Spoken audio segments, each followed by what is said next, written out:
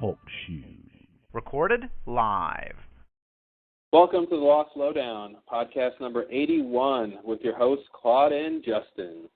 What's up, guys? We're talking about the penultimate episode of Lost, number 16 of Season 6, What They Died For. What did they die for? Well, I would say they died for our pleasure and enjoyment and entertainment. That's one thing. Yeah. It was a fun ride. Yes. But in terms of the island, what they died for, is surprisingly what we already knew. Yeah. Which was the candidate situation. Right. So I thought that was sort of surprising, that it wasn't something more specific besides the candidate. Right. But I guess that's the most important thing is, who's going to take over for Jacob. Right. So yeah, pretty awesome episode. It was great from the first scene to the end. All right. Are you surprised I liked it? Not really. I'm just Oh, okay. No, it makes sense. When I watched it, I had a hunch you would like it. Yeah. No, this is great stuff. It's very, very enjoyable to watch, and there's a lot of. There's some big stuff in this episode. Mhm. And it was just very, very refreshing to come back to this after the whole backstory fiasco. Yeah. Time out for a little story about the island. Yeah. But yeah, getting back to the main drama in the present was really satisfying, and all of the, it's so interesting to see where the characters have ended up, and then the Flash sideways stuff is getting super crazy. Oh my God, yeah, the Flash sideways has blown me away. Mhm. I'm so into it, and it's just I don't know what they're doing. I still have no idea what they're doing with that. Yeah. Like, here I am. It's, last chance before the finale to call what they're going to do with the Flash Highways. I have no fucking idea. Mhm. I'm going to try to say something just in case I can have a correct theory, but I don't have any confidence about where they're going with it, but it's exciting. It's all, somehow they're all going to go to a concert or something, and Mhm. And then what? I really don't know. It's going to be the best concert ever. Yeah, and Desmond's just getting crazy. Yeah, he is. He's like, whoa. I thought that scene with Claire was, like, creepy and insane, but, like, now it looks like he may or may not have control of Jackstad's coffin. He's paying off cops. He's getting arrested. He's making deals and like wheeling, and it's getting to the point where it's like, where can they go from here? Like, how can they end this story in a way that makes sense? Because it's gone beyond crazy. Like, he's a fugitive now. Yeah. Well, when he started that whole thing, when he said he wanted to show people stuff, this is sort of the idea that I thought he was going to do, like, just in terms of sort of like orchestrating things, but he's definitely taken it way beyond anything I thought he was going to do. Yeah. And I thought after he hit Locke, I thought that was sort of the big thing, and that was it. And like something, some other little pieces would fall into place, but I didn't think he would, turn it up to 11. And start doing all this stuff. Yeah.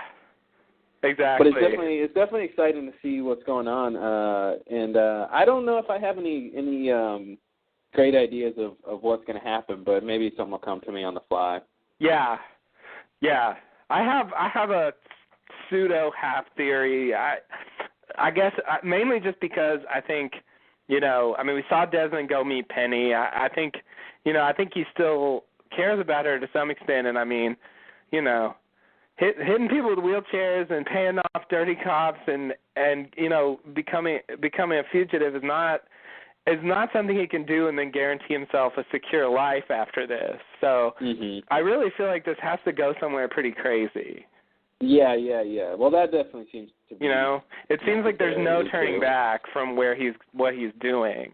You know, and like a rough idea of what I expect, but not quite, is for him to just like start, I don't know, like blow up the concert or like just start like shooting people or something. Like I feel like or just open up a vortex or I don't know, something gigantic.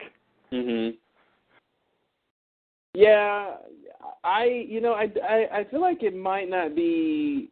I feel like he's not going to try to kill any. I feel like the hurting people thing might be over, because it seems like, because it seems like he could have just done that to Kate and Saeed. If that was going to be his MO for everyone, was just to hurt them until they got glimmers of the other side, then it seems like he'd just keep doing that. So, he's got some, and the fact that he for instance isn't taking Ana Lucia. And maybe somebody like Bernard isn't going to be there. Like other people who are tied to the central characters don't seem like they're going to be there. So I kind of feel like whatever it is, it's going to have to affect them without them having to be there for it to affect them. Because sometimes like I said, I don't really know.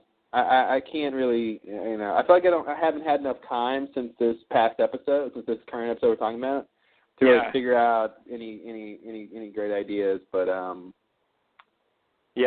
something interesting will happen. That's my prediction. I'm gonna agree with that. But yeah, I think when we come closer to the end, I'll say what my more specific theory is. But I just think the main thing I took away that seems obvious is that I just don't think there's turning back for Desmond after this. I mean, I think he has to do something drastic. So that's sort of the starting point for me. Okay. I want to play devil's advocate there for no apparent reason, but we'll talk about it later. Okay. Because I want to talk about what Desmond is doing. But anyway, so yeah, overall, in terms of what I thought about the episode, I mean, if any episode gets an A+, it should be this one. So, I can't. There's no, like I said, there's no scene that I thought was bad or some line I thought was crappy. It was overall really good. So. Yeah. Maybe I should save my A+ for the finale, but I'm fine with 2 episodes getting an A+. No, all the storylines worked. And let's see. I think there's one line I don't like. Yeah. Only because it sort of ruins my theory. Oh, I see. But that's not really. I mean, it's not like bad dialogue or anything. It's just not exactly what I wanted to hear.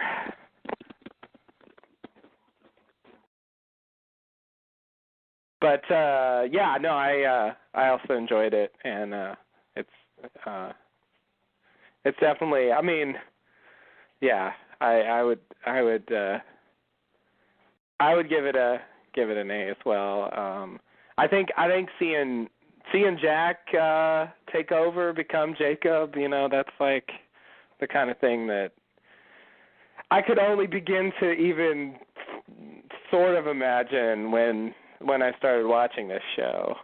I always wondered what the end of the show would look like, back in season 2. Like, where can they really take this? Yeah. And I didn't really foresee, back then it was still about the others are attacking us and we got to get off this island. And I definitely didn't foresee, I thought it would have to do with that in the end, and maybe we'd find out stuff about the island, but I never really saw Jack becoming the protector of the island. Yeah. Yeah, not in season 2. You know, no one's gonna say, yeah, Jack needs to be the protector of the island. Yeah, no, that's not obvious. Yeah. It's definitely to see the final, the final moments of the show and see how it comes together. You got really quiet. Did something happen with your? Oh, can you hear me? Yeah. Okay, that's better. Is that better? Yeah, I was just saying it's definitely interesting to see the final moments of the show and seeing how it's all coming together. It's been such a long journey, and on a lot of twists and turns. Some that were needless. Oh yes. Some that were like, why are we dealing with this? I can't wait to see the finale and to really just be able to sit back and judge the whole, look at, sort of survey the whole landscape of Lost and to see what the whole, look at the story of the big picture and see what it was about. Right. Yeah. Yeah. It definitely looks like a series of digressions. Mm-hmm. Up until this season. Yeah. But relevant digressions. They all for the most part tie in some way to the overall story. Mm-hmm. But the big end game didn't really start until this season, which makes sense, I guess. It's the kind of I think it's like, so far no one who say lived during the Dharma times and found out a lot about Dharma more than most people. It's not like that knowledge has helped them in particular. Right. Because I know this about Dharma, these key entity in the island's history. Therefore, this helps me get out of this situation or that situation or something. And it's like that's the kind of stuff I think people were expecting. Like, okay, this will be relevant to some case, but it was like, well, other things that were going on, I guess, were the important things, not so much information or not so much the events that they lived through. Right. I was surprised Jacob didn't say anything about the incident. Yes. He didn't say anything about the Flash Sideways timeline. That's true. And so I think, that's, number one, number two things of like, well, what's going on here? Yes. Yeah, I'm not 100% sure if Jacob knows about it or not. Mm-hmm. I think there's at least a chance he doesn't. Well, I feel like he should at least, you're talking about the Flash Sideways. Yeah. I think he should know about the incident. He should know about the incident, I agree. Yeah. Because I believe he was on the island when it happened. Well, he knew where Jack, woke up on the island, in the bamboo field. And it's like he was somehow aware of that, so I feel like he definitely should have been aware of the incident. Right. But I agree. I meant the alternate universe. Yeah, and I agree with you. The alternate universe it's totally separate. Yeah. It makes sense he doesn't know about that, but it's still strange that for instance, I still think of Richard, and it's like he told Sun he saw all of them die. Right. And it's just like, okay, well, what really happened there? So yeah, I think we definitely still need that to be addressed. Well, I don't know. I think we might have just watched Richard die. Yeah, well, I mean, not from him addressing it. Oh, okay. But just the show, we might not get any. I don't know. We might not get anything. Yeah, he's hanging out with Miles. He's hanging out with a lot of other people who we watched die, and he didn't seem to. I mean, the thing is, he should have noticed that earlier. Mm-hmm. Because he should have known about that since the 70s. Yeah. So it's sort of like, I'm expecting him to react now because we just saw season 5, but realistically, he should have noticed that, a while ago. Oh, totally. Yeah, we mentioned that before when we talked about it, that as soon as he saw their names on the list or met them, he should have been like, yeah, I saw you guys die 30 years ago. Right. Yeah. I think that might end up being a clue about what actually happened in the original timeline during the incident. That's sort of the way I'm taking it for the moment. You know, in terms of what? In terms of like maybe he saw an explosion or something and assumed that they all died. Yeah, there's a logical explanation of how they can answer the question. Yeah, because he basically helped them get the bomb. You know, he knew what they were doing. Yeah, and then the bomb goes off. Yeah, and he knows they're on that mission. He sees the bomb go off. You know, I think he assumes they completed their mission. He doesn't see them again. He assumes they're dead. Like that's what I'm sort of thinking happened. Yeah, that's. I think that's the consensus we came to before. But I'm wondering, you know, how does that explain? You know, where's the damage from the bomb going off on the original Timeline Island? You know. Yeah. Right. You know, like I like the theory that, you know, well, the energy went to the, you know, created the alternate timeline, or it went to the alternate timeline island, and that's why that sunk. But then it's like, okay, well, what did Richard see? Right. If it wasn't the explosion, and he should see an explosion, yet there's no evidence of an explosion. So it's like, right? Can you see an explosion but not have the energy of the explosion? And it gets, you know, very convoluted.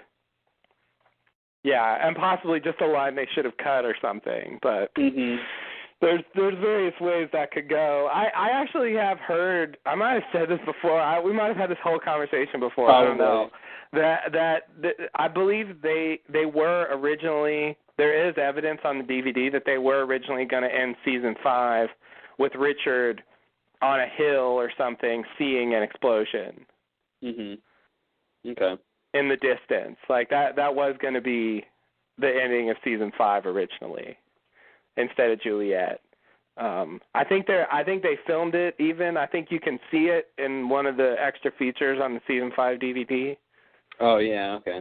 So I think they even went as far as filming it, and it was scripted, and so I think it might just be that that's an artifact of, you know, the original ending.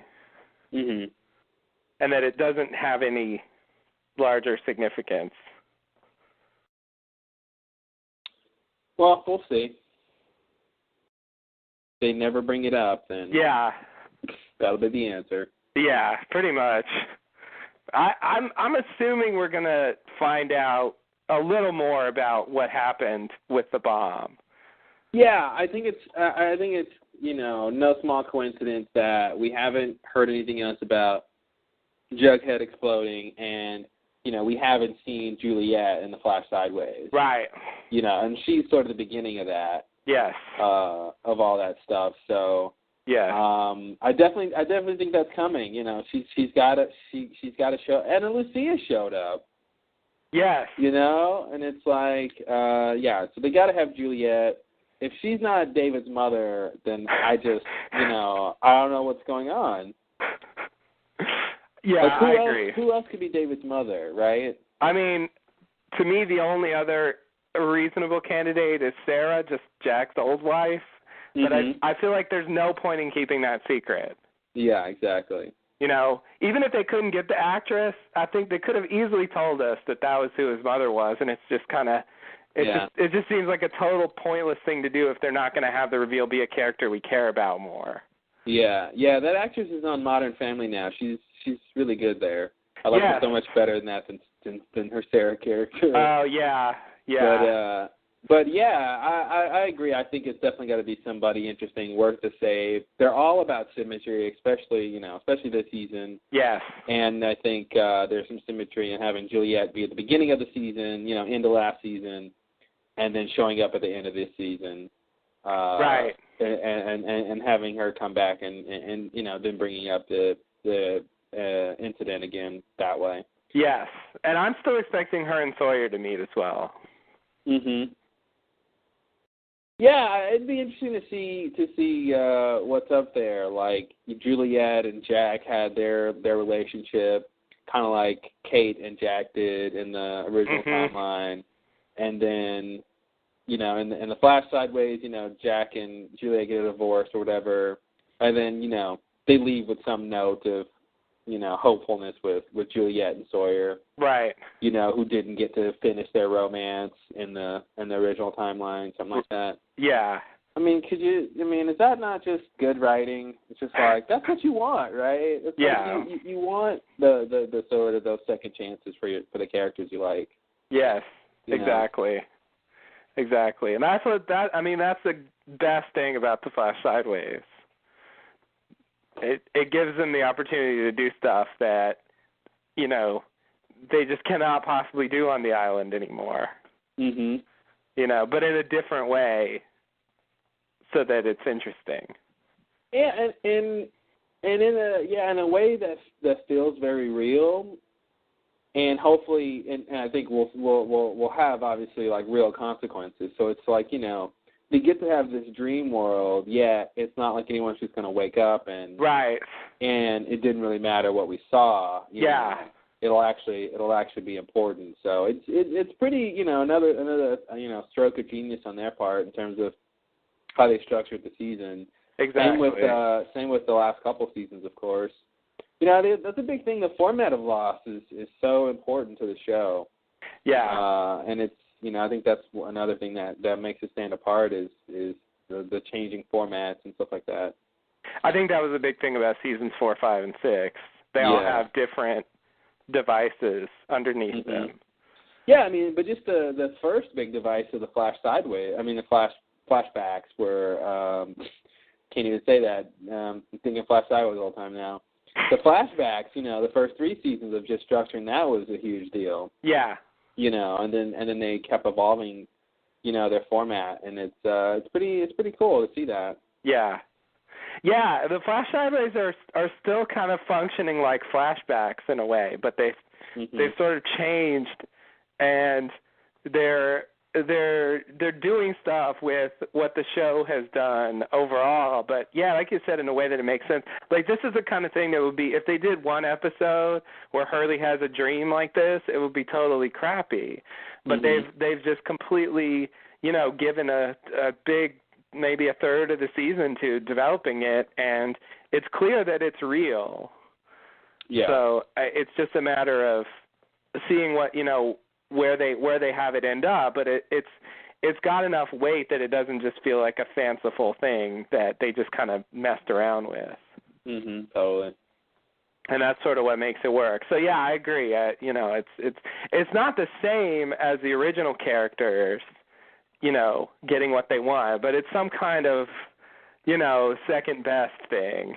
In some universe, that character got something good. Some of them. Some of them. Yeah. Others of them, I don't know what they're doing. Yeah, it makes seeing Rousseau was great. Yes. Ana Lucia, but it makes me wonder. The whole thing is, Hawking told Desmond, okay, this is the life you wanted, blah blah blah. You wanted Widmore's respect. But it makes me think how, it seems like a lot of the characters sort of had that idea, there's some second chance they wanted, and they're either, they either got it and it succeeded or didn't get it. But it makes me wonder about, what does Rousseau really want? What does Ana Lucia really want? And maybe we can talk more about it later, but I'm just wondering if their ultimate wants are factored into this Flash Sideways, or are they, too far down the totem pole for that to be as important as Jack's wants and Desmond's wants and Locke's wants. Yeah. It's definitely. I mean, I don't know. Maybe it would just feel weird if they really sort of gave everybody exactly what they wanted. Because it's definitely been kind of a mixed bag for a lot of characters. I mean, some of them you clearly get the idea, but I mean, even with Desmond, it's like. I feel like if you asked original Desmond what he wanted, it might have been Widmore's approval, but I think if you told him, okay, you can have that, but no Penny, he wouldn't necessarily take that. Oh yeah, totally. It's one of those, the genie's curse or whatever. Yeah. Whatever this thing is, but like a monkey's paw thing. Monkey's paw, yeah, something like that. You get what you wish for, but it's any of the Wishmaster movies could be referenced here. 1 through a million. They made a lot of those. There's a lot. Mhm. Yeah, exactly. I think. Yeah, but I'm just curious. Is what Danielle wants she's always wanted a father for Alex. Right. Or I'm just curious what their sort of wants to be, whether they get it or not. I mean, I feel like one thing she wanted in the original timeline that she's getting is just being a mother to Alex. Oh, you think she wants that? I think so. I guess. Then I guess she wants to mother her daughter. She's crazy that way. Yes. I didn't think they were going to get Sideways Rousseau. I was surprised. Oh, another great reveal. Yeah. I love it. It's great. I would love just a whole season of Nothing But Flash Sideways, just so we could just see what random characters show up. Yeah. Getting Echo delivering the mail. Yes. Shannon's working at some job somewhere. Mm-hmm. What am I saying? Shannon working a job. Yeah, please. Come on. Yeah. No one's gonna buy that one. Yeah, sorry, Shannon. But anyway, so you ready to go into the episode? Yeah. Any other overall thoughts, or are we ready to jump in? No, I think we can take off from there. Talk about stuff as we go. Alrighty. All right. Well, I guess I'll get started here. First. Before we start, I promise I didn't plan that. Okay. Well, it sounded like you did. I think we should tell the listeners what our plan is for the next for the finale podcast. Oh shit! Yeah. Instead of saving it to the end when everyone's tired of listening to us, I figure it'd be good to do that now. Yeah, either asleep or ready to go home from work and not paying attention, and totally. Thank you. So everyone's probably pretty familiar with what's going on finale-wise.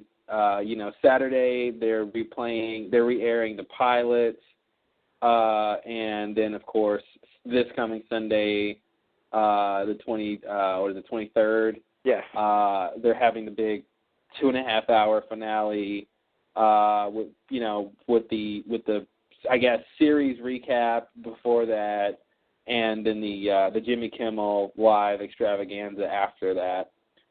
So in terms of the lowdown, we'll tell them what's going to happen on our end.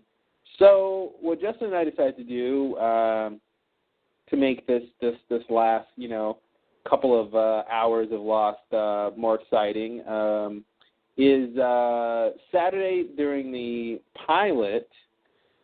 We want to we'll do basically our first commentary podcast where Justin and I will both watch the pilot and do a commentary as we watch it, and then have that available for you guys to download and sync up and play as you guys watch the pilot when it airs Saturday night. Is that correct?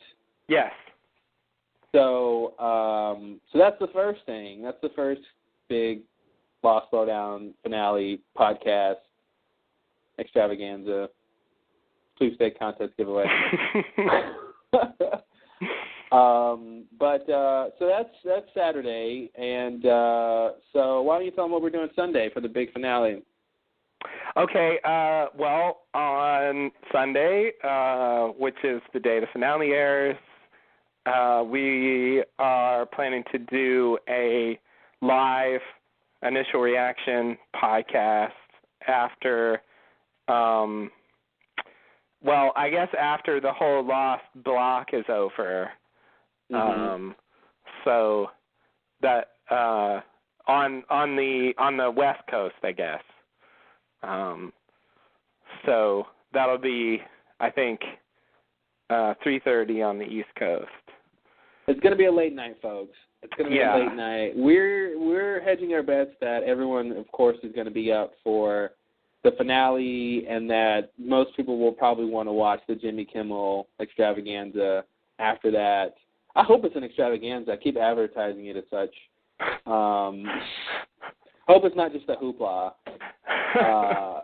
That would be disappointing. Yeah, I'll take a hootenanny.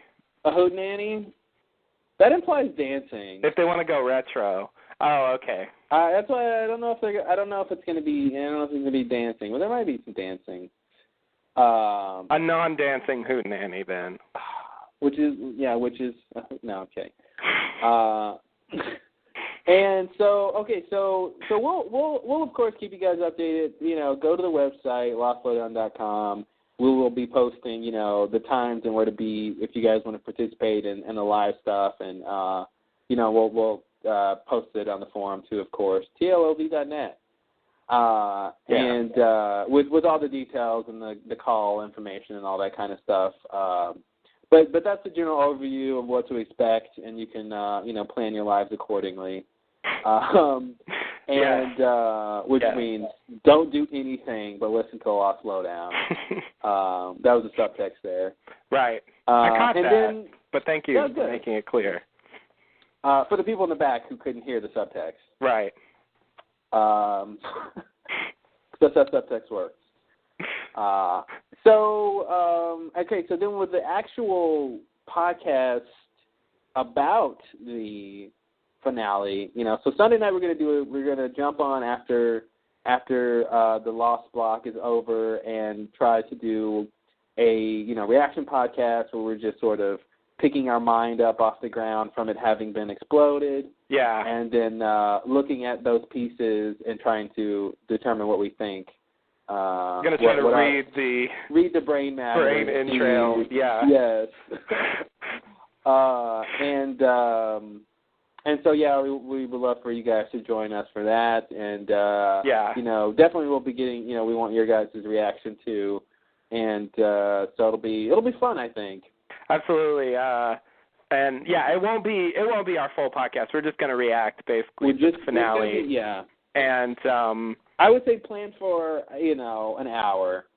Yeah. I would say more than that, it's going to be like the next, early morning the next day. Yeah. I think, most people will have to go to bed at some point. Yeah, once it gets light outside again, I don't know if I'm going to be much of a podcaster anymore. Mm-hmm. But at least an hour, something like that. And if you if you can't come, I mean, we will post it. So we're definitely going to post it. Everything, of course, will be posted. If you can't join anything, it'll definitely get posted.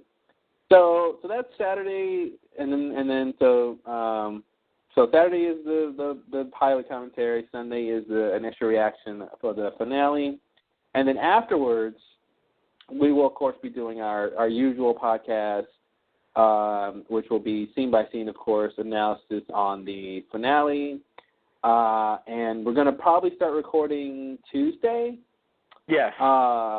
And hope that it will all be done and posted no later than the following Tuesday, June 1st. Yes. So we're planning, to have a very long podcast. So you might have to wait a little bit before it comes out, but you'll have plenty of Lost Lowdown once it's actually out. Yeah. It's going to be. I mean, we're planning to do. Well, we're going to do the usual stuff and some extra. It's the summary of the show. So yeah, I think a regular podcast about a 2.5-hour finale would be 20 hours plus. Yeah. So I'm expecting it to be quite a bit more than that. Yes. Yeah, me too. So it will be away, but once you get it, I'm sure it'll it'll at least keep some of you for a long amount of time. Yeah. I know there's voracious Lost Lowdown people out there who can go through it in a matter of days, or maybe exactly the running time, or even faster. I don't know what they do. Double speed. Yeah. You sound like chipmunks, but they save a lot of time. Yes. While we're on this, I just want to, for once, go through the plugs at the beginning. So if you want to keep up to date on what's going on with the Lost Lowdown, the main blog page is thelostlowdown.com. The forum, which is the best place to, find announcements and updates and stuff like that, is tllld.net. And the email address is lostlowdown@gmail.com if you want to send something there. It's nice to read that stuff. And also we're on Twitter @TheLostLowdown. So befriend us or whatever it is you do on Twitter. Follow us. That's the word. Follow me. That's creepy. I don't want to say that. Yeah. Go follow us. But Your Honor, he said I could follow him. Yeah, not home. I don't know. It sounds like we're co-leaders or something. Mm-hmm. I don't really want to say that. This isn't a cult? Oh. Well, I don't want it to sound that way. I guess I should have went to that orientation meeting for the podcast. I missed that in the beginning. Good point. Cool. Well, one more thing. Don O.R. does @TLL highlights, which is just highlights of the podcast.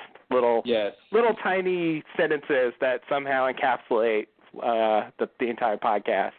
For those of you who don't have the time. No one does. I just wanted to. I don't think I've ever. Or maybe it's like podcast 3 or something. We gave the plugs at the beginning, but since you got on that track, I thought I should do that. Yeah. No. Good job. So, it'll be a flurry of activity, I think, at this ending.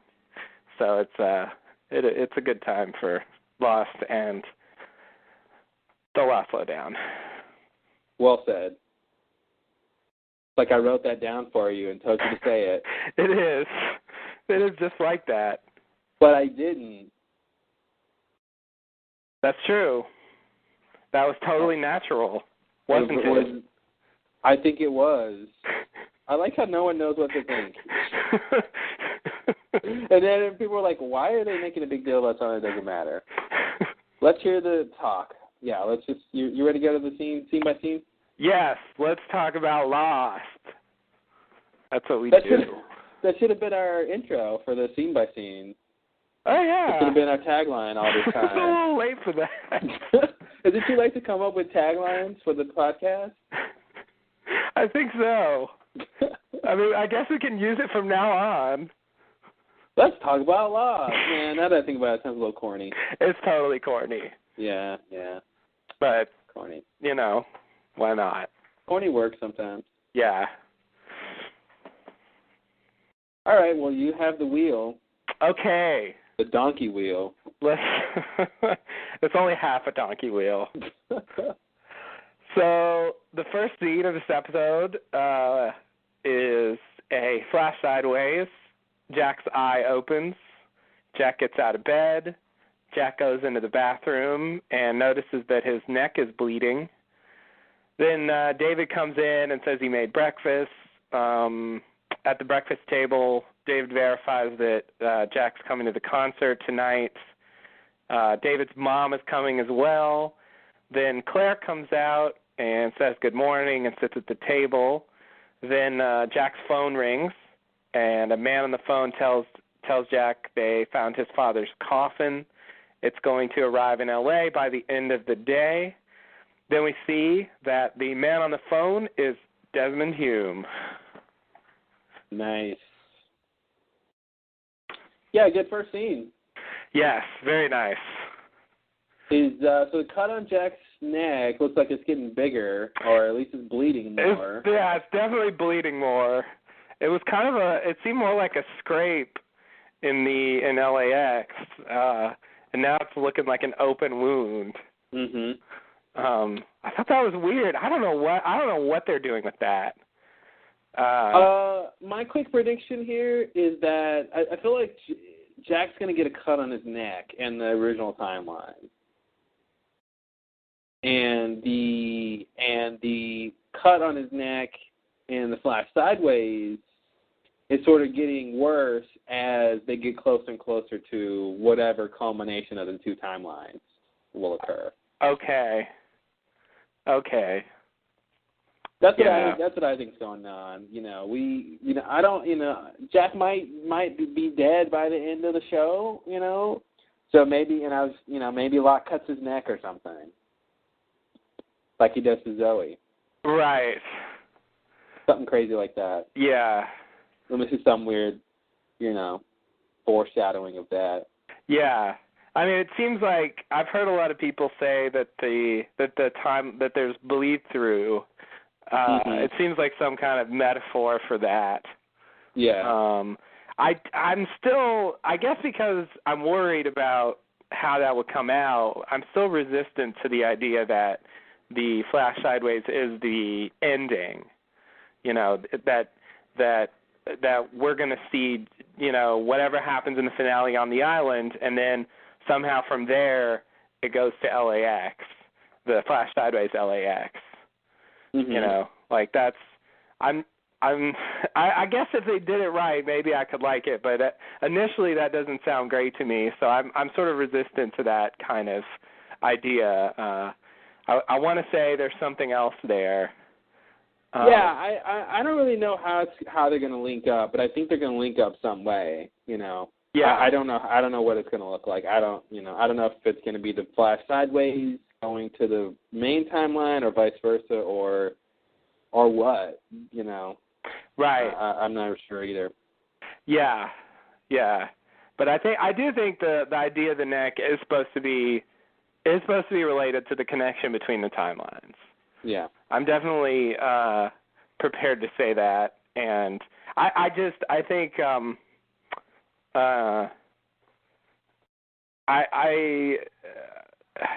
want to say the timeline was created by the incident, which means to me it should have started before, the ending of the series on the island. Mhm.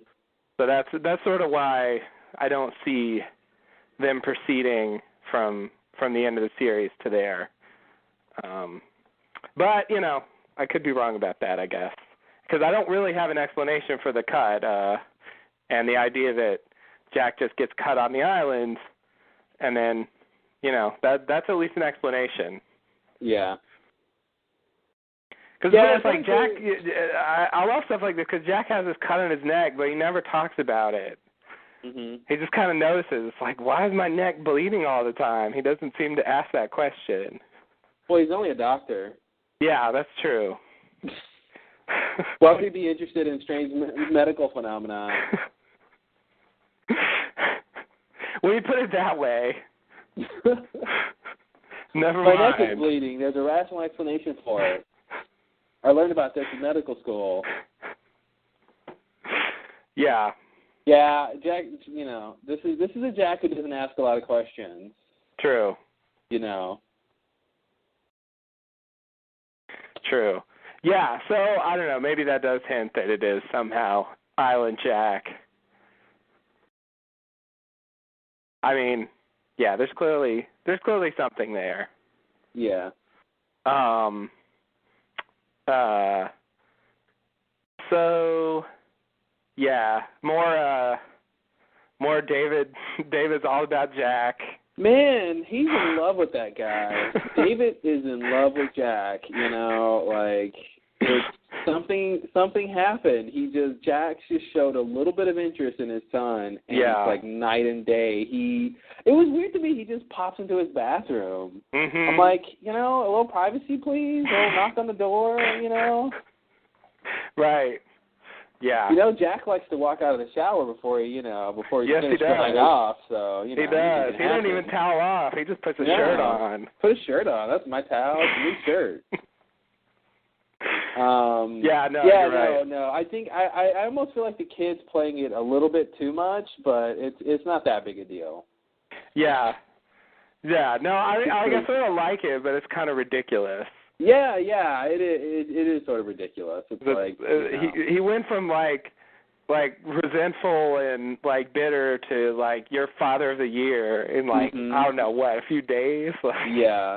Damn. No, it was like one day. It was like one day. Okay. It literally was like it was that day he left for the recital. That night, Jack apologize to him. And then the next day we see them like oh, he's that's wearing, right. wearing the same clothes. They went home and had pizza. Yeah, exactly. I'm telling you, it was the pizza. Pizza. I hope the fathers out there are listening that at least in television you can win your kids over with pizza. Yes. But yeah, so more David. So we got this hint that the mom is going to be coming to the concert. Oh, that's right. I feel like is this David's concert?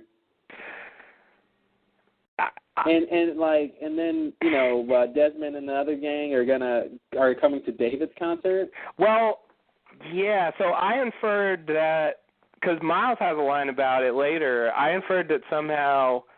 I mean, I guess it could be different. Oh yeah, that's right. Different concerts, but it sounds like it's this museum benefit that's thing. Right. Yeah. So I'm guessing that David, he's a part of it.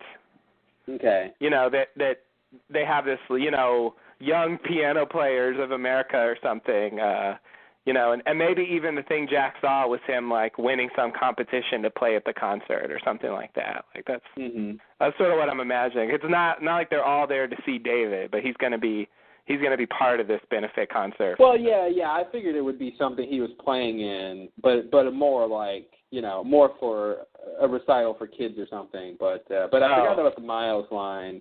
Yeah. That it's a benefit because it's at the museum, so right. It's a museum function. Hurley might even be behind some of it.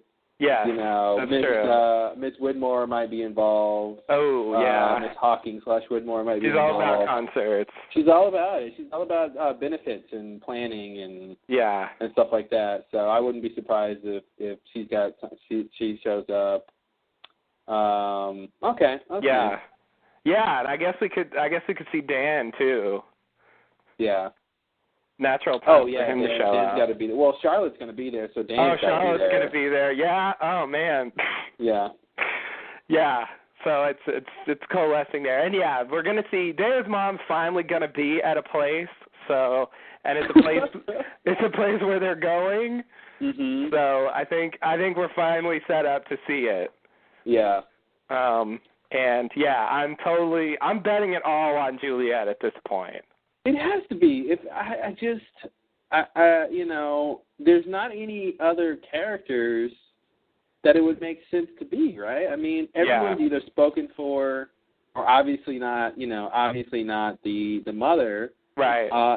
Kate's not the mother. Right. Claire's not the mother. Right. Although I did read a theory on the forum that somehow she was.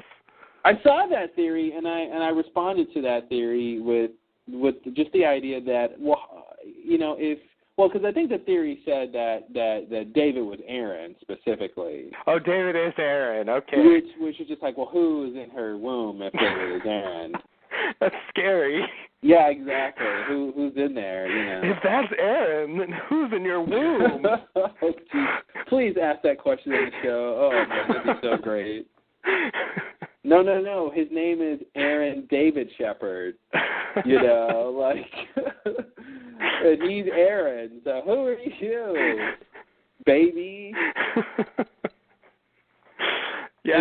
And then of course who would be in her womb, right? Who? The Man in Black. Oh, of course. Fuck, I forgot. Yes. That's who it is. This is my loophole. Wow.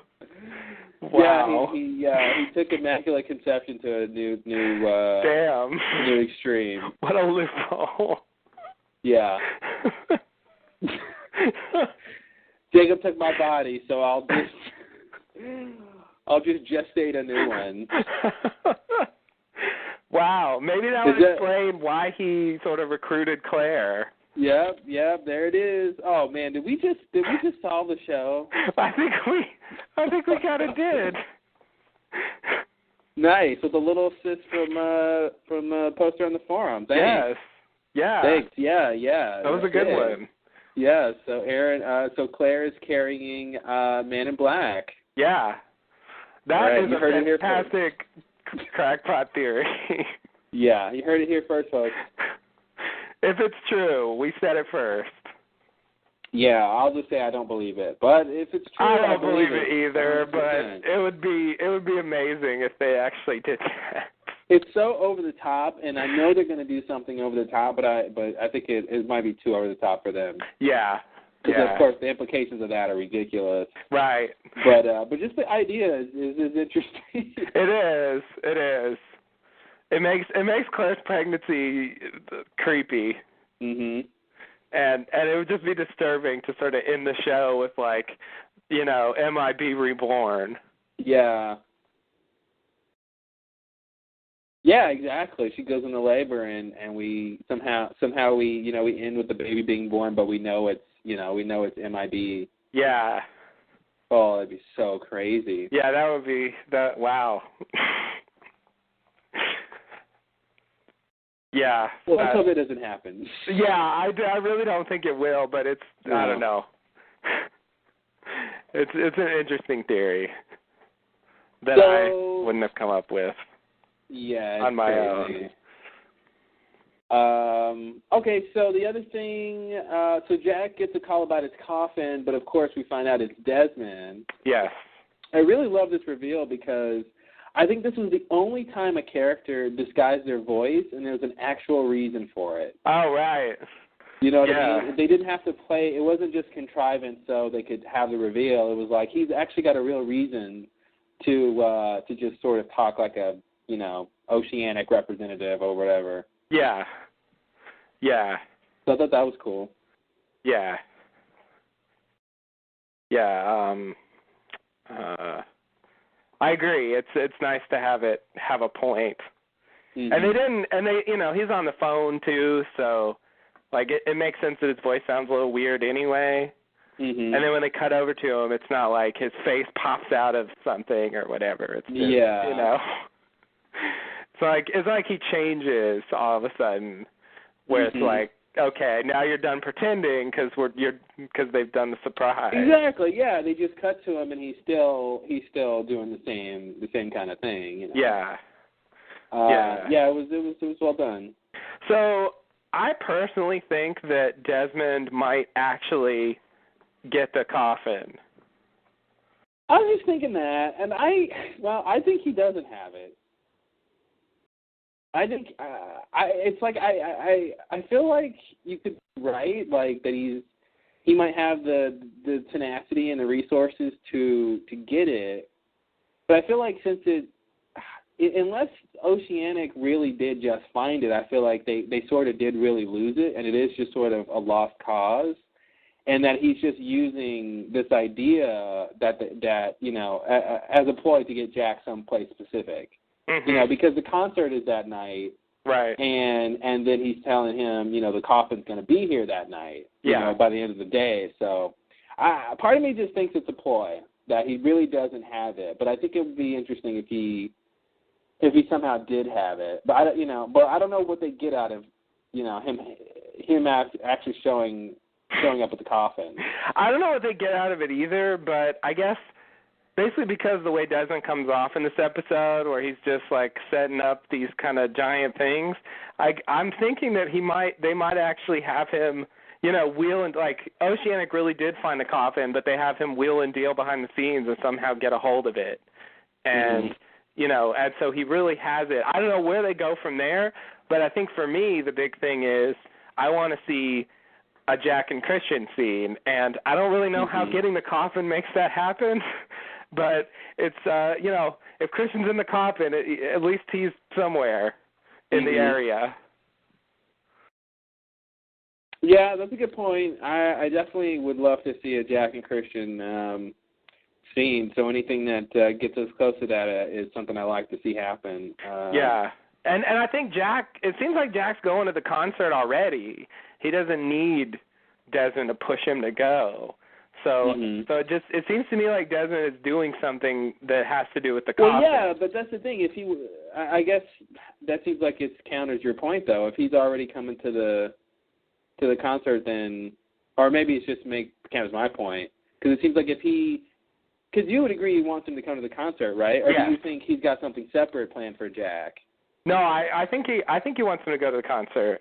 Okay, so if he's already coming to the concert, But I think he has, And I given do that think he he has knows something that- additional planned for Jack. I'll say it that way. Okay. Because I think one of his things is sort of connecting people. Mhm. I think, and so I think that's sort of one of the things he wants to do with Jack. Yeah, connecting Jack to Christian.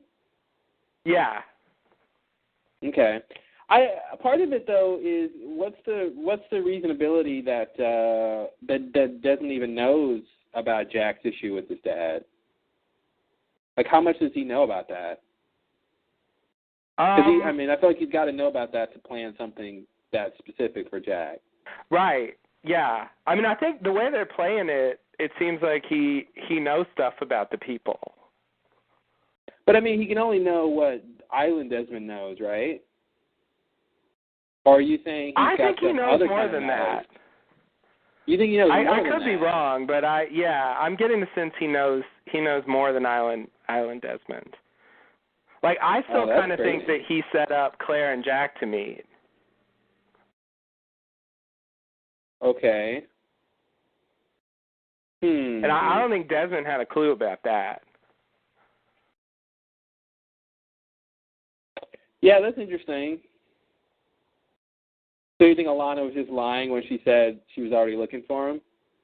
For her, I think he planned it. I mean, I think he told her, what he was doing.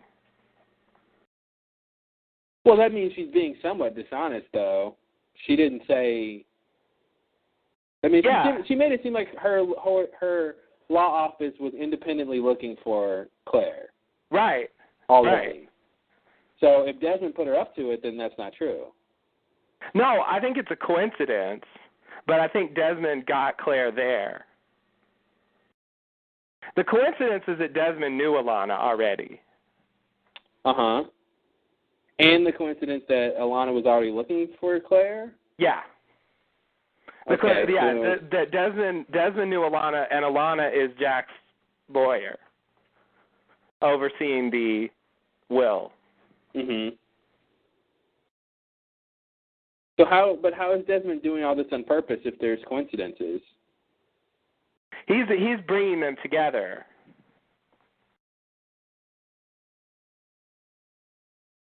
Okay, I guess I'm just confused. So you're saying Claire wasn't involved with that at all. Claire never would have gone in that office if it weren't for Desmond. Okay, yeah, I understand he's bringing them together, but where does his outside knowledge come into play if it's just coincidences that they are already looking for her and that he already knows Alana? Is that what you're saying? Like he specifically brought Claire there because he knows about Jack and Claire? Yeah, okay. So maybe that's where he got the knowledge from. Maybe that's your point. Okay, so he knows about Jack and Claire. But see, that's my point is, if he already knows Alana and he wants to set up Jack and Claire meeting, then I feel like I said before, Alana's being dishonest when she's saying they're already looking for Claire. Oh, unless Desmond didn't put her up to it, and it's just coincidences all the way around. Yeah. It's just weird to have so many coincidences when someone in the middle is doing things on purpose. Well, I agree. It seems like it doesn't really, it's not cut and dry. I agree. It's sort of like a lot of fate, and then there's Desmond. Yeah, that's why I want it to just be he's not getting outside knowledge about things that Island Desmond doesn't know, and what explains the Desmond Claire Alana triangle is just coincidence. Okay. Because I feel like I feel like maybe some stuff he's not doing on purpose. I mean, obviously there's things he's doing on purpose. But another thing that might be related to this idea is that I thought about in this episode was, something like the fact that he didn't beat out Ben when he first met Ben. Yeah. I thought that was interesting. Like, okay, he waited till now.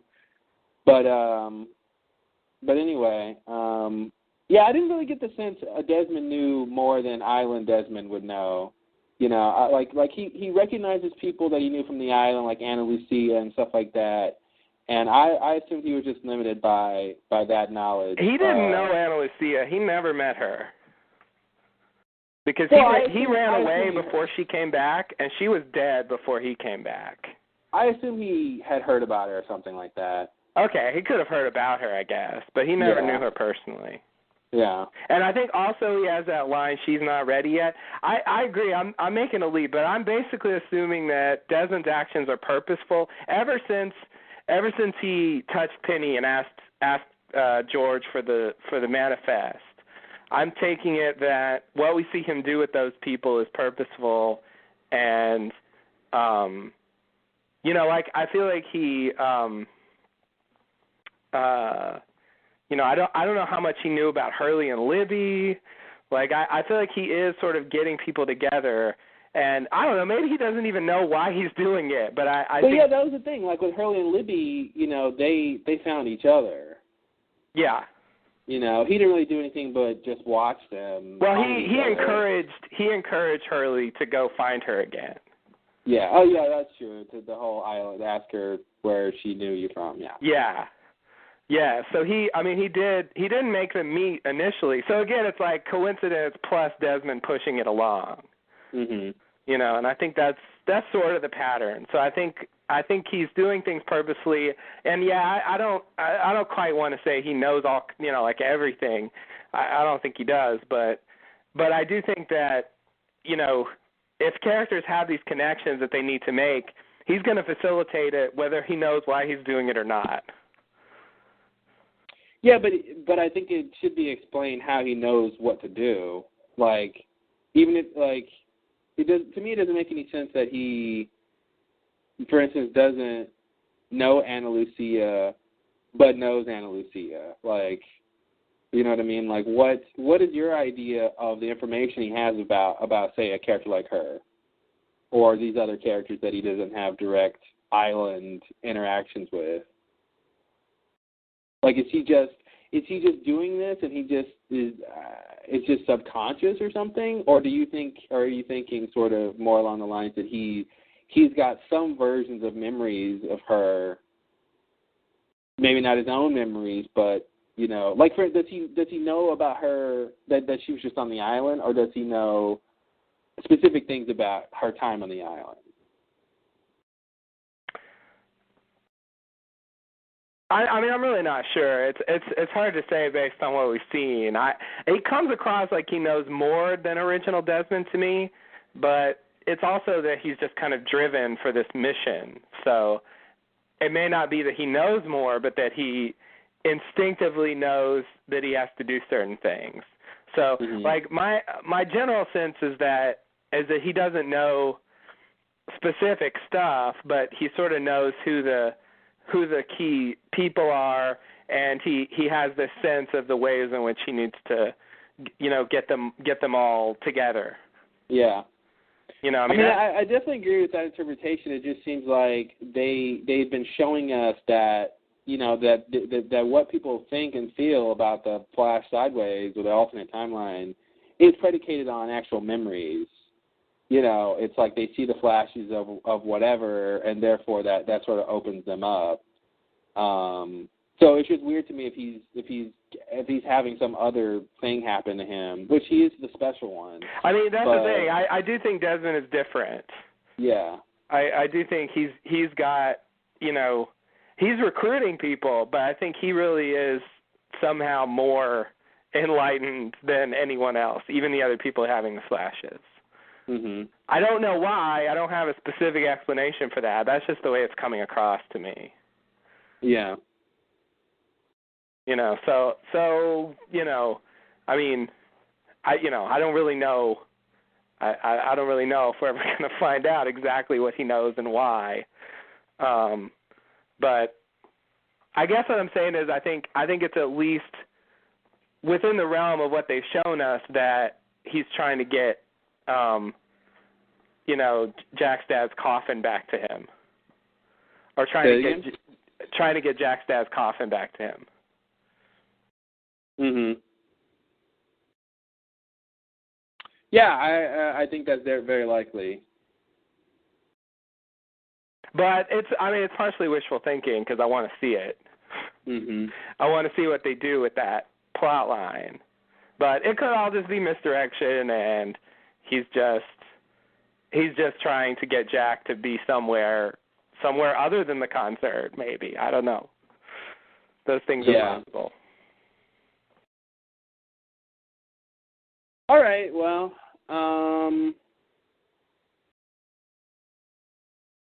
cool. Well, ready for the next scene?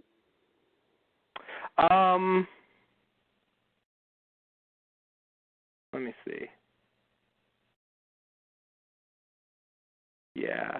Did you say what you think about that? About what Desmond is doing with the coffin? Yeah. I mean, it's like, what's your view of what Desmond is doing? Yeah, I said it when we first started talking about it. You did? Yeah, I said, I feel like it's a ploy just to get Jack somewhere. But like I said, okay. I want to put some chips in your pile because again, with wishful thinking, and that's a good way to get a Christian and Jack scene. Even if it's just Jack looking at his dead dad and saying something, that might be enough. Yeah, right. Yeah, because I don't see him waking up. That would just be weird. Yeah. So I don't think it could go either way for me really, but my gut reaction is that it's just a ploy, just because Desmond is being so manipulative. True. But I will say, Jack is already going to the concert, so it seems like a little needless for Desmond to pull this coffin thing, unless it's something specifically different for Jack. Right. It just came off to me like he was lying, but yeah. No, it did to me too. I mean, he doesn't work for Oceanic. Mm-hmm. So he is lying to a certain extent. Yeah, and I just feel like they gave us a sense the coffin was just lost and just couldn't be traced, and of course, it would be fitting if they reversed that, but I guess I just thought the coffin was done with. But I do want to see a Jack and Christian scene, so it's like, yeah, I'd like that to be true, but yeah, I guess I feel like it's just a ploy. But we'll see. Okay, and so you're basically thinking that Desmond just knows what original Desmond knows. Yeah, and in terms of what Desmond knows, how he's operating, he does seem to have a bigger sense of what's going on, but I just feel like it's limited to what Island Desmond knows, and maybe a little bit more in terms of, things like the Ana Lucia or something, like he, somehow he knows that she's from the island, but he might not have specific information about her. He might have heard about her on the island or something like that, and that's why he knows her, but, besides that, it's like, I don't want to go so far as to think he's got some grand knowledge, because I just don't know what that looks like, Right. Yeah. I don't either. I mean, it definitely seems like he's operating on some kind of intuition. Yeah. He doesn't necessarily know exactly why he's supposed to do these things, but he knows that he should do them. Mhm. Yeah, but that to me doesn't explain the knowledge and to be able to say Ana Lucia isn't ready yet. Well, yeah. Like it almost explains it. He's got this feeling she's not ready or something, but right. But I don't know. It's something. I think it needs to be a little more concrete for certain instances like that. But I would say overall, I think your theory makes sense overall. Like he definitely's got this instinct that is predicated on some knowledge, obviously, of whatever he has gleaned from the other side. But how far that goes, I guess, is anybody's guess. Yeah. But for generally speaking, I'm limiting Desmond's knowledge to what Island Desmond knew, and he's just being driven. He's being driven based on that, But but in terms of information, if you ask him questions, if you asked him, you know, who got on the helicopter or something, you know, like if Island Desmond doesn't know that, this Desmond shouldn't know that. Yeah. Yeah. Okay. Yeah, I mean, I sort of agree. Yeah. I think we both sort of agree with our different viewpoints. Right. So, you know. Yeah. It's the differences are kind of small, but yeah. But and I'll admit I'm partially just wishfully thinking about a scene I want to see. Mm-hmm. You know, and I'm reasonably confident that whether it's the coffin or not, I feel like we got to get some Christian stuff in the finale. Yeah. You have to. I don't know. For some reason I'm pretty confident that's going to happen. Even, you know, maybe even it'll be on the island. I don't know. There's been way too much symmetry, you know, in terms of this season for Christian not to come back into play. You know, they brought in other characters. Yeah. You know, I don't see any reason why they wouldn't have a Christian come back. He played way too big of a role for the plot and for Jack's character. Right. Exactly. Yeah. I think it would be crazy if we got more Kimi than Christian. Yeah. Which actually is probably inevitable at this point, but just all, you know, lots of Kimi and no Christian would be really crazy. Mhm. I forget, did he die at the end of that? I believe he did die, basically because when before Sawyer went to arrest Saeed, they sort of said it was a multiple homicide, and that's right. They brought up Kimi's name, so I think he is dead at this point. But Jin is the one who would have killed him then, right? No, Jin didn't. Jin killed. That's the thing. Jin killed Mikhail. Well, but they don't know that. But wasn't Kimi alive when Mikhail was there? Yes. But he was alive, but I think he was dying. He was dying. I just can't remember that. I can't remember the scene because if Jin didn't shoot him, Saeed shot him. Well, I know Saeed shot him first. Saeed shot him, and then Saeed left. And then let Jin go. Yeah. And then when Jin was there, Mikhail and Sun come in, but then Kimi's still alive. Yeah. And he tells Mikhail to turn around, whatever. I just don't remember what happens to Kimi. But they don't show you. He bled out or something? Yeah, I mean, they refer to him as a homicide victim, so I'm assuming that he died. But they didn't show him die. Okay. Because, once Sun gets shot, Sun and Jin just get out of there. They don't look at Kimi again. Yeah. Who's going to eat those eggs? Yeah. That's the real tragedy in all of this. Yeah. I forgot, Jin's actually guilty of one of those murders that Saeed went down for. Oops. Yeah, that kind of sucks. Damn, Mr. No English. Mhm. Saeed freed him too. Yeah. All the thanks he gets is another murder rap. I didn't really put that together. Yeah, Saeed's in trouble.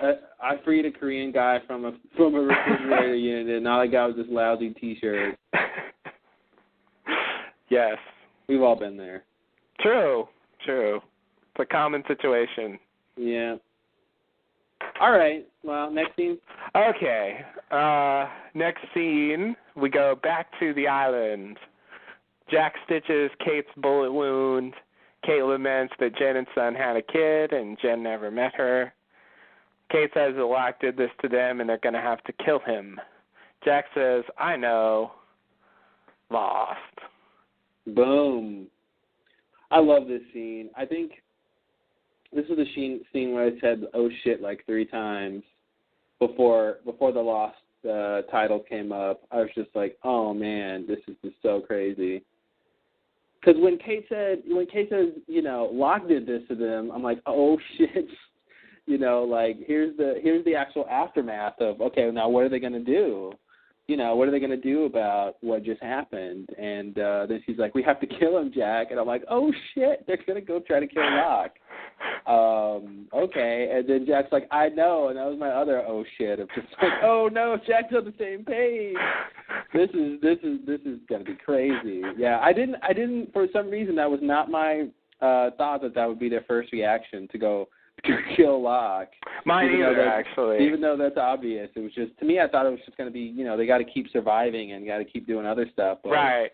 Which they are, of course, but just the idea of, like, well, we got to kill him. Right. Yeah, we do. I thought it would be more like, let's run from Locke before he kills us, too. Exactly. So, yeah, I was definitely surprised about that. Yeah, this was great. And this scene, Jack stitching up Kate is a total inverse of Kate stitching up Jack and the pilot. It's just, this is just perfect symmetry here. Yes. That was cool. I don't know where he got a needle from. I understand where he got the thread from, but right, they showed that. Yeah, they don't tell you where he gets the needle. Right. Which, to me, would be the harder thing to get. Yeah, that's why they didn't show it. I really wish somehow Hurley would have gotten that first aid kit. Oh, yeah. Like if he would have actually gotten it, not that it would have helped Kate right then and there, but maybe like, because doesn't Jack have a backpack or something? Yeah. Now? And it's like, where did that backpack come from? Well, you guys left the sub with nothing. These are all good questions. I have a bit of an answer for you. Uh-oh. And the answer... The backpack's washed up on shore? There is actually a deleted scene here. Okay. Geronimo Jackspear talked about it, where they show the backpack washing up. And so that's where he got the backpack from. Well, see, it would have been so cool if Hurley actually found the first aid kit, and then he got into Jack's bag, during the bomb fiasco. And then it'd be like, okay, well, that's why Jack can stitch her up. Yeah. But whatever. Yeah. We'll just assume he found a magic needle. Yes. Yes. They cut it for time. But yeah, the symmetry is very good, and actually, where did Kate get the needle she used in the pilot?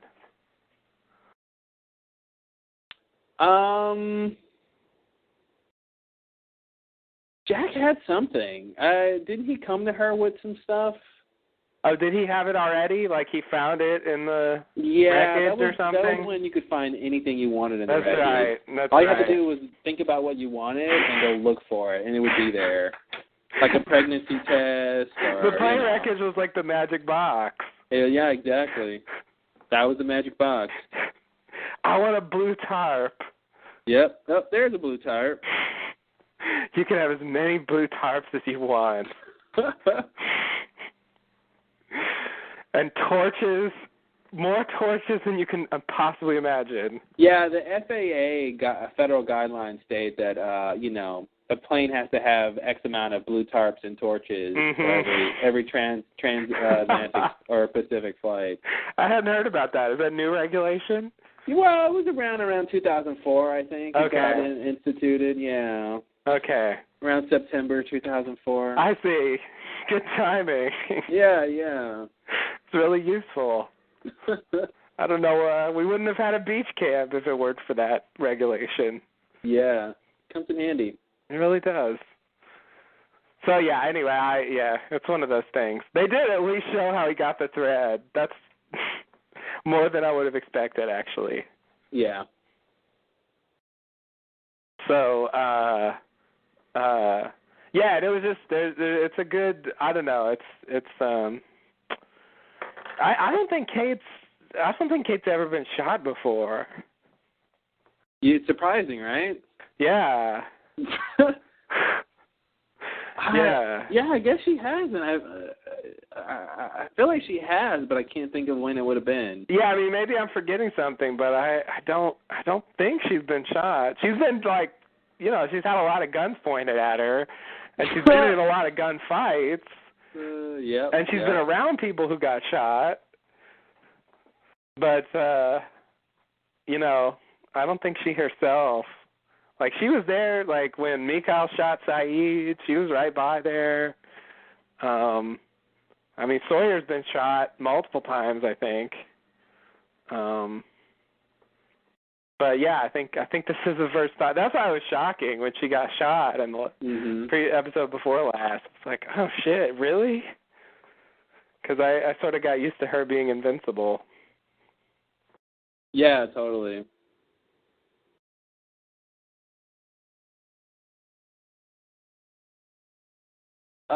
All right. Anything else with this scene? Oh, so they talk about Jin, Ji-yeon. Yeah. Ji-yeon. I think we keep adding an extra syllable. Kate didn't add that extra syllable. No. She's just like Ji-yeon. I think the original is more one syllable than Ji-yeon, but yeah, it's it's one of those sounds that it's a little hard to make. Yeah, but it's something like Ji-yeon. So she brings up this thing, at least somebody's talking about it, that Jin didn't meet the daughter. Even if they're not talking about it. Yeah. Yes. They had to bring up the tragic events of the submarine. Submarine sinkage. Yeah. Yeah, it's good. It's good they at least acknowledged it. Yeah. Because it is a pretty major tragedy. Yeah, totally. I'd say. Saeed, I appreciate, it was definitely a good, sacrifice thing, but Saeed really kind of had nothing to lose. He was really just kind of on his own, leading a miserable existence. So he's sort of the perfect kind of person to make a sacrifice like that. But Sun and Jin, they definitely had a life waiting for them if they had been able to leave. Yeah, Saeed said he couldn't feel anything, and Locke said that might be good for what's coming. And so maybe Saeed not feeling the need to stay alive or self-preservation or anything like that. Not to take anything away from his heroism, but maybe it was easy since he didn't have sort of whatever feelings that he didn't have. Yeah. But yeah, Sun and Jin definitely had a light at the end of their tunnel, and it got blown up. Right. Yeah. Yeah. I always thought that the show could end with one of them dying. I never really considered the possibility that they would both die. Yeah, I think that's maybe one of the more surprising threads about or reoccurring elements with Lost the last couple seasons, but really towards the end here is how brutal and shocking some of the deaths were, and just just the island saying, "I don't care about you." Yeah. About the show, just being sort of indifferent, really. Not really, okay, Sun and Jin don't get any favor, aren't shown any favoritism just because they're Sun and Jin. Right. But yeah, I agree. I thought at worst we'd get one of them dead, and one of them staying alive. But, yeah, which would still be tragic, but it's sort of like, the kid's there, so that somehow, the fact that they were together lives on in some sense. So it's, it's a classic sort of tragic ending where it's not completely hopeless. Yeah. Well, I guess what's weird is they already had that ending where one of them survived with the kid. Yeah, they did. Sun thought Jin was dead, so, Yeah. That was that little period. So they kind of did that, and then they, they had the final word was both get axed. Yeah. Yeah. Well, she had to come back, and I guess, that the line that caused that to happen is quite complicated. Basically because Jin asked Locke not to bring her back. And gave him the wedding ring. Yeah. To somehow convince her not to come back.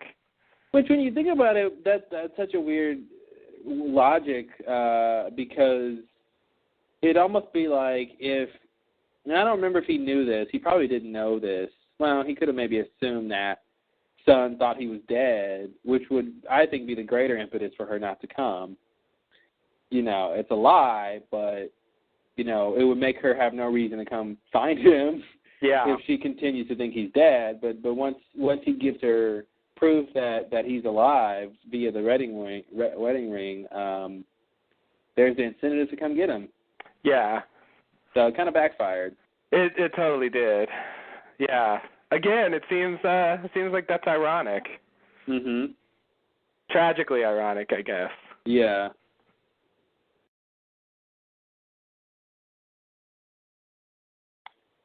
All right. Well,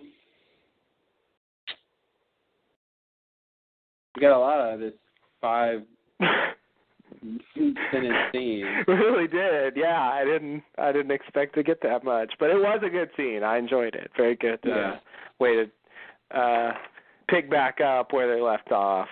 All just kind of miserable on the beach. Mhm. Cool. Okay, so you want to go to the next scene? Yeah. Stuff from the submarine washes on the shore. Sawyer watches. Kay puts her head on Sawyer's shoulder. Jack tells the others that they should get going, and Jack suggests that they go get Desmond, who's in a well, as Sayid told him in the submarine.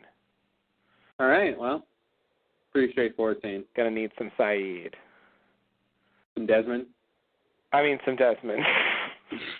They're not gonna get some Sayid. No, unless parts float up to the surface on the beach. Not to be grim, but... Yeah. Sorry. God, I did that earlier, too. There was someone, I think it was Zoe. Like, I wrote Sayid instead of Zoe. Oh. Like, God, I just want Sayid in this scene somehow. But yeah. They're gonna go get Desmond. They're gonna get Desmond, all right.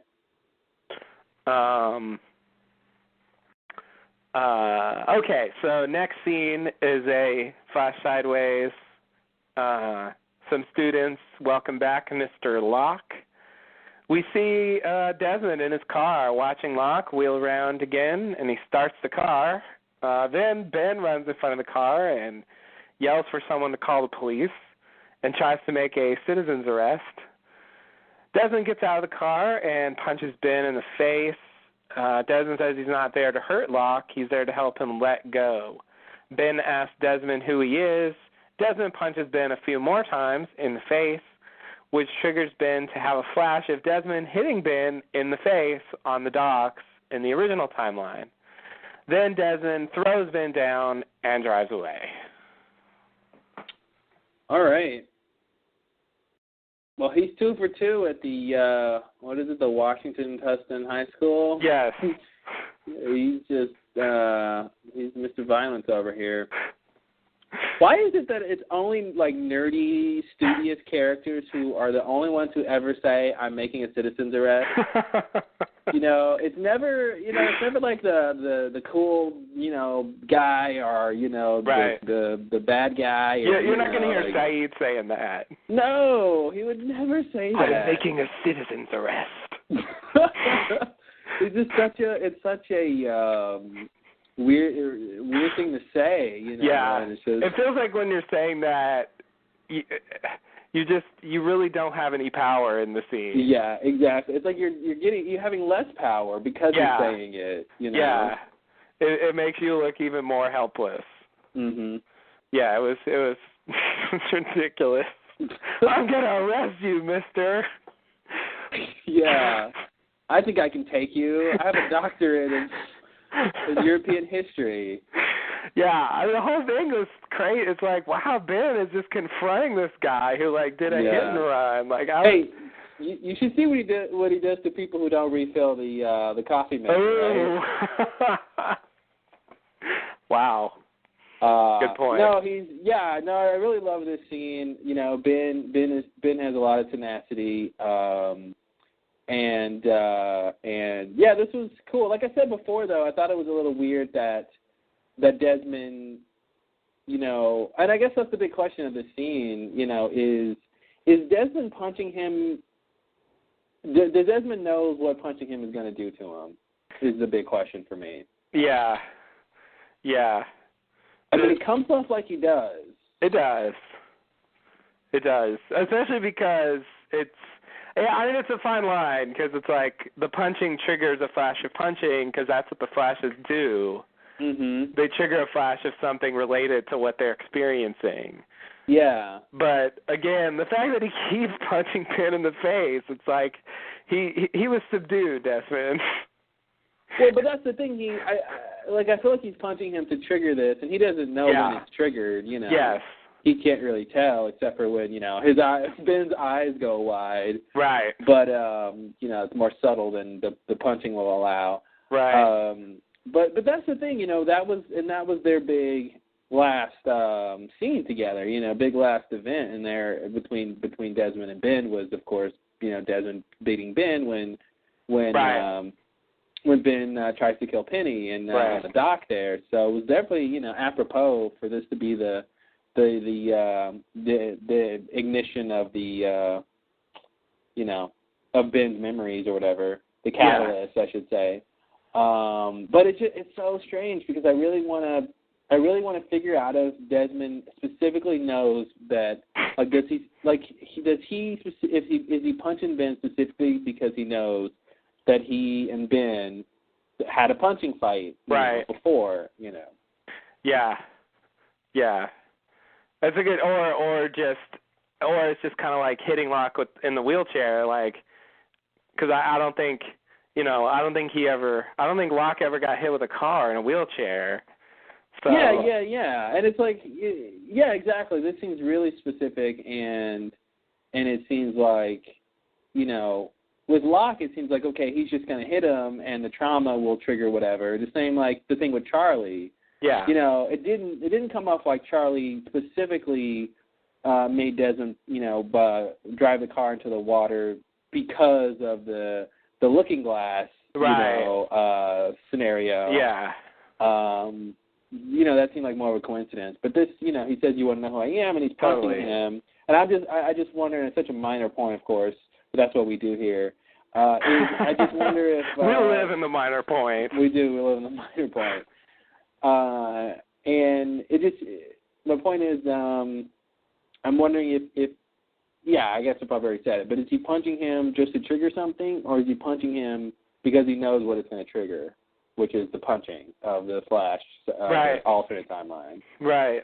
Yeah. No, I mean, it's, you know, it's a relevant question. I feel like they've been blurring it a little bit. Like, I think later on when they have Hurley just kind of recognize Ana Lucia, it comes across like Hurley is fully integrated with original Hurley.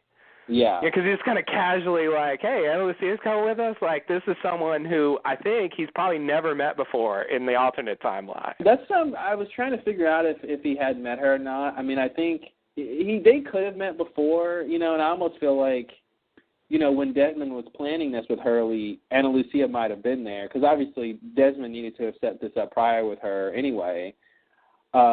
So maybe all three of them had a conversation, and so maybe that's why Hurley was even asking if Ana Lucia is coming, because he assumed she would be involved from the beginning, you know, since she was there in the beginning of that whole plan.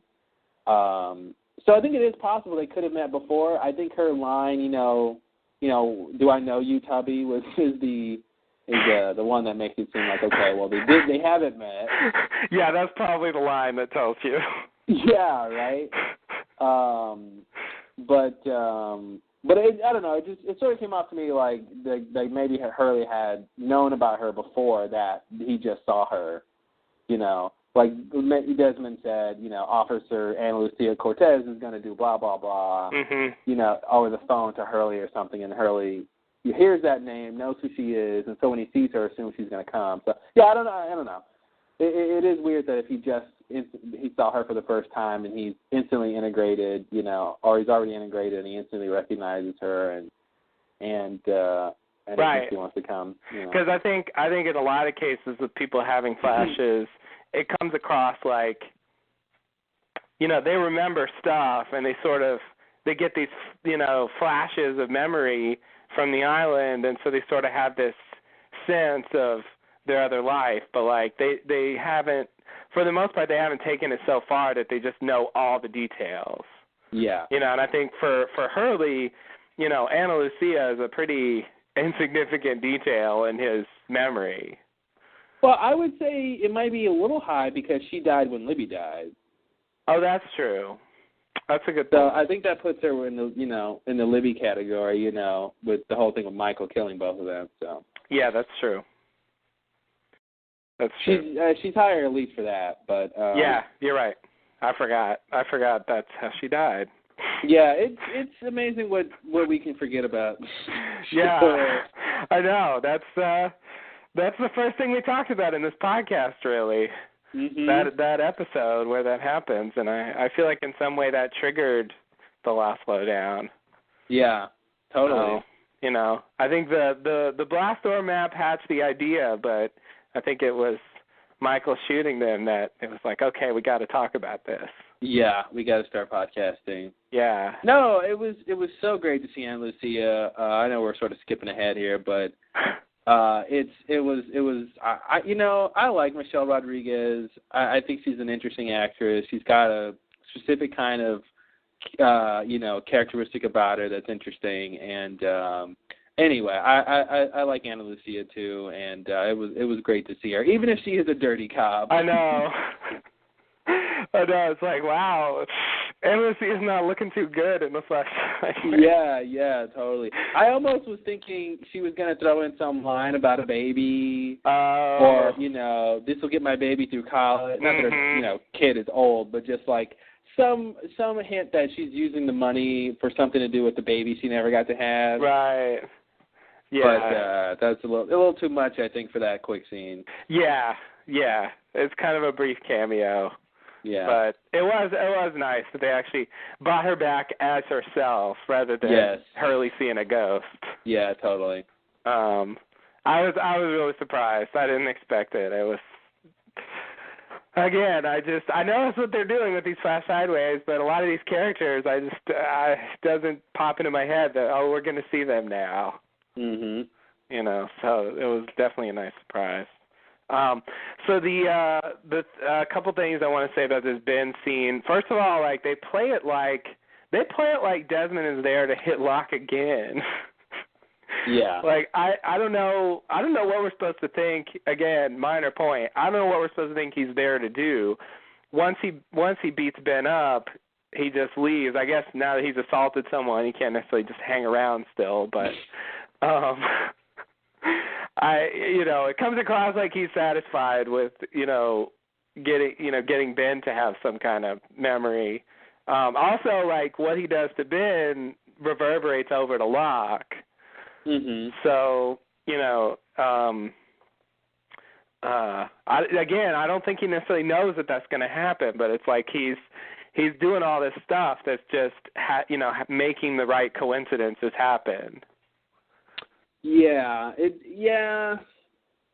I don't know what he's supposed to be there doing. I mean, to me, I guess I just thought he was. I just think he was sitting. He was just watching Locke. Okay. Watching Locke come back to his first day after being in the hospital, and maybe just to see if there's any differences or changes in him or anything like that.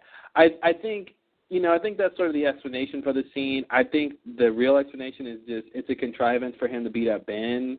Right. I really, obviously that's the main thing going on here, but I feel like that's kind of the big real reason why he's there, and the lesser reason is that he's just watching Locke. Okay. But yeah.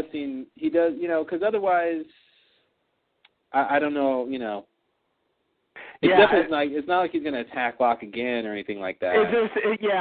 I got scared for it because when Locke goes by, like he starts the car and it's like, oh God. Yeah, I think he was going to leave. He was just going to leave. Okay, because that's Locke better. he wasn't. I don't think he was like going to cross the street.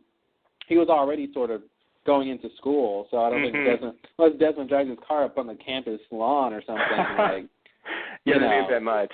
And him again, would just be torture. Right, I know. Yeah, I got the sense he was about to leave, and then Ben comes up, and then Desmond sort of gets in Ben's face.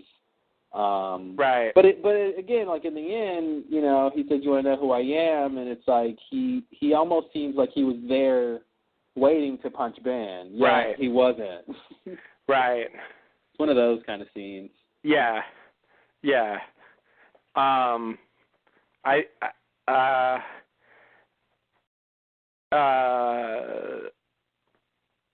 was going to say it's sort of like what he was doing with the Hurley and Libby scene where he was watching him on the beach. Exactly. Like he's sort of checking up on his work.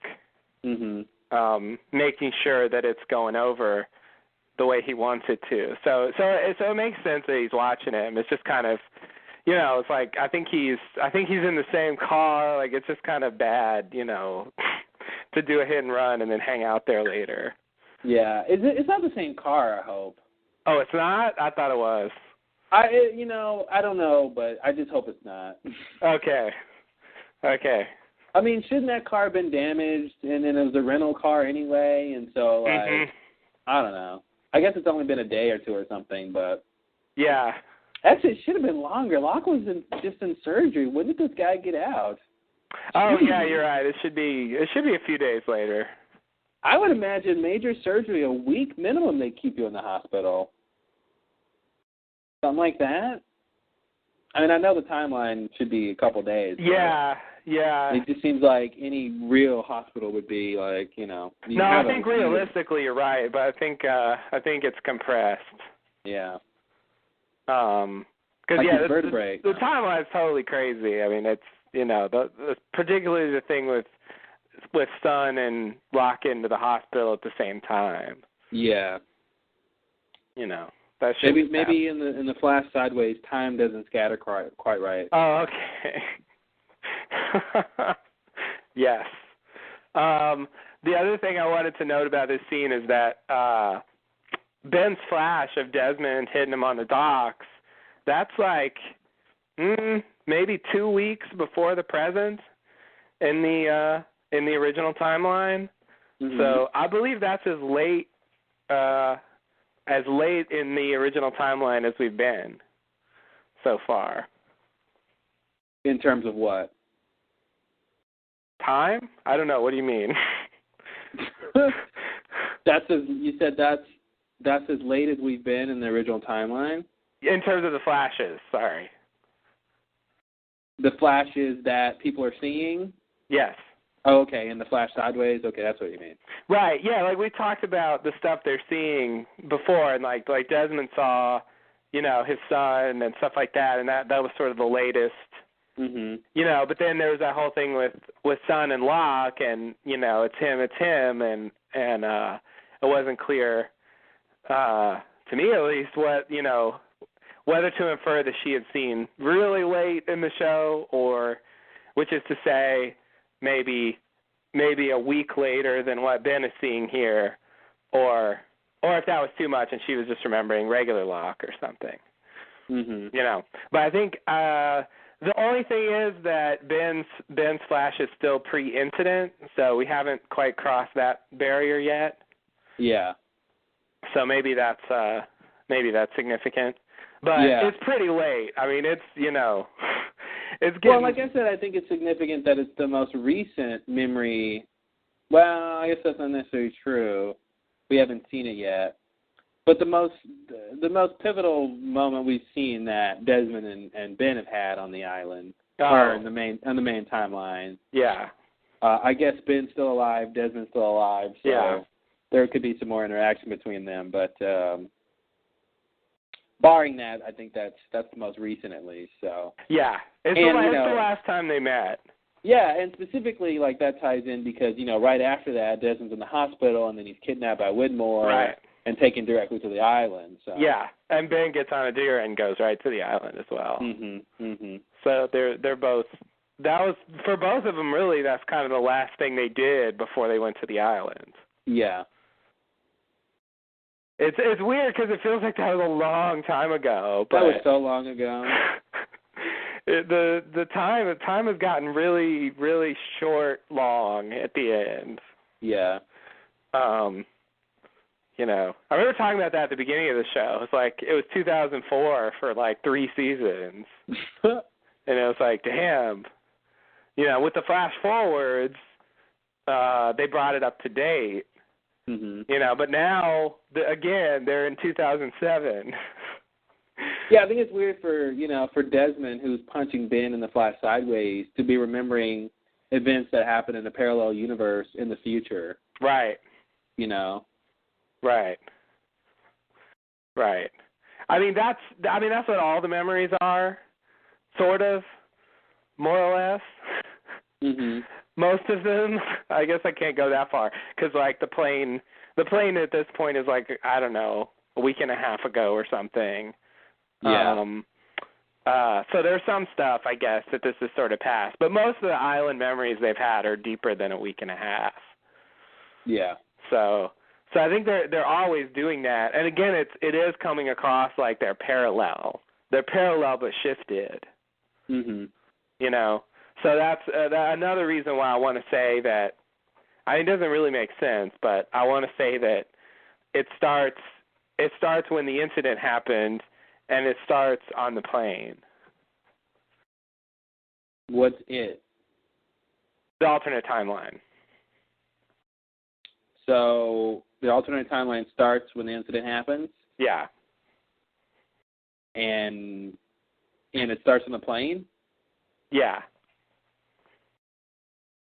Don't ask me what I mean by that. Okay, I was going to. I'm like, how can it start in two different? That's why I was like, what's it? You must mean two different it's because you got 2 start locations. So you mean that's just the point at which they're offset from each other? Yeah. Okay. Pretty much. And like I think the incident made this place exist, but the thing is, it has its own history. So yeah, you know, I don't want to specify how that works, but I do. Yeah, I think it's similar to the fact that they can have memories of stuff that's happened before. You know, I think that's explained by the fact that they're having memories of 2007 stuff and 2004 and stuff like that. Is each timeline is continuous, but there's the point where they connect. You know, right?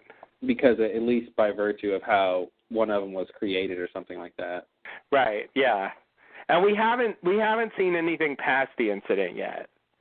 Yeah. You know, like definitively past. Like if we see stuff from season 6 on the island, then I think that'll be, to me, that'll be some kind of proof that, the incident didn't just create this timeline. Mhm. But if that's where their memories are coming from, then that works. Exactly. And I think, they just wanted to go back to the plane, and so it's coming off like that's where it started, whatever started is for a whole universe timeline. Yeah. Well, and plus that was the pivotal moment with the plane crashing was right. Whether or not the island is there to have Desmond be there in the Swan Station to not press the button because he's busy trying to kill Kelvin. Right. Don't forget that, folks.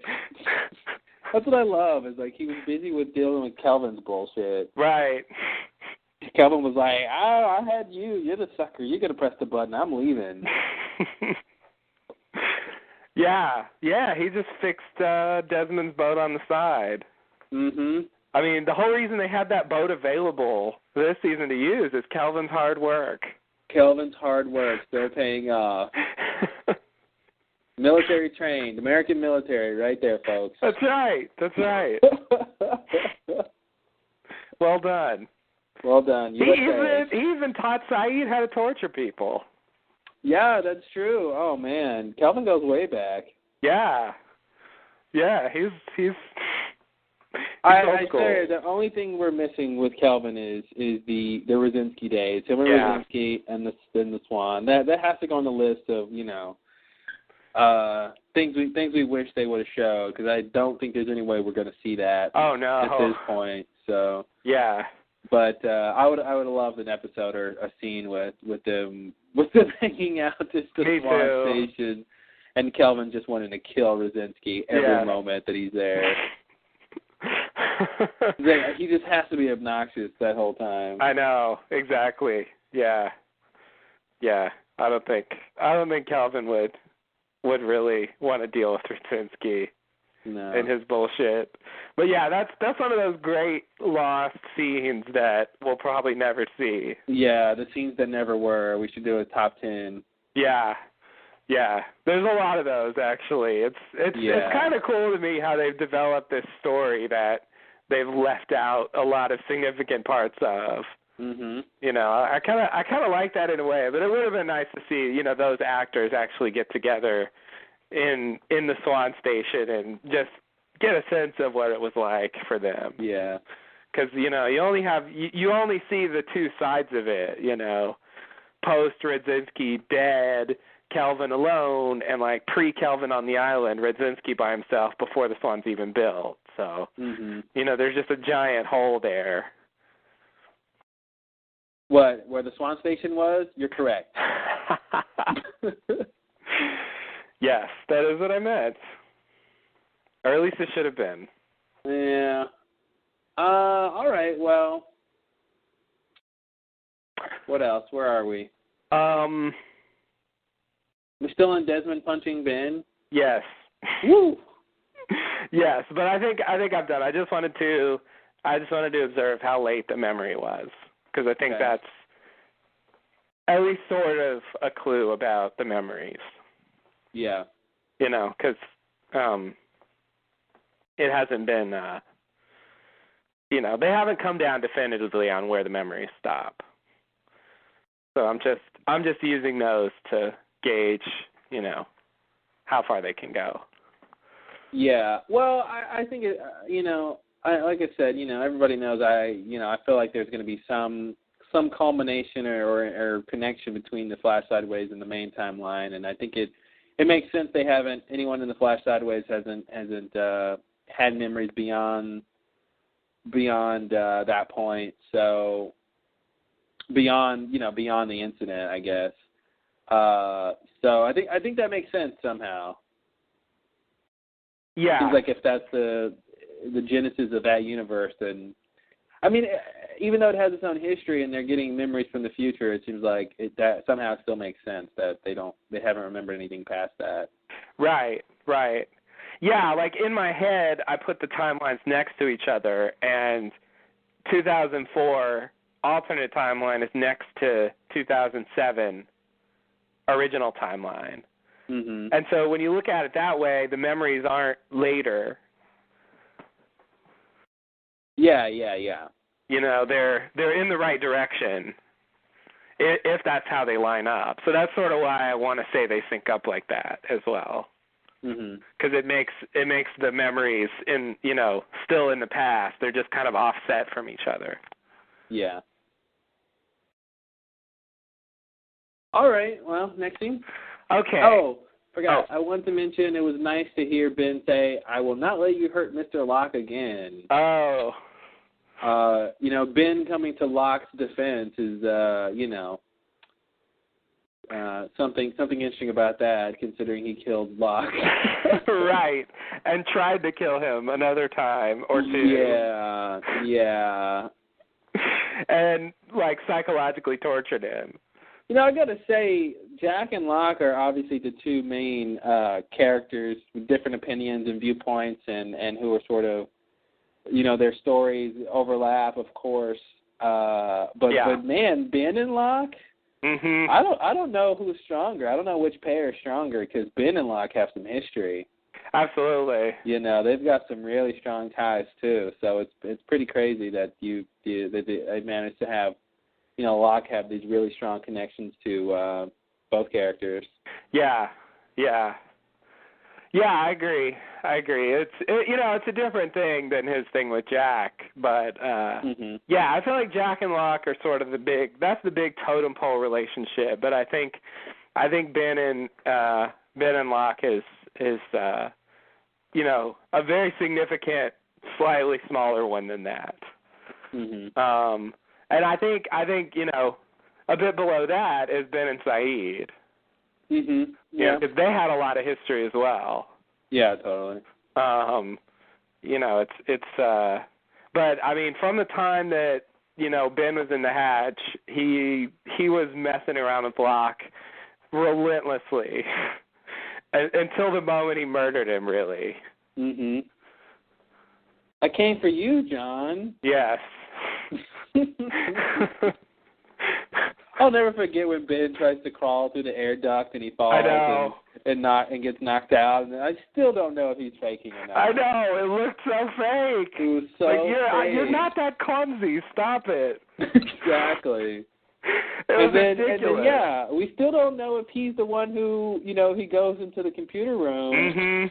And we don't know what happened. We still don't know what happened. I had this theory for so long that he did something during that period of time. Mhm. I was so convinced, Ben did something. Yeah. When he was in there. And then he says, I didn't push the button. And that like gets Locke going and leads him on the path that leads to the hatch being imploded, basically.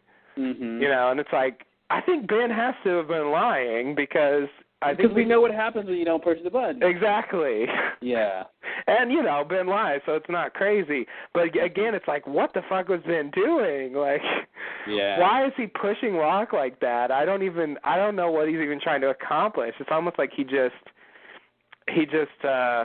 enjoys, gets off on sort of manipulating Locke and you know, pushing his buttons. Mhm.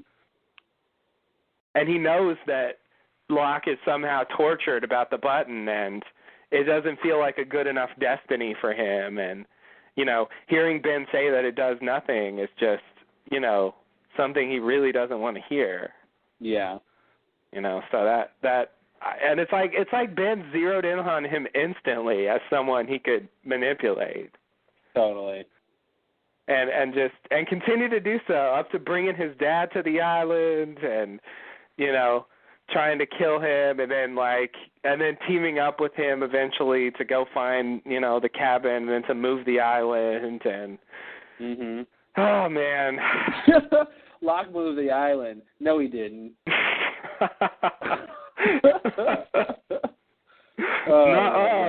No, he didn't. I didn't see no island move. What are you talking about, Hurley? What are you talking about? Hurley, you're crazy.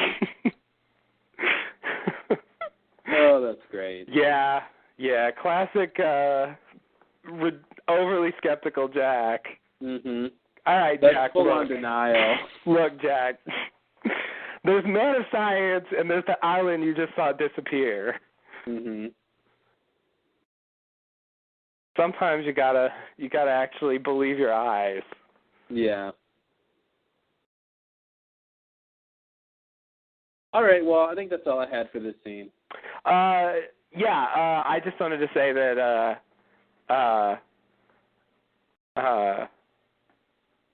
what did I want to say? I agree with your comment. Awesome. Wow, look at that. That's my contribution. Thank you.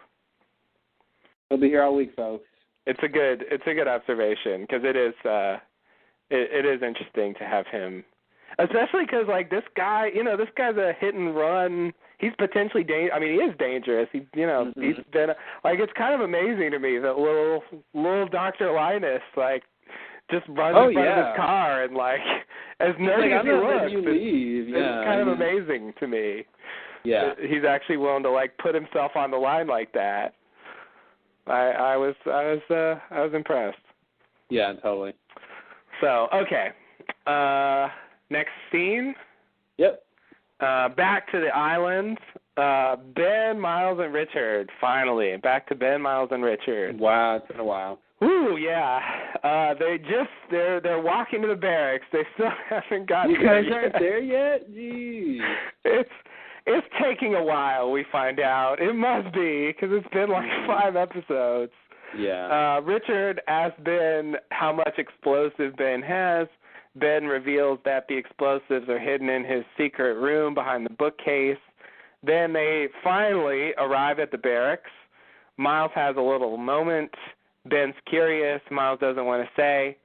Then Richard says that he buried Alex there. Ben thanks Richard for that and walks into his house. Then Ben pulls back the bookshelf. Miles asks about the super secret room.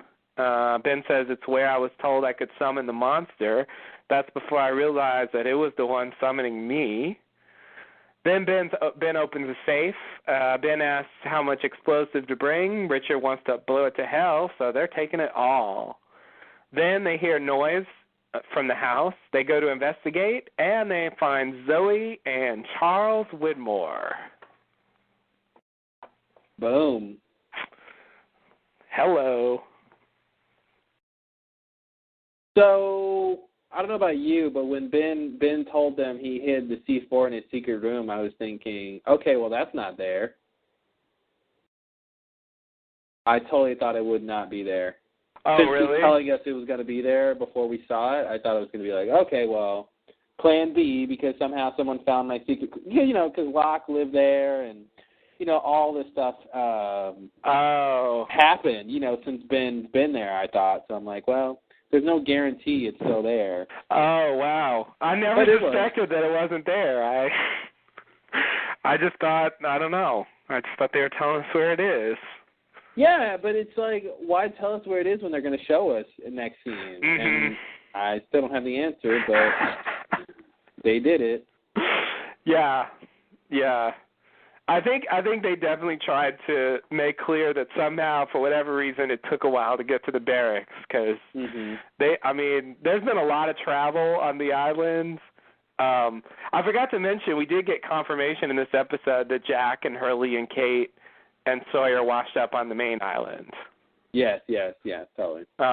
Which wasn't clear to me from the last episode, but yeah, so there was a lot of shuffling around in the time since Richard left with his group, so I think they felt the need to somehow say it's just, I don't know, they went the wrong way or something. Yeah. And so, in fact, they did not, well, let me not even get into that.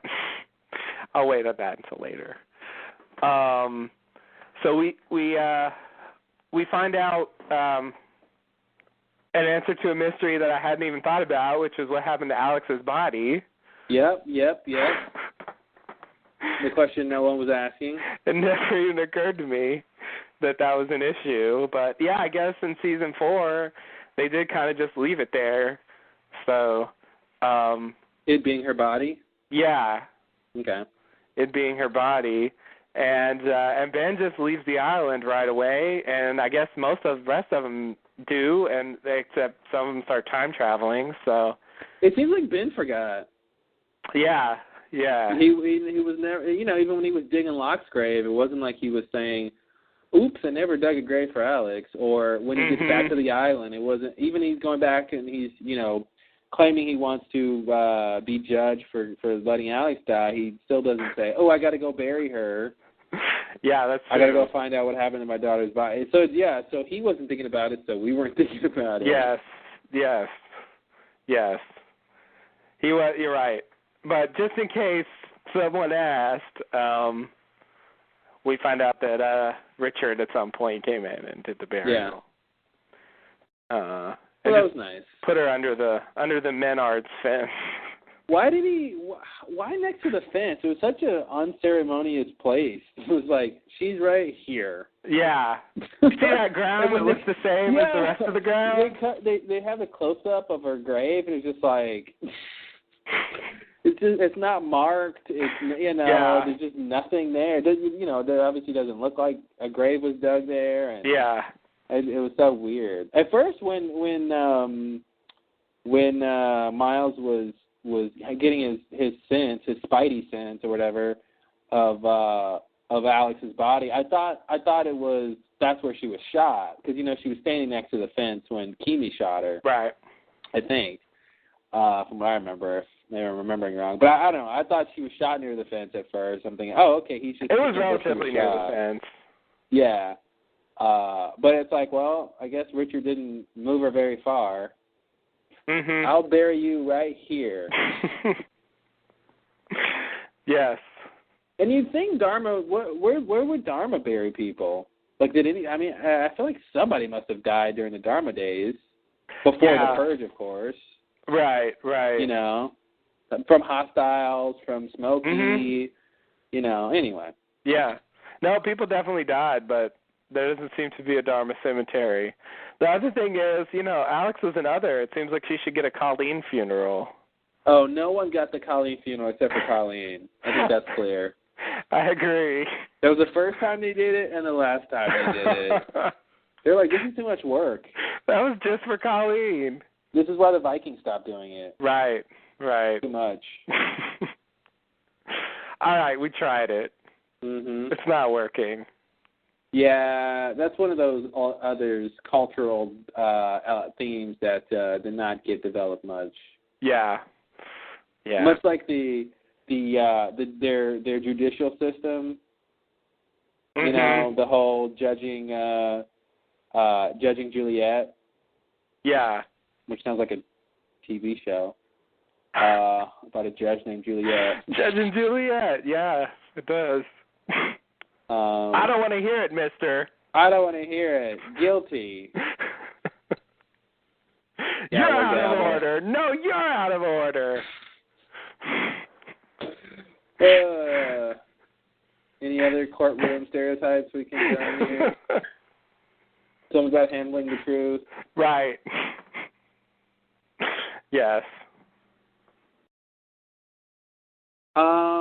So what else is going on here? So Miles says, hey, I lived in those houses 30 years before you did, otherwise known as last week. Mhm. But of course, Miles knows Ben was a kid there. Right. And he got there obviously after Ben was there. Mhm. So I don't know what he's talking about. So Ben lived there years before Miles did, which was 30-something years ago. Yeah. Or last week. Minus 3 years. Yeah. So yeah, right. Yeah, that's a bit of a blooper. Yeah, it was a little much. Wasn't quite spot on. Yeah, they wanted to give Miles a clip, I think. Yeah. It's good. It's a good thing he's got that dead power. Otherwise, he could be the next Frank. I guess Frank's dead. We haven't seen him. I remember the shots in the first scene, or not the first scene, but the first beach scene, with the with the life jackets washing up on shore, and I'm thinking, okay, is that supposed to tell us that obviously no one survived, and Frank is nowhere to be found. Mhm. Yeah, I guess so. I guess Frank, I guess I'll wait. Maybe we should just wait till next episode to R.I.P. Frank, because maybe he'll have some miraculous, maybe he washes up on the Hydra Island or something. I'm sort of imagining him. This is ridiculous, but I'm imagining him like at an opportune moment, like coming in with a plane. Like Smokey's about to attack, and he like flies the plane into Smokey or something. Jack is at the edge of a cliff. Yeah. And Smokey's about to kill him, and Jack falls off, and the plane. There you go. That'll work. He drops out of the plane. a huge transatlantic plane comes flying through. And he uses a plane, like him and Smokey battle it out, like from the plane, and Smokey's like flying around. He's got to like do maneuvers to dodge. Mhm. That's what I'm envisioning. I don't think that's going to happen, but that's a comeback I would see Frank making. Yeah. It would be better if it were a helicopter, but I don't think there's a helicopter available. No. So. Well, do you think no one's gonna leave the island on that plane? Now that the sub is out of the picture and there's no C4 on the plane. Mhm. Even though the plane still has a cracked windshield. Yeah, and I don't know who's going to fly it if Frank's not alive. Well, I mean, given that Frank's alive. Given that Frank's alive, yeah. I'm wondering if there's anyone who could make it off the island. Yeah, I think it's possible. But I don't know. I'm not sure. I think some of them aren't going to get off the island. Well, that's definitely true. Even a significant, but I guess I could see possibly some of them are able to leave, because they do, like you said, they've kept it in play. They haven't blown it up yet. No. So they're not done with it. Yeah, and I mean, in this scene, of course, is them going to get all the C4 to blow it up, and they never actually go do that yet. Yeah, that plan falls apart. So yeah, I mean, hey, it's available. But yeah, I think I do kind of think Frank's dead though, which would be a problem unless someone knows how to fly, I guess. Maybe they could somehow say that Smokey knows how to fly. Well, I'll say this. Flash Sideways Lock knows how to fly airplanes. Ooh. So I don't know what that means about the original timeline, Smokey Lock, but they did throw that in there. That's true. That's a good point. And I kind of want to say that Smokey has scanned a lot of people over the years, and maybe he scanned a pilot, and he just kind of knows how to fly. Is it like the Matrix? You can just scan abilities? Possibly. I mean, I feel like knowing how to fly is the kind of thing that you could scan, because it's not a lot of physical stuff.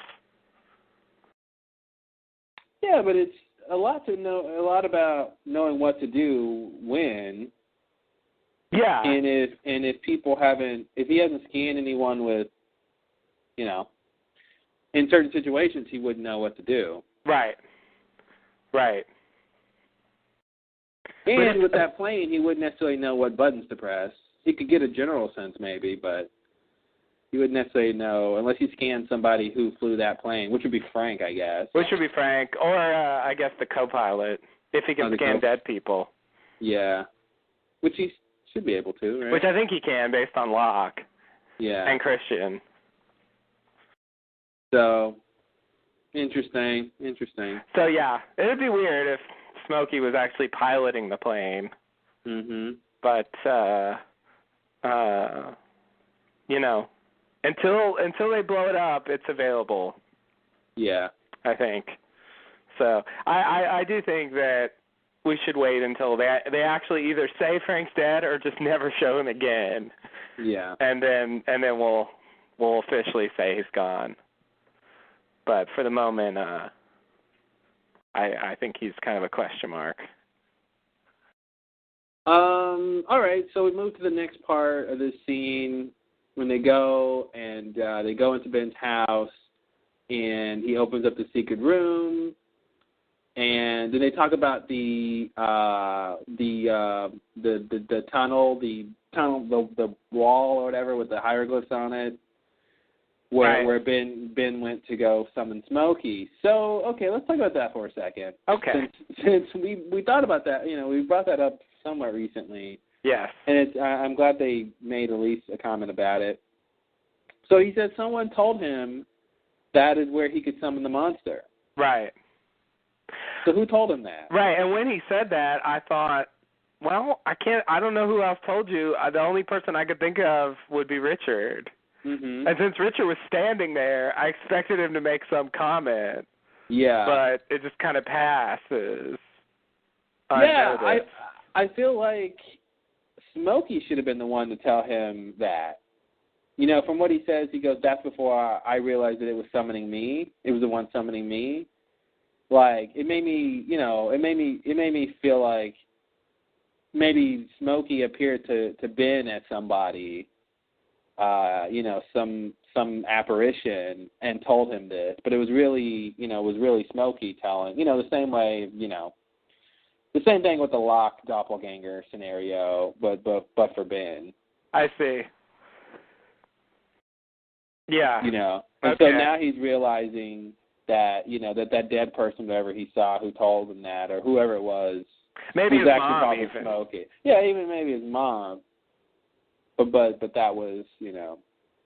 I don't know. I think that's interesting. We were wondering how he knew to do that. Yeah, that's true. That's true. And I think it was misleading. Mm-hmm. It really gave you a different sense of what the Smoke Monster was all about. Yeah. And in terms of telling us, that was their little gimmick. We show you Smokey, and every time we tell you something new about him, in terms of that gimmick, I can't really see how that. I mean, I guess we are supposed to think that he somehow told Ben to do that, and I don't really know why, but since that's a trick, we definitely had the impression that Ben could, at least to a certain extent, control the Smoke Monster. Mm-hmm. And it just, now that we know what it is, I don't think the Smoke Monster, had to come if it didn't want to. Totally. So, I guess it's just a thing that it can hear. Ben goes in there and, come over here, and it hears, and then if it decides it wants to help, then it will. Yeah. Yeah, I guess, I don't know why Smokey would want to come help Ben defeat Keamy's team, or at least hold him back. But it seemed to do that, so. Yeah. I remember I had an idea about that. Now I forget what it was. Yeah, because it kind of seems like, well, yeah, they're just kind of there to get Ben.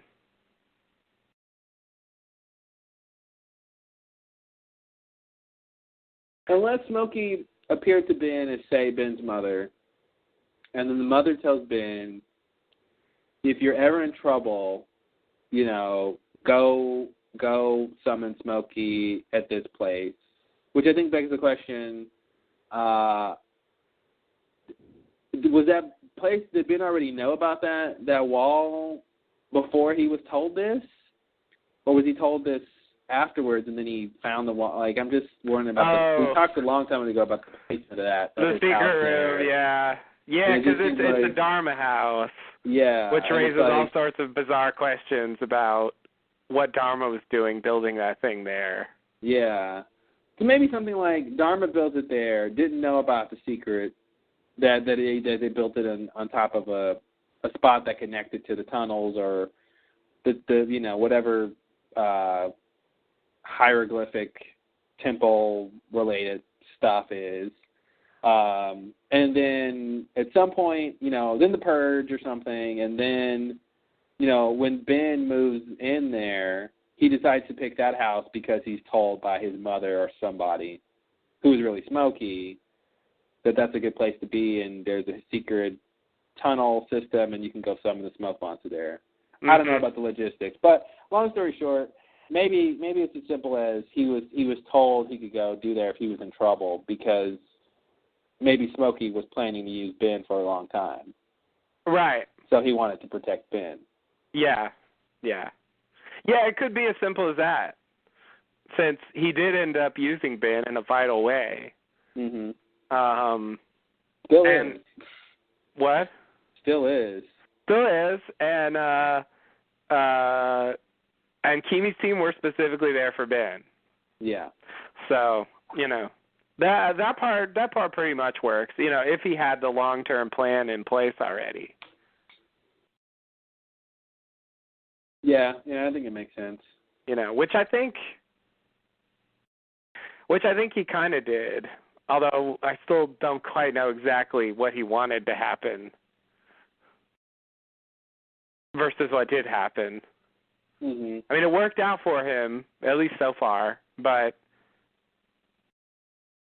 I'm still a little confused about, I wanted you to move the island, and, whether that was just a lie or he really did want Locke to move the island and Ben to stay there, and I don't know. Since Ben's the one that kills Locke, it's sort of good that Ben leaves. You can't really trust anything Smokey really said, but It's not totally clear what he wanted. It's clear he was trying to bring about the situation he wanted, but yeah, still. Yeah. Yeah, I think it's a little amorphous whether or not Smokey knew that, turning the donkey wheel would put the person who turns it in Tunisia, because that's important to know if you want Locke to be the one to turn the wheel, because it could be something like, okay, well, he expected Locke to just die there in the desert, which most people would, I think, just end up dying unless they got help. He, of course, had help from Widmore. Yeah. Which I don't think Smokey knew about. So yeah, it's a little weird. It's a little weird in terms of that, I think, too, in terms of what he expected was going to happen after Locke turned the wheel. Yeah. Because even if it's like, okay, well, he didn't expect Widmore to be there. He expected Locke to turn the wheel and just die in the Tunisian desert, especially with his leg hurt like that. Wasn't his leg hurt? Yeah, because he fell down the. Yeah, he fell a little bit. So, but then it's like, well, Smokey needs the body to be brought back. Who's going to bring it back? So that doesn't seem like that was his plan. Oh, I see what you're saying. Yeah. So it's weird when you think about it. It's almost like what he planned to have happened is what happened, yet there's some lines of dialogue where he contradicts that. Right. And also he tells Locke to bring the Oceanic Six back and to go meet Eloise Hawking. And to say hello to his son. Like, he's telling him all this stuff that is beyond dying in the desert. And if that's what he wants him to do, like, I don't know, it seems pointless to even throw in all that stuff. Yeah. So, and then there'd be the problem of the body. But you're right, it's like everything worked out just right for him, even though it wasn't really his doing, a lot of it. And if it weren't for Widmore, Locke probably would have just died in the desert. Yeah, it's John Locke we're talking about. With a broken leg. Yeah, like Ben was able to, take care of himself, but, he first of all, he wasn't injured, and second of all, he's Ben. Yeah, and he did, come across people who he got the camels or whatever. Yeah. That definitely helped. Just being in the desert without provisions is just, tough anyway. Yeah. Yeah. Right. Yeah, he did luck out, but I don't know if Locke would have been able to handle that situation as deftly as Ben did. With a little, it's a harmless baton. He didn't have a telescopic baton. Yeah. Yeah, it's weird. It's like Ben's special weapon. Yeah, that totally was his special weapon. Yeah, it's not a normal special weapon, but he did a lot with it. Yeah. All right, so we got this. Okay, so we got that room situated. So then Ben goes into his little safe, and of course his C4 is there. And then they start hearing noises, and they go out to the kitchen, and Zoe's clanging about with pots and pans under the sink. What was she doing in there? Did she not know that they were in there? I guess, yeah. I mean, it comes off like she's hiding, but it also comes off like, you can see her hand on the countertop. So it seems like she's just crouching down.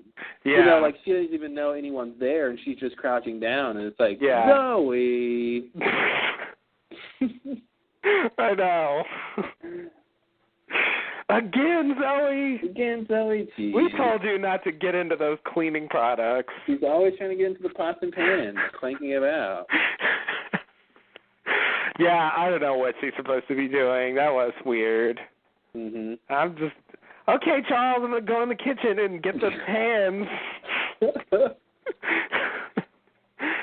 What?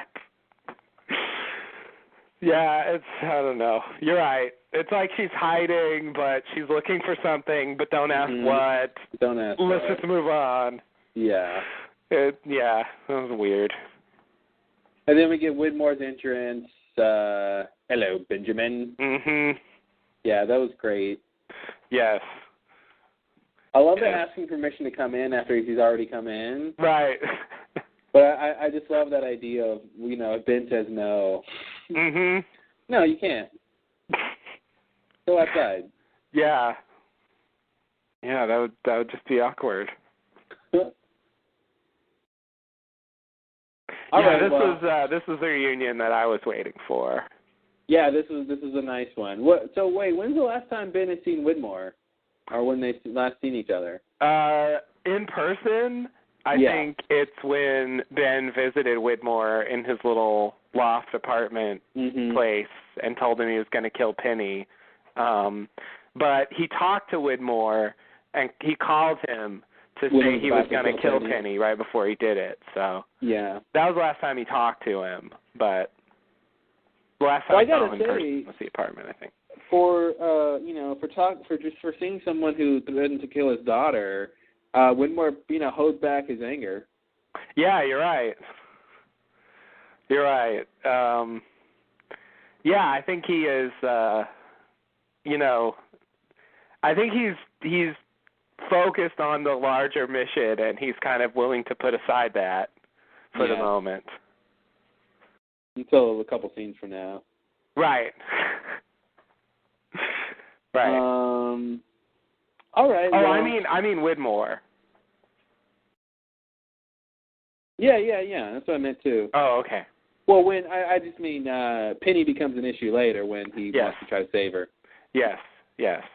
But his just anger in terms of like Ben doesn't surface. Just in terms of trying to get revenge on Ben.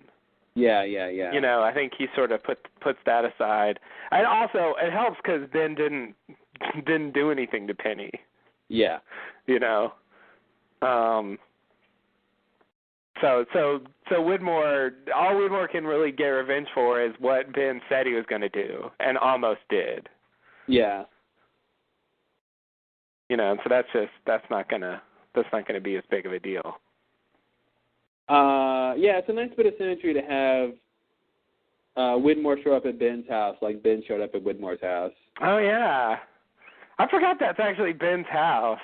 Yeah. They've done so much with that house. It's like everyone's lived there. Yeah. It's like campus housing, it's yours for the semester. Yeah. Did we figure out whose house that was in Dharma? Was it Horace's house? Oh, I don't know. Or Chang's house? Okay. I wasn't sure. I feel like we figured out which house this was at some point, but maybe not. I don't remember if we did. Or even Sawyer and Juliet's house? Yeah, I don't know. Since he's got that secret room, just seems like, cool thing to have on your house. If you know about it. That's true. I just feel like that secret room, I feel like Ben built the secret room. I feel like it wasn't there during the Dharma times. Oh, okay. Yeah. Okay. Because that'd be weird for Ben to just discover that house is a secret room, and he goes, well, I'll take this stuff out, whatever's in there, and I'll put my own stuff in there. That'd be a little weird to me. I think he calls it his secret room, I believe, and I think it's because he built it. So he did a little remodeling. Yeah, he did a little remodeling when he moved in. Okay. Yeah. All right. That'll work. I'll buy that. He was supposed to be going corporate and stuff, so I could see him like, hey, we need to fix this place up. Yeah. It's not the 70s anymore. Any place to hide my C4. Right. Yeah, and it's like all that business with the dynamite, like you had all this C4. Yeah, but look how long it took to get it. Wow, you're right.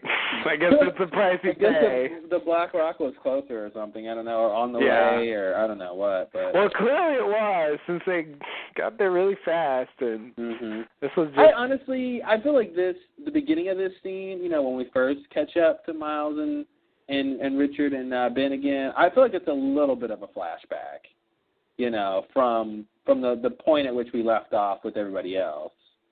I feel like we catch up to everyone, but I don't want to believe it took them this long to really just get to this point. You know what I mean? I feel like it's sort of an unofficial flashback at the beginning of this. Okay. Here. Well, okay, but I mean, based on what happened, I mean, Locke arrives here pretty soon after they do, so he's Smoke Monster. It can't be. Well, I know, but I'm saying, like, it can't be that long ago because it's unless you're saying this is all like before he sank the submarine. Well, no. Well, let's see. For this to be right, it would have to be the next day. Because, the submarine sank at night. When they were crying on the beach, it was nighttime. Yeah. And the next day is when, we come to Ben and these guys. So yeah. I don't know. It just seemed like, that maybe it was just sort of an unofficial flashback just for the beginning part, Mhm. And that when they actually get to the barracks, then they're sort of caught up. Oh, okay. You know what I mean? Yeah. Yeah, I kind of see what you mean.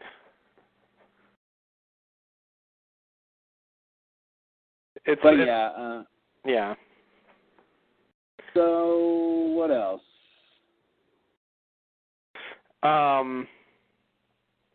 Yeah, so they take the C4, but maybe that'll still come into play. It is a lot of C4, but it doesn't, as of the end of the episode, it doesn't look like it's going anywhere near the plane. Well, I don't know who has it. I don't remember where Ben put it. Oh, did no one even I don't think anyone took it. Oh, yeah, okay. I don't think anyone took it. Oh, that'll do it. Yeah. Okay. All right. So this whole trip was really just a bit of a diversion. Mhm. To get, pretty much. Yeah, it gets these characters here and advances the story, but yeah, okay. I'm surprised we didn't get this wasn't an opportunity for them. They didn't use this as an opportunity to destroy the barracks completely. Oh yeah. Yeah. Be like, okay, we'll bring you back here one last time, and then now we got to destroy it. Yeah. Yeah, you're right. You're right. That means we might see it again. Maybe it hasn't been destroyed. Oh, but then again, this is a real place, so maybe they don't want to use the effects budget to make it look like they blew it up. That's true. That's true. It's a very large place, so that might be it too. Yeah. Yeah. Yeah. I mean, they don't blow everything up. They don't blow it all up. That's true. It's just, once they blow it up, they're done with something. Yeah.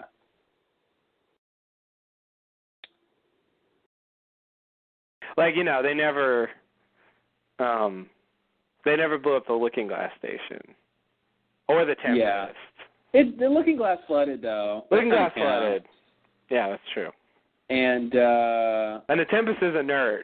The Tempest is a nerd. But there was no reason to go there anyway. And it may rise again.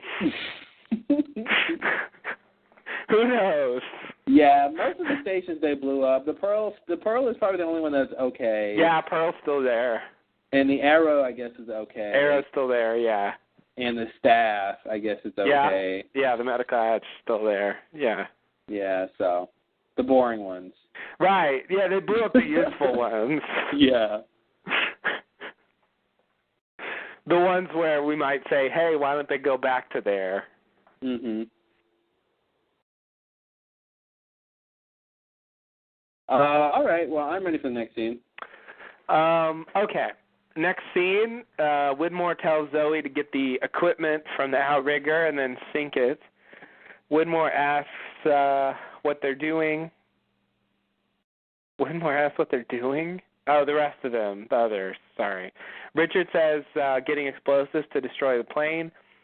Widmore says he had the plane rigged with explosives, so he's ahead of them. Ben asks how Widmore got there. Widmore says that Jacob invited him. Jacob visited Widmore after the freighter was destroyed, convinced him of the error of his ways, and told him everything he needed to know for this exact purpose. We don't find out what that is because Zoe reports in that Locke has arrived. Widmore orders her to come back, and Widmore tells them they need to hide if they don't want to die. Isn't that wasn't there a line like that before on Lost?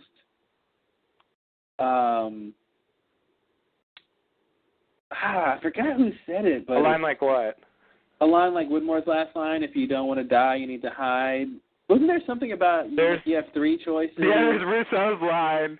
Russo, that's what I was yeah, thinking, they will come and you have only 3 options. Run, hide, or die. Yeah, that's what that made me think of. Yeah. Yeah, when you see the black smoke, that's which I meant to mention when Man in Black sees his village burning, I thought, oh, the black smoke, somehow it'll make sense. But it had nothing to do with that. No. I'm so disappointed. But seeing black smoke in the distance was a callback, even if it had nothing to do with that whole black smoke thing. Yeah. I don't even know what that was about. That's another others thing that's kind of gone by the wayside. The whole thing about the night Alex was taken and she saw the black smoke and all that stuff. Yeah. Like, you know, that was just somebody's campfire, Russo. Like, it was no big deal. But, like, they did put some giant, like, fire pillar thing there. You know, there's a luau on the beach. What do you want them to do? They're cooking that pig Cajun style. Oh, okay. I didn't realize it was a whole shindig over there. Yeah. Okay. Well, I guess they just kind of missed the party. All right, so let's talk about this scene. So there is some equipment in that outrigger. Which I guess will come into play. Who knows? It didn't get sunk, and they showed Locke looking at it. Yeah, that's true. Yeah.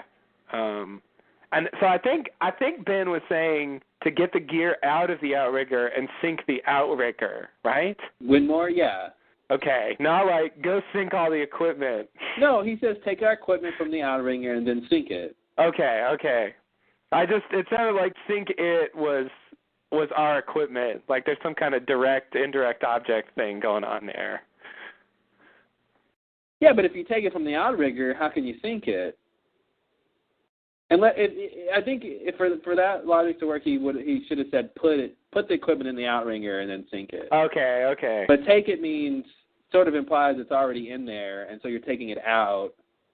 So whatever you're sinking, I guess I imagine like taking it out of the outrigger and just heaving it into the water.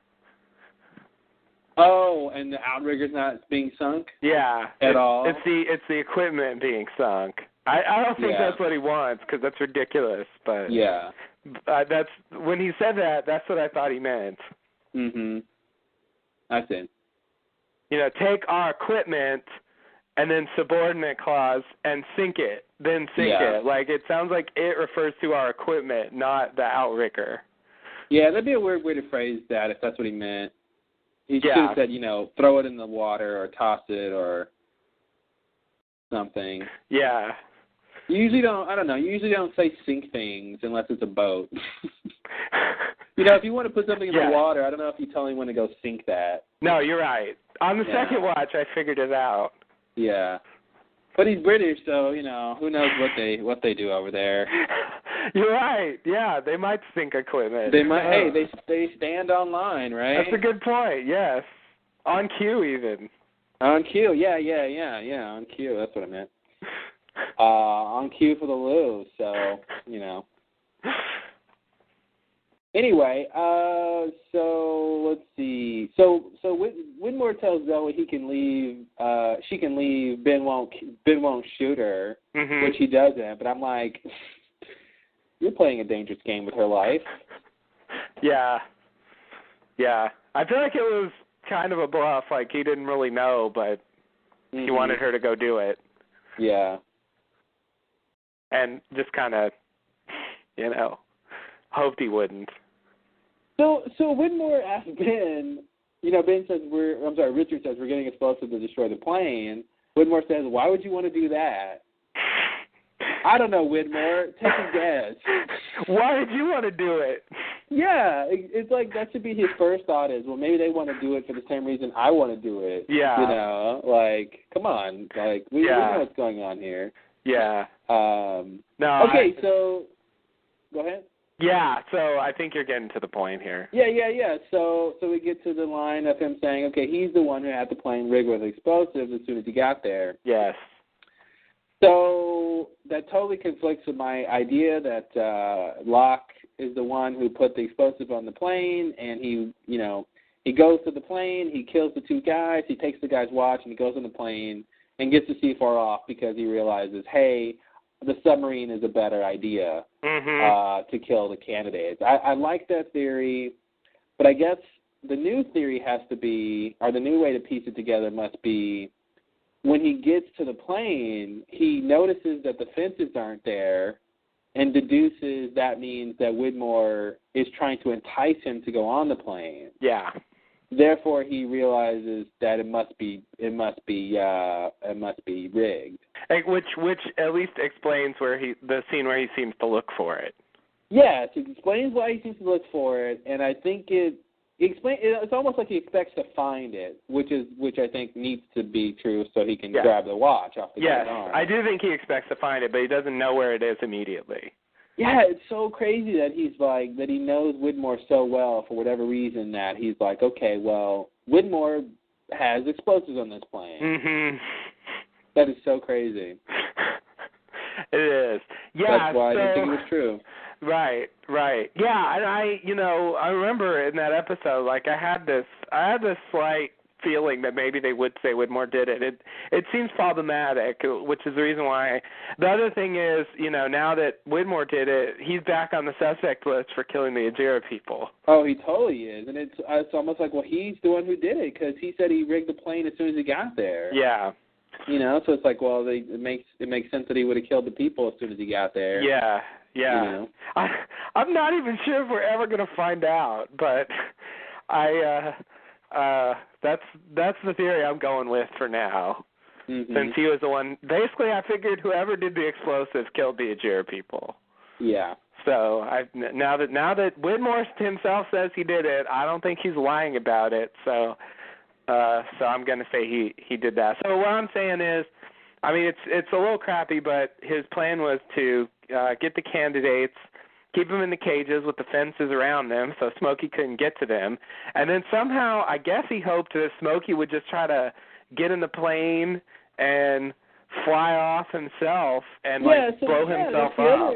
That's the other reason we didn't want to believe that it was just cut and dry. Widmore did it, put the C4 on the plane because it puts the candidates in jeopardy. Yeah. If they did manage to get on the plane and explode, well, Widmore shouldn't want them to die. Right. And it's pretty crazy. He hedged all his bets that Seamus and the A team could have protected the the candidates in the cages. So. Right, and he knows they want to leave from his talk with Sawyer.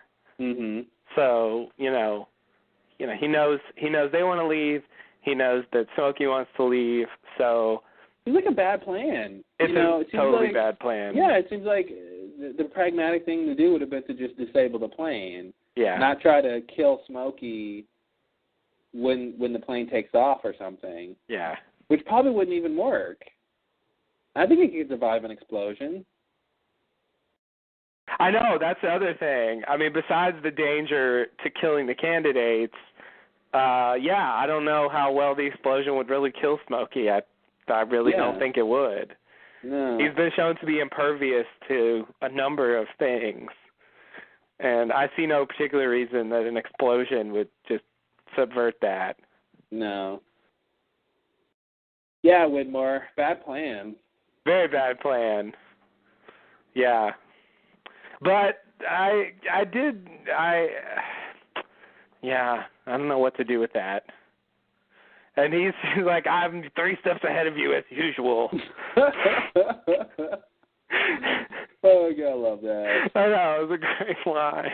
Mm-hmm. It was like, I don't know. All right, but it was still a bad plan. It's like you got there first. He wasn't 3 steps ahead of him when Ben banished him from the island. Ah, good point. That's true. That should have been Ben's comeback. Yes.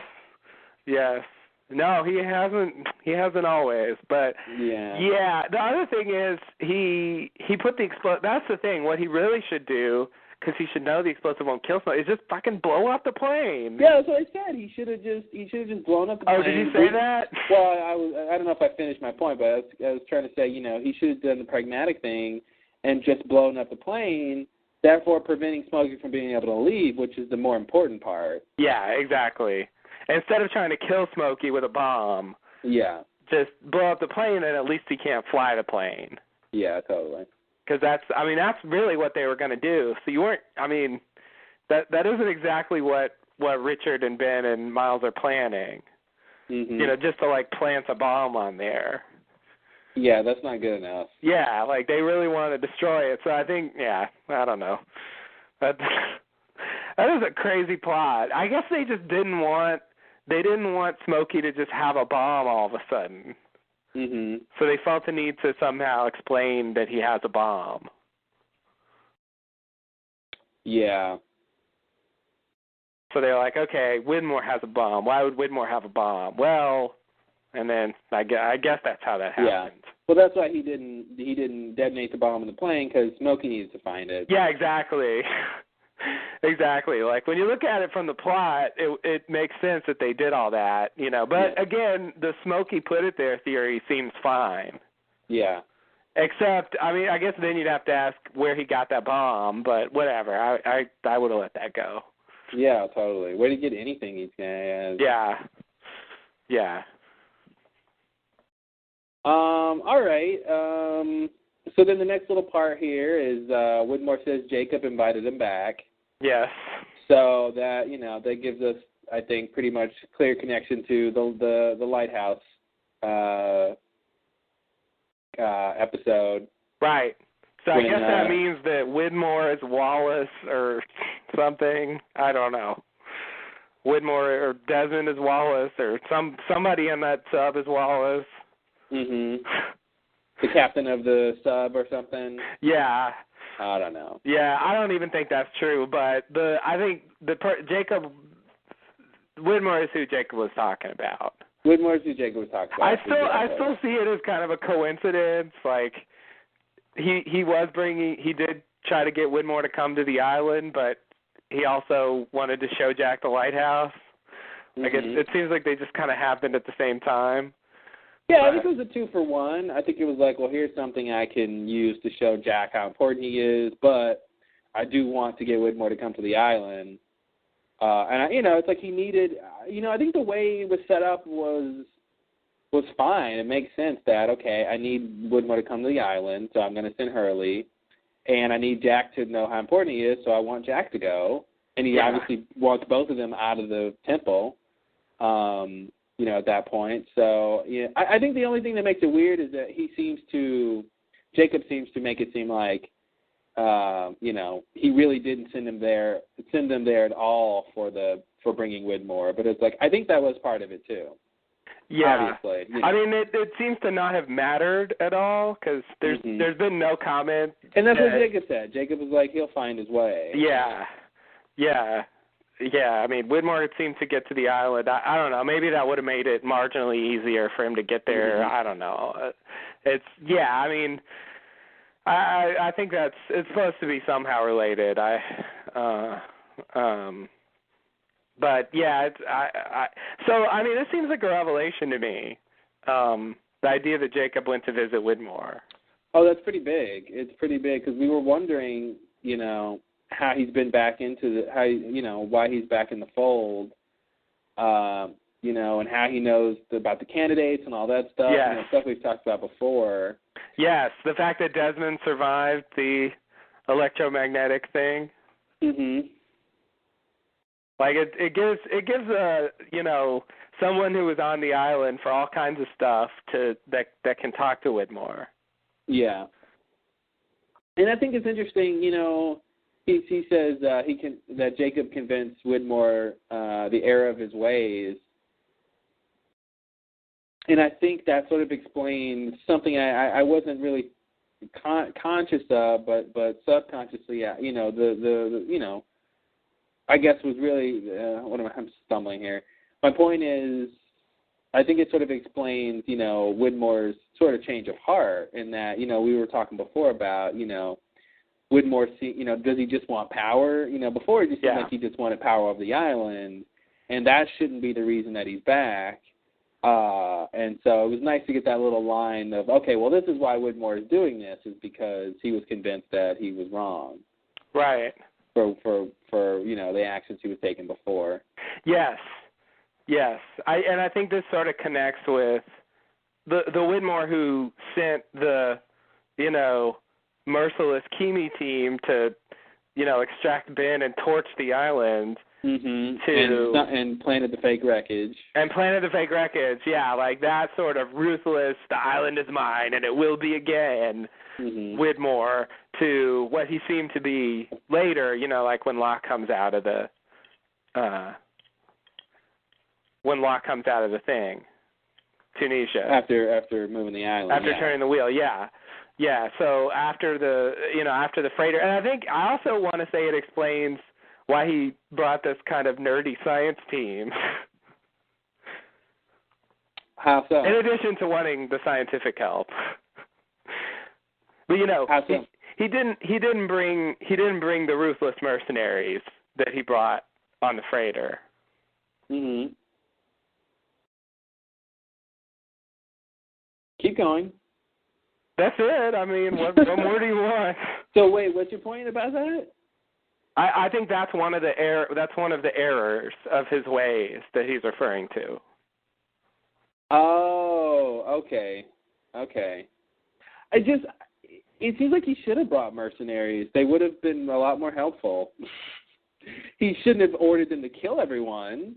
But I think having trained military or people would have actually been helpful. I'm not saying it wouldn't be helpful, but I'm saying maybe that explains it. Yeah. Okay. Throw that in there. That's fine. Because I really think Kimi sort of went above and beyond what he really should have been doing, like planting C4 on the freighter and attaching it to him, and that's going beyond what you really should do for the mission, I think. Well, I mean, I would assume that Widmore gave him authorization to go that far. Okay. It seems like a really bad idea because it just leads to the freighter getting blown up.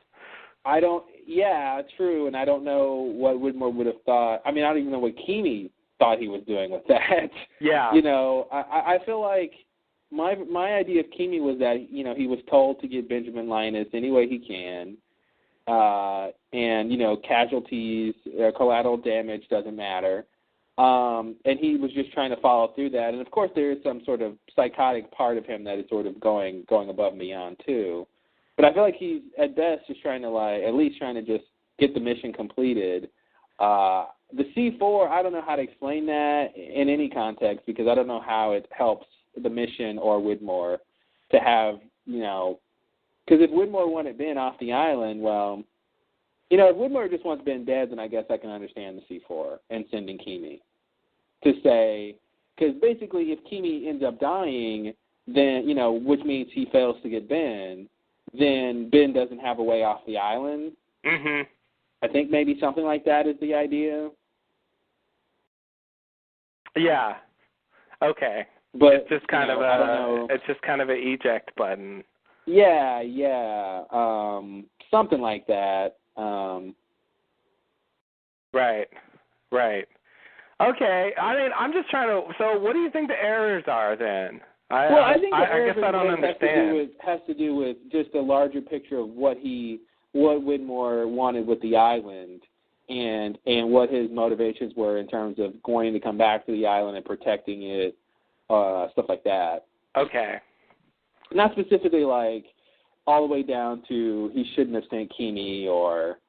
I guess I thought it was also like specific actions, not just his motivations.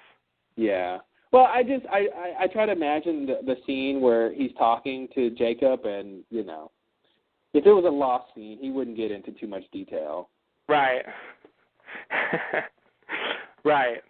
But yeah, I mean, I guess I don't necessarily imagine. I'm just, ways. It just sounds like something he's doing rather than just like his state of mind about the island or something. But his state of mind directly influences what his ways are.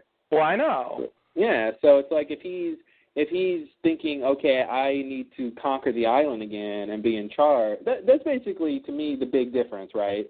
What is the big difference between Old Widmore and New Widmore? Is that it seems like, he was gung-ho about getting back to the island. He was searching for it all this time. And basically Jacob tells him, you're trying to get back to the island for the wrong reason. This is the new reason I need you to go back to the island, which is basically to protect, maybe he told him about the light and gave him all the information that everybody else has, at this point. Yeah. I just don't think it got, I'm not saying you're wrong. I'm just saying my own personal view is I don't think it got as specific as saying you shouldn't have brought Keamy, even though I think that might fit into what Jacob is talking about. I don't think he specifically said, hey, next time bring a science team. I'm not saying I see Jacob saying those things. Mm-hmm. What I'm saying is when Widmore says he realized the error of his ways, like it went to regretting specific actions that he took beyond just saying, well, I don't want to own the island anymore. Mm-hmm. And like what Jacob told him, I think, was those things you're saying. I just think for Widmore personally, it changed his, in changing his point of view about the island, it also changed sort of the way he went about doing what he's doing now. But I think you have a good point, and it definitely gives another reason why he would bring a science team. But he also brought a lot of destructive power too. So it's not like he didn't really. It's almost, did he really change in terms of that level of thinking? He brought like missiles and C4 and killed a bunch of people and so that's why I feel like on that level it doesn't. I don't feel like that's the level that he was thinking about, because that kind of stuff seems sort of unchanged. Yeah, I mean, I'm trying, because it's just every time someone confronts him about about sending Keamy and the people to kill them all, like he just sort of is like, you don't understand, Yeah. It's and I want to make this explain that, and if it doesn't, if he's still okay with it and he's just like, whatever, get over it, fine. I'm trying to make this sort of. Yeah, I think you're giving him a lot of benefit of the doubt. I mean, look at this line he says here. He says that, he's talking about having met Jacob. He says, he visited me not long after your people destroyed my freighter. Like, is that really what happened? That makes it come across like he doesn't know what happened to the freighter. Yeah. It makes it come across like he's a victim. Yeah. So. Yeah. So I think you're giving Widmore a lot of leeway here. Yeah. Yeah. Honestly, I think he just brought the science team because he needed a science team. I feel like I feel like he did need some people who knew how to, use weapons, and Seamus was not one of those people. Right. As Sawyer proved. So, but I do think, there's nothing wrong with the idea that that specific actions he took were reevaluated after Jacob's conversation. That's what you would expect a character to do. So. Yeah. I guess, and the thing you said is, like, it's amazing how little you actually know. Like, I just want to say, if you understood, Jacob came to visit me, and I saw the errors of my ways, and, back then I wanted power, and I didn't care, and I've changed since then. Like, and that's sort of what he's referring to. Like, that's... Yeah, I agree with you on that. That's what I'm trying to...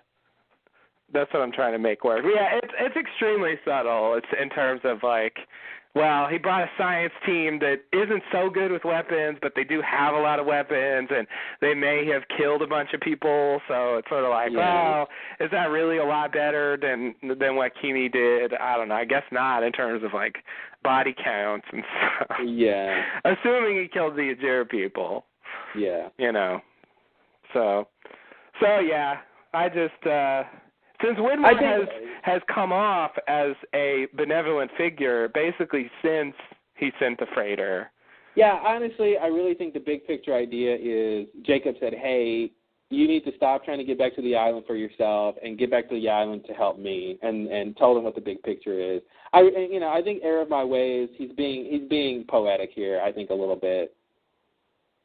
Okay. I think it just sounds good more than I think he's basically saying Jacob gave me the big picture and showed me I wasn't even going for the right goal here or something, Yeah. I don't dispute that at all. Yeah, because at the end of the day, he does care about Penny. He doesn't want Penny to die, so that's part of coming back to protect the island too. So right, and also I think when Desmond visited him, it was sort of, to me, it seemed clear that he was okay that he was with Penny. Mm-hmm. Like he really just wanted to know that she was okay and sort of check up on her. And so it was different from the way he was in the past. Yeah. So it just again it really did come across like Widmore had a bigger change than that, and so I'm probably hanging too much on one line. Yeah.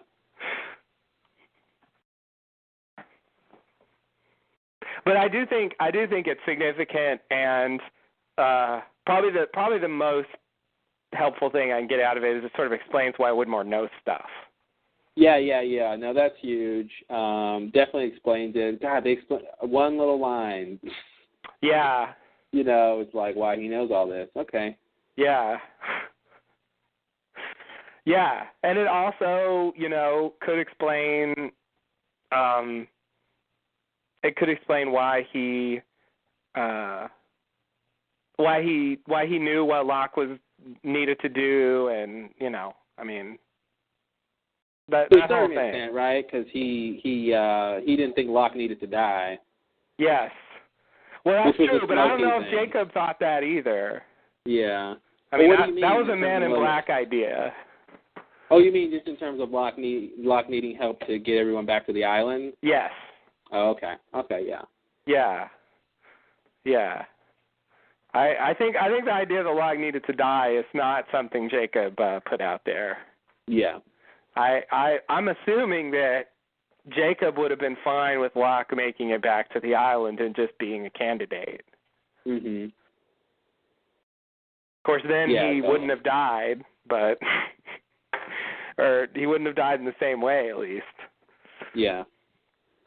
But yeah, it's weird because it seems like the story can't go any other way. But I'm sticking to that. No one wanted Locke dead except Man in Black and I guess Ben eventually. Yeah. All right. So we got through that, and then they see Locke coming. And all right, that's it. You got anything else? No, that's pretty. I mean, there's more on Widmore, but we go back later. Yeah. Okay, so next scene. Flash sideways. Nurse Kondracki tends to Ben's face. Locke comes in and asks Ben what happened. Ben tells Locke what happened. Locke starts to call the police. But Ben tries to convince Locke to maybe not call. When he tells Locke the phrase, let go, I wanted him to let go, that Desmond told him this triggers Locke to hesitate, and then he finally hangs up the phone and does not talk to the police.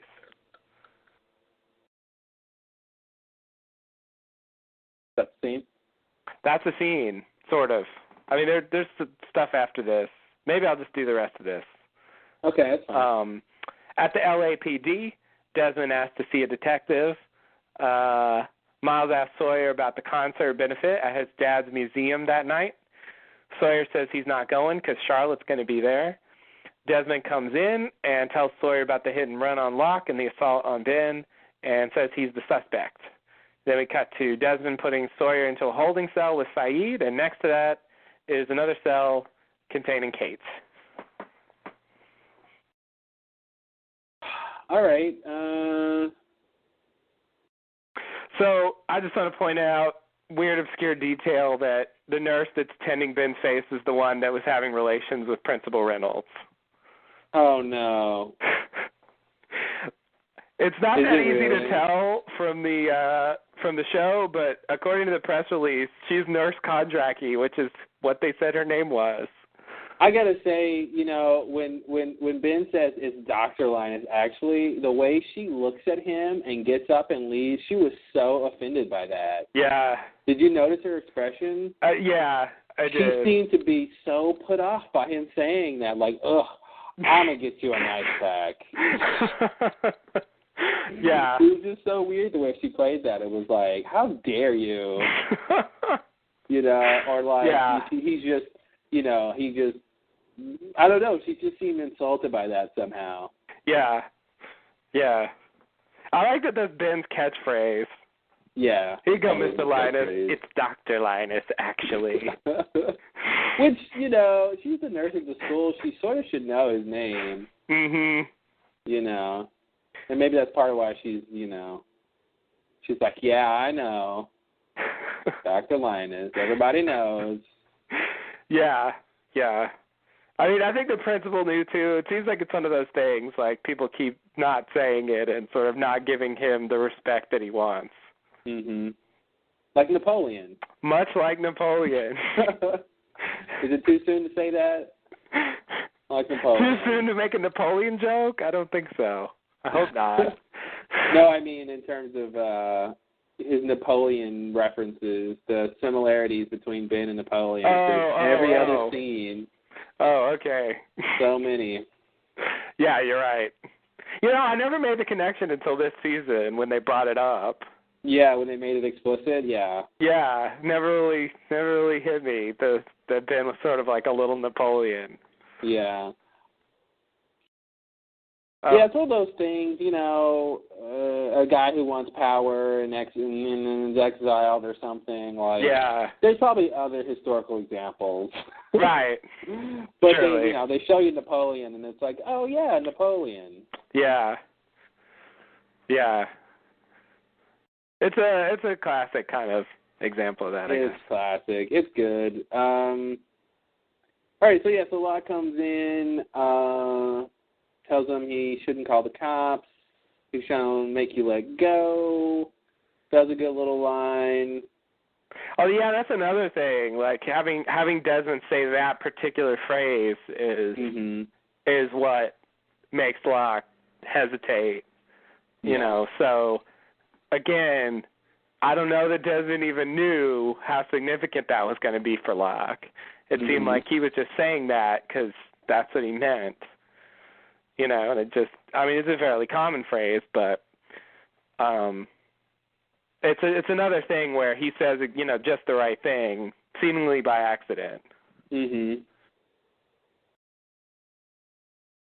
Yeah, you know, I would expect him to say something like, "I'm trying to get him to see something," or you know, to wake up or to realize or whatever. But the let go thing, you know, it's the same with Jack saying that phrase. Like Jack has a whole thing about, you know, letting go, and so yeah, it's just one of those coincidental things. I feel like Desmond didn't really say that on purpose, so much as that's his take on what he's trying to get them all to do is sort of, you know, let go of their lives there, you know, or something like that. Realize that they have this other life, or let go of the fantasy that their current lives is the real one or something. Right. Yeah. So again, like these flashes seem to really affect people when they actually have a real one. You know, like what Ben had. Like he goes from making a citizen's arrest to telling Locke not to call the police. Oh yeah. Well, that's the whole thing is, you know, like I said, my theory is, you know, when these people get these flashes, I mean, the one thing they told us is they realize it's true. No one gets flashes and thinks they're crazy. I mean, Libby did until she got confirmation. Oh right, yeah. But you know what I mean? They though she thought she was crazy, she still believed it, which is why she thought she was crazy. Right. So no one's denying it's true. So because they have this overwhelming feeling that it's true, just like when Ben said, you know, he told me he wasn't trying to hurt you, and didn't he say? Yeah, he said I believed him. Mm-hmm. You know, so stuff like that definitely happens. So I got the sense that, you know, when someone has flashes, they basically have this overall sort of feeling of this other life that existed, and they have a sense of who they were and what they did, and you know, they might not see you know, specific examples or something, you know, outside of what we see them see, but that they know something true is there, and which definitely changes Ben here pretty quickly. Yeah, and they also seem convinced that it matters. Mm-hmm. You know, like I'm trying to envision how I would react if I realized that I had another life, and I don't know. I don't know if I would instantly think that. I don't know that that's a big deal. Well, I think the fact that there's things happening, like people getting run over, mm-hmm. and then people coming back to beat you up, that might tell you, well, something's going on here, you know. And the thing with Ben was he basically left it in Locke's hands. He said, you know, does the phrase, you know, let go or whatever, you know, he says, do you have any idea what he's talking about? Mm-hmm. You know, so he doesn't go full board, but he definitely says, you know, is there any validity to this? Right. Which I think, I'd give you that much credit. You'd probably say, hey, is there something going on here? Yeah. I guess, you know, just in contrast to Hurley that we see later, who seems further along on, like, you know, I'm going to... He had a full thing, though. He had the kiss with Libby that was, I think, more akin to, like, Desmond touching Penny, which is... He got, I think, a stronger sense of the alternate timeline, and yeah, I think he's more convinced than just the flashes that Ben got. Right. Like if Ben goes, like I almost feel like if Ben, you know, and I think it's weird that Ben hasn't.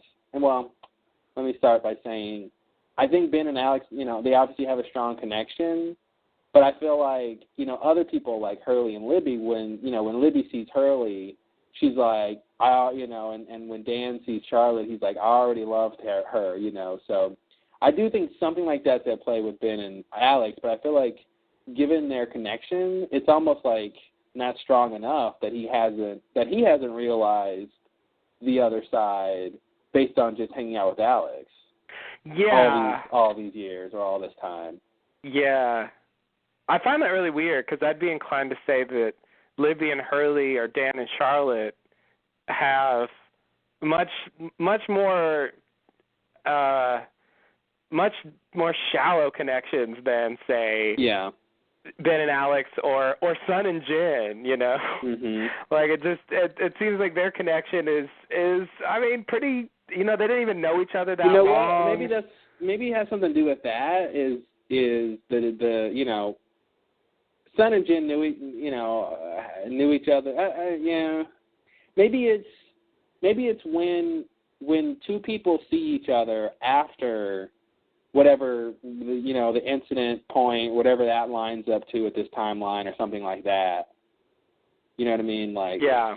Like Sun and Jin met each other way before this effect would have occurred to them. And, you know, then, of course, Libby saw Hurley after this effect. Right. So it didn't really happen. I'm really just doing a lot of theorizing for nothing, but, you know, but maybe with Ben and Alex, it was like, well, they had known each other, right. You know, before that point. So just seeing her isn't going to trigger it. That does seem to be a difference.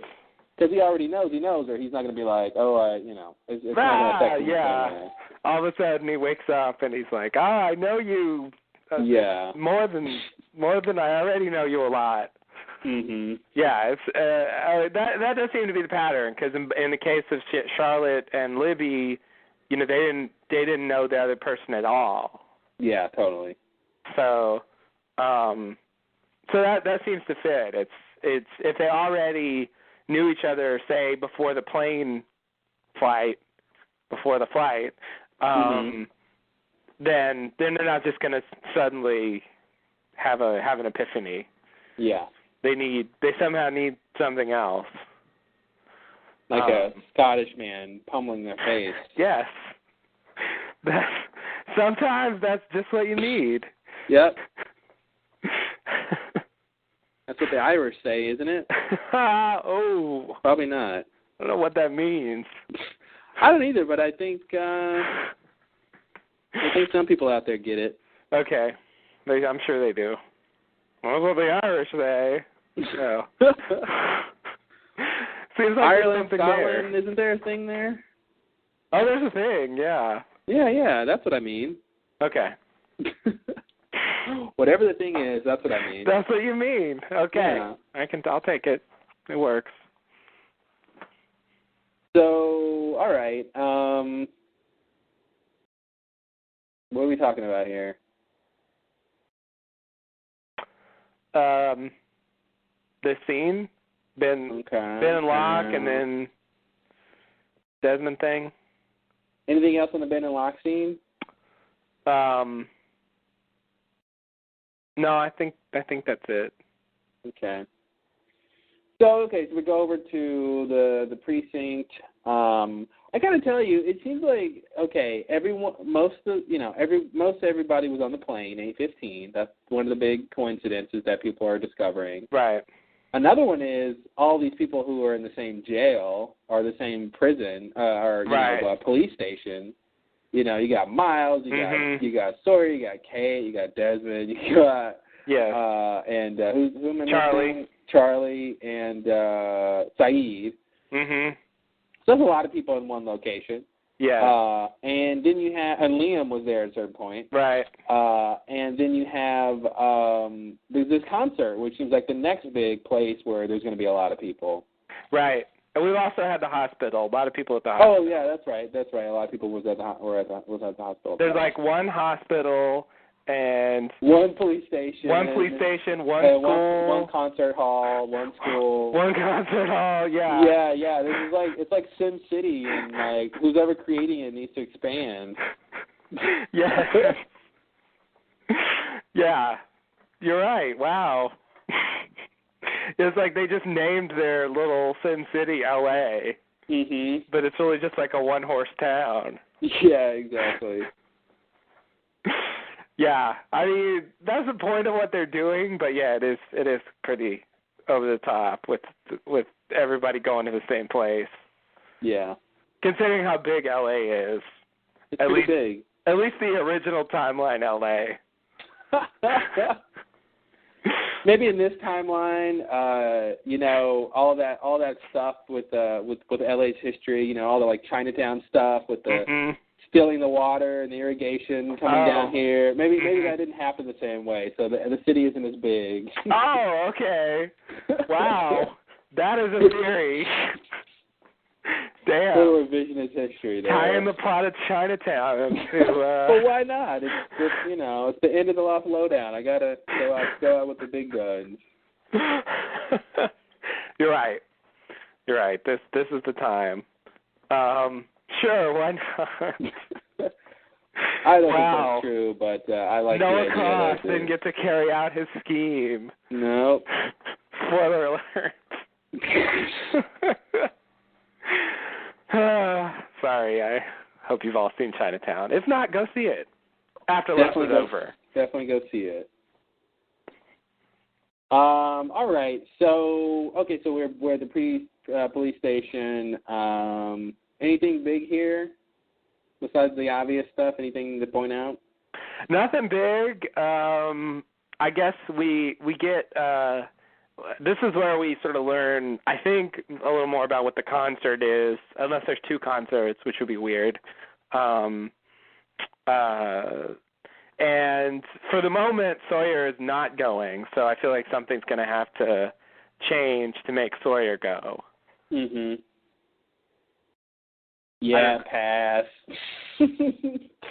Yeah, Shelley's going to be there. He does not want to show up. Yeah.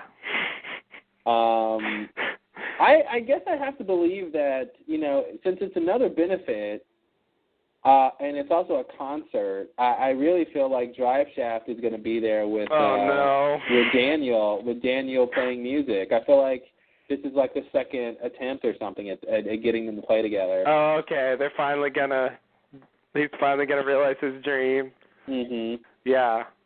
So we'll get some weird classical British pop rock thing. Something. Yeah, that seems appropriate, actually. If you're gonna have an end of the show concert, it seems like it's a waste not to have Drive Shaft there. Yeah. Liam should still be in town. Charlie's definitely in town. Yeah. Yeah. If he's not filming Flash Forward, which I believe has been canceled. Yeah. Then he should be available. As should Penny, by the way.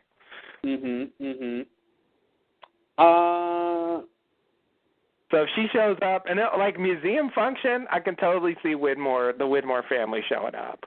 Oh, totally. But Mrs. Widmore wouldn't miss it. Oh yeah, and she'll have Charles come along. Oh, totally. And if Dan's there, I mean, it'll just it'll be the whole family.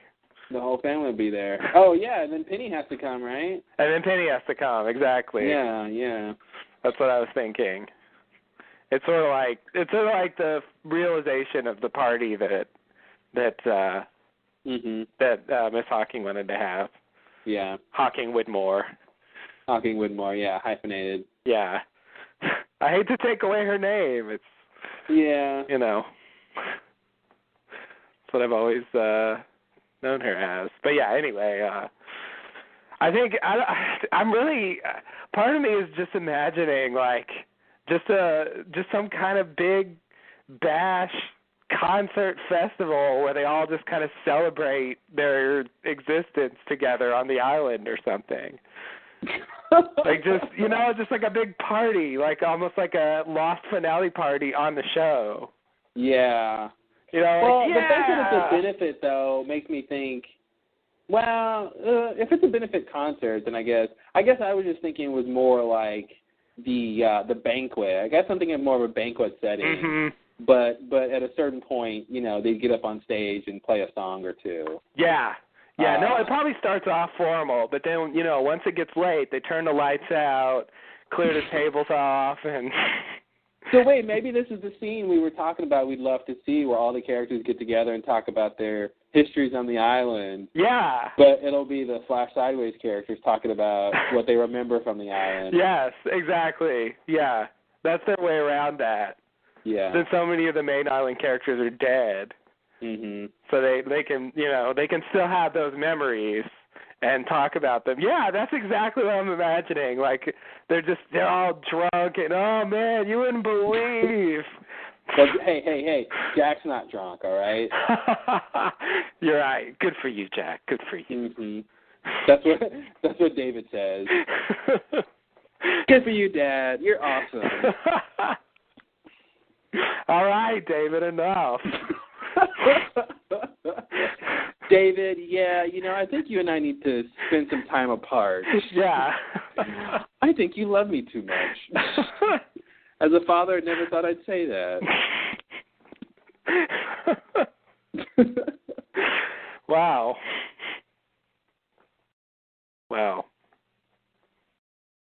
Oh, David, we kid. We do. We like Jack, too. Yeah. Jack's great. I'm all about Jack. Mm-hmm. That's why it didn't bother me as much. So I was like, yeah, Jack is awesome. You're right.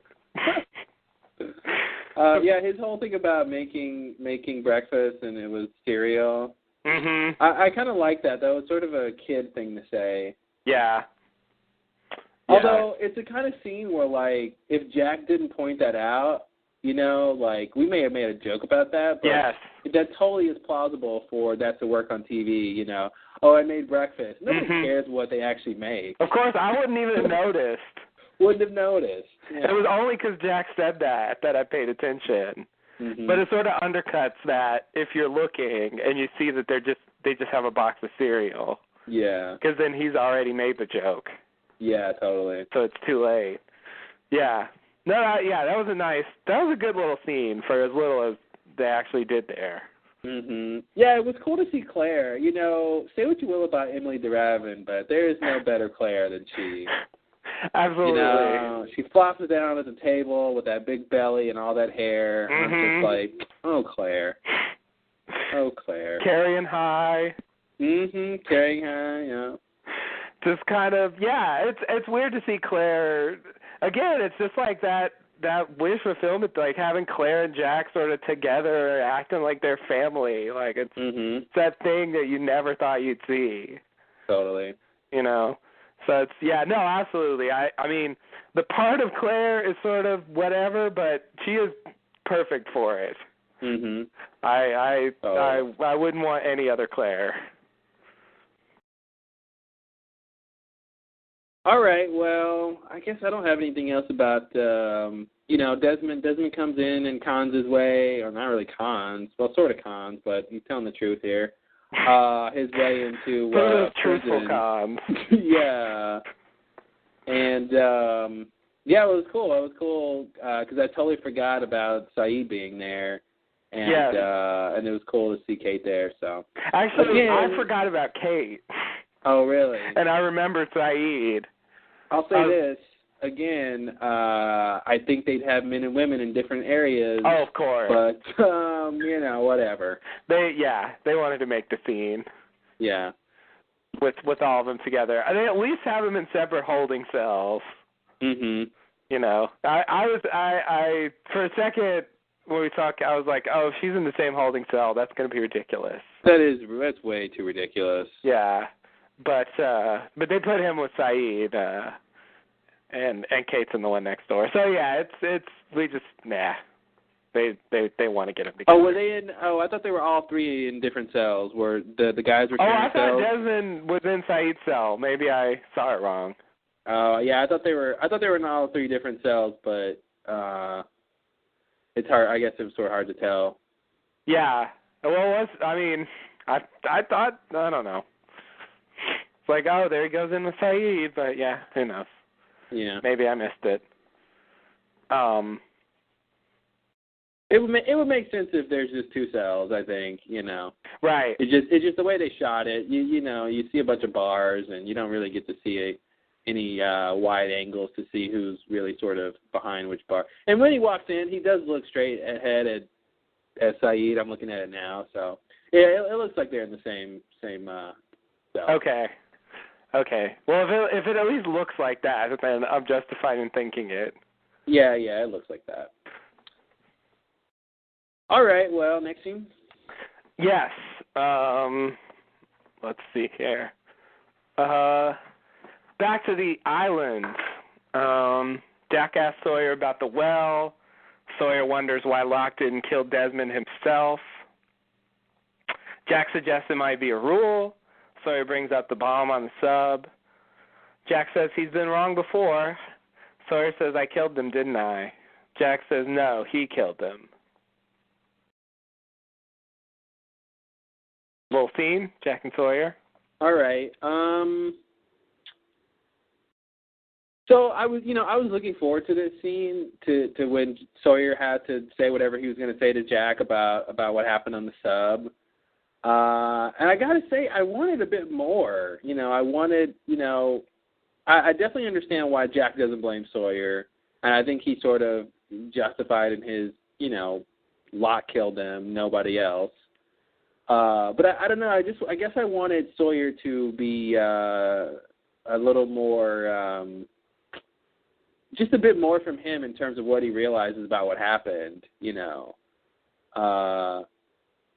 And I thought Jack might have, because when Sawyer says, he says, you said he couldn't kill us. I thought Sawyer was going to ask how Jack knew that, and Jack might have, said the whole dynamite situation. But I don't know. I feel like Sawyer had more to say, but we didn't get to see it, Right. I like that Jack does not take the opportunity to rub it in or, try to make Sawyer feel more guilty than he does. He just kind of puts it all on Locke and also admits that he could have been wrong. Yeah. It's like he understands why Sawyer didn't trust him. Yeah. Because he was wrong before. Maybe that one time we all know about. Right. Right. And But I do want something of Jack. I did want Jack to be like, at least to be like, well, hopefully next time you'll trust me or something like that. You know, like Sawyer had his chance. Sawyer trusted Jack one seminal time, and that was when Juliet died. And then the second time he needed to trust Jack, he didn't, which totally makes sense because Jack screwed up the first time, seemingly. Right. And but I feel like it's like, okay, well, you know, now we're 1 for 1. Next time, Sawyer, you need to trust me. Like, yeah. It's back, you know, the ball's back in Sawyer's court to trust Jack, whatever that metaphor means. Ball's in my court, so I'm gonna trust you with it. I'm hoping that Sawyer will learn that lesson. Yeah. I'm not sure I want Jack to just say that. Mm-hmm. I think that might be pushing it a bit much. Yeah. Well, it might be pushing it for him to actually say it, but I feel like I want that sentiment to come across somehow because at this point it's important, you know, that, you know, if another situation like that happens, you know, Sawyer needs to be, you know, hopefully he won't make another mistake like that, you know. Right. But again, you know, on the other side is Jack wasn't proven right. True. You know, he just wasn't proven wrong. Right. Right. But also Sawyer is at least considering the possibility that Jack was right. Yes, definitely. So, yeah, I could see, you know, God, if this episode were 2 hours long, I could see a nice, long, fleshed out version of this scene that would, you know, that would be better. I like what they did with it, but I see what you mean. Like I said, I feel like you know, when Jack says no, he killed him, and then I think the last shot is on Sawyer thinking, and I feel like I feel like Sawyer has more to say about all this stuff, and he just didn't say it. You know, yeah. He's obviously still processing. Yeah. What happened? Yeah, but, yeah, he's kind of gone into himself. He isn't really. He's just kind of still in shock, I think, from the whole thing. Yeah. And honestly, he should still be sort of drunk from his binge before, right? Like that wasn't that long ago when Locke came and got him. When he was like drunk, you know. I think it's been a few days. I hope he's not still drunk. Well, yeah. I'm hyperbolizing, but oh, okay. That's a real word. And I took it as one. But I mean, you know, it wasn't that long ago that he was at the depths of his depression. Yeah. You know, and now it's like, okay, this other horrible thing just happened. You know, a few days later. Yeah. Yeah. All right, well, so again, Jack mentions rules. Where did he get that from? Does he watch the show? Why is he talking about rules? Like, I know he thinks Locke couldn't kill them, but now he's using the term rules like he heard that somewhere. And like there's multiple of them, you know what I mean? Like he should only know that there's like one rule. Mhm. Or he should only have evidence that there's one rule, which is about them being killed, but I don't know. Which is the same kind of thing he's asking about Desmond. Oh, say that again? Which is the same kind of thing he's asking about Desmond. What do you mean? Why he didn't kill him. I'm sorry. Explain it to me. I think the reason why this comes up is Sawyer wonders why Locke didn't kill Desmond himself. Yeah. Like, that's exactly the same kind of rule that Jack already thinks exists. Yeah, totally. The whole you can't kill certain people thing. Yeah. Yeah. Yeah, that's what I'm saying. Like, it's not like he's jumping too far from what he already kind of thinks. Yeah, exactly. But it makes it seem like there's multiple rules at play. Right. Well, I think there are. Yeah, but Jack shouldn't know that, right? Well, yes. No, I don't think. Yeah, I don't think Jack knows that. Yeah. It just seems like the show is bleeding over, and it's like, well, the audience knows about rules. Jack deduced a rule, and now he's just talking like, you know, he's on par with the audience. Yes. Yeah. Yeah. He is at least still being speculative. I mean, he's not saying it's one of the rules. Like He's like, maybe it's a rule. Mhm. But you're right. I mean, I think you're right that he's jumping ahead of his character a little bit. Yeah, a little bit. Yeah. But you All know, right. Jack's on a path, and I feel like they're sort of having him intuit things earlier than he should. Yeah. All right. Well, I'm ready for the next part. Okay. Next part, Hurley sees young Jacob and lets Kate pass him by. Young Jacob comes up and asks for the ashes. Hurley gets them out. Young Jacob grabs them and runs away. Hurley runs after him. Then Hurley finds adult Jacob sitting by a fire with the ash bag in his hand. Jacob tells Hurley that his ashes are in the fire, and when it burns out, he'll never see Jacob again. Jacob tells Hurley to get his friends. We're very close to the end, Hugo. Oh my God. That was a line, right? Yeah, that was a line. Get your friends so I can explain to them what's going on. That's something I never thought I'd see. Yeah, totally. We really are close to the end if that shit's happening. Yeah. After 6 years, Jacob's finally going to sit people down and tell them something. Mm-hmm. Which he said he didn't want to do. He didn't want to do that. He didn't want to do it, but look, it's come to that now. What's the point of me telling them? What's the point? Well, here's the damn point, Jacob. Everyone will die if you don't. And the island will have no protector. That's the point. Yes. So there's a couple of confirmations here. First, I think we deduce that Jacob can just kind of appear whatever age he wants or something. I don't know. He gets that choice. Well, yeah, let's talk about that. Seemingly. I feel like there was some reason he was appearing like that as a kid, and I don't think he had control over it. I think, as soon as he gets the ashes, he seems to be able to return to his adult form. What show am I watching? Why did I just say that shit? Jeez. Yeah. When you take a step back, it starts to sound a little silly. Yeah, people think like I'm crazy or something. As soon as he gets his ashes, he can return to adult form. Yikes.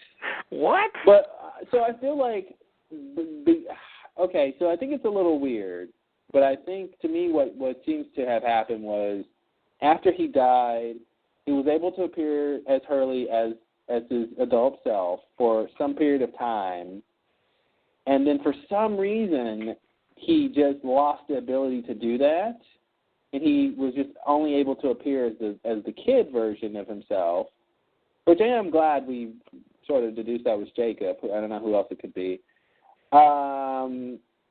And that this ashes thing was something that temporarily allowed him to not only be visible to everyone, but to be in adult form. Okay. So that's kind of how I picture it. I don't think because I feel like he should have just appeared to Hurley as himself, as his adult self, if he could have, if he was able to. Why wouldn't he? Why appear as a kid to make Hurley go chase him to the jungle just to appear as a regular self? Well, yes, I agree. So what was your take on it? I agree. I mean, I don't have a good explanation for why, but the thing I would say about he couldn't or whatever is he appears as young Jacob for the first time in The Substitute. He appears as adult Jacob in the very next episode, which is Lighthouse. So I don't think it really works that he couldn't be adult Jacob, during that period of time.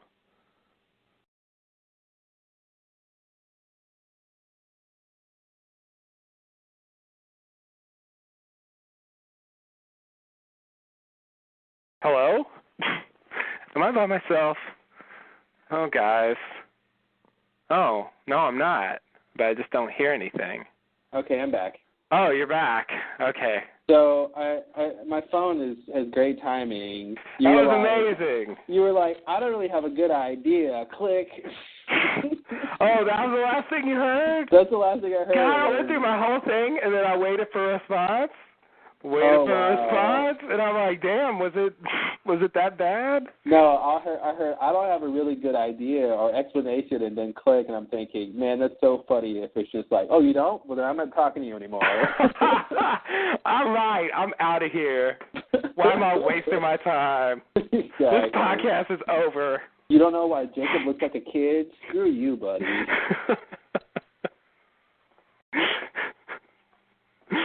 I'm sorry. So that was my phone, 353.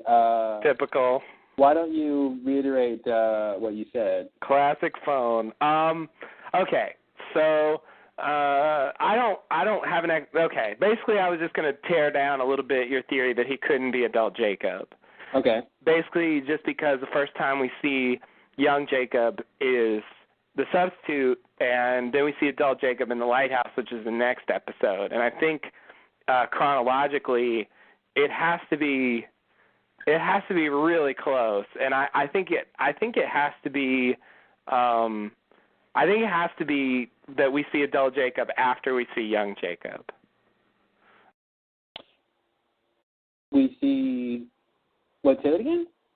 We see adult Jacob after we see young Jacob? I think, yeah.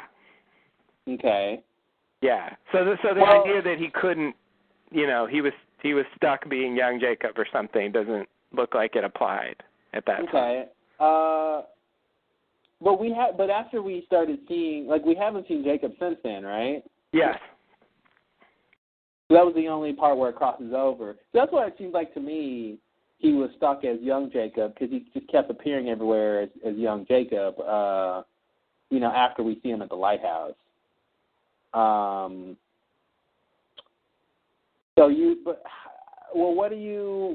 would he appear as his young self, though? What's the point of that? I don't have an explanation. To me, it just seems like he, chose to use that form to appear to Smokey, basically. Uh-huh. Maybe because he knew, he was trying to have an effect on Smokey since, he's got a strong connection to Jacob. Mm-hmm. And particularly to the young Jacob. Yeah, but it's the older Jacob who made him Smokey. It seems like that's a big connection there. Yeah. Well, yeah. Because that's why I thought, okay, he's appearing as young Jacob because that was the crux of the trauma or the rift between them. But, there definitely is a connection because they obviously had a good relationship when they were kids. Yes. So I think the thing I want to say, since this is bullshit, I'm just going to throw it out there, that there's two different Jacobs. There's this sort of ash magic Jacob that just appears to everyone, and for some reason he was just appearing as a kid until he put his ashes in the fire, and then he could be the adult one, and then everyone saw him. And then there's Ghost Jacob that Hurley saw, and that's actually a different Jacob that's, exclusive to Hurley. I don't want there to be two Jacobs. I don't either, but that's sort of what it looks like to me. Maybe I can meld both of our theories and say that he chose to look like young Jacob for whatever reason. Because to me, the big thing is the Hurley scene. How do you reconcile the Hurley scene, the scene here? And maybe it was they just decided to reveal who the young kid was. Right. I think that's definitely part of it. Yeah. They wanted to hammer it home just in case they didn't sort of pick that up from across the sea. Yeah. That's who the kid That's is. a good way to show, okay, this kid is Jacob. Yeah. Pretty directly by not showing you directly. Yeah. Well, I just got the sense that he, I don't know. I just got the sense he was stuck as a kid, and that his ability to even present himself was waning or something, and then the ashes gave him a last bit of power to sort of to do that. Yeah. Ugh. I hate when things aren't clear cut, which is 95% a loss. True. Yeah. No, it seems very convoluted. So either Jacob made an arbitrary decision to appear as young Jacob, which I wouldn't put past him. I have defended that I think Jacob is a bit arbitrary. Or, my alternative is because Ghost Jacob tells Hurley no one's going to see me. So it really does come across different from this sort of Ash Jacob. Yeah, but that's because the Ashes. Yeah, that's what I'm saying. Well, I mean that would explain why people can see him. Right. Yeah. So why does that mean that's a different Jacob? Okay. I mean, let me be. So I don't mean it's a different Jacob, different total. I mean it's the same Jacob, but it's oh God, what am I trying to say? Is Jacob in a different what's the right word? Manifestation? I'm not sure what the word I'm looking for is. It is. I'm not saying it's a different Jacob, but I'm saying it's Jacob. I see what you're saying. He's presenting himself in different ways. One was Hurley picking up the apparition of Jacob. Basically, yeah, that one he didn't have to. That one didn't require anything. That's just because Hurley can see dead people. Yeah. But then he can somehow come into the world physically via this ash, and for whatever reason he was able to do it as a kid. And then when he burns the ash, he seems to become the adult Jacob. But yeah, I'm not saying they're sort of like separate personalities. Okay, yeah, I was going to say, two different Jacobs is too much. Yeah, no, I agree. I definitely think that's too much. Okay, I'm willing to live with the idea that he just decided to present himself as young Jacob to Smokey to screw with him or to make a point about their past, and that that's fine. That's fine with me. I like the idea better that he was somehow stuck like that, his power was dwindling or something, and he couldn't quite make himself look old for whatever reason. But that's just me wanting that to happen. So I'll take that. Okay. Yeah. It's It still seems pointless, but it just seems like the show wanted him to be a kid. Yeah. Or and maybe big, obviously foreshadowing the last week's episode. Yes. Yes. And also we get used to the kid as Jacob. And also kids are creepy. Kids are creepy. Especially kids watching from afar for no apparent reason. Knowing kids. Yeah, knowing kids. Kids who know things or have this knowing quality that they shouldn't are always the scariest. Yes, that is always a bad sign. So yeah, I think I do think part of it is stylistic, and not fully sort of making sense in terms of the story, but I do think there is some idea here. I mean, we've never really heard of this sort of ash ghost apparition phenomenon before. Yeah, this was a new one they pulled out. Yeah. So Hurley is talking to young Jacob. Young Jacob says, "Give me those ashes because they're mine." And then Hurley talks to adult Jacob, and then Hurley says, "Did you see a kid run by here with your ashes?" Oh, he does. So it's like Hurley, didn't you get that this was Jacob? Apparently not. It'd be different if Hurley didn't know those were Jacob's ashes, which I would, if he didn't say this second line to Jacob, I would say he doesn't know whose ashes those are. Yes. Because he just got them from Alana's stuff. Right. Unless I'm forgetting something where she told him that, but I don't think she told him. I don't think so, because he sort of got there after that whole thing with the ashes. So unless there's a deleted scene, she didn't tell him that. Yeah, so I don't know. I thought it was weird. I thought young Jacob made it pretty clear that he was Jacob. Yeah. It's like, why do you want Jacob's stuff? Because it's my stuff. Yeah. Okay. Let me do the algebra there. That means you're Jacob. Right. And then you see Jacob, and it's like, hey, did you see a kid with your stuff who said it was his stuff? Yeah. And now you have it? So maybe he just thought the kid was lying. Yeah, I guess so. Crazy lying kids. Crazy lying ghost kids.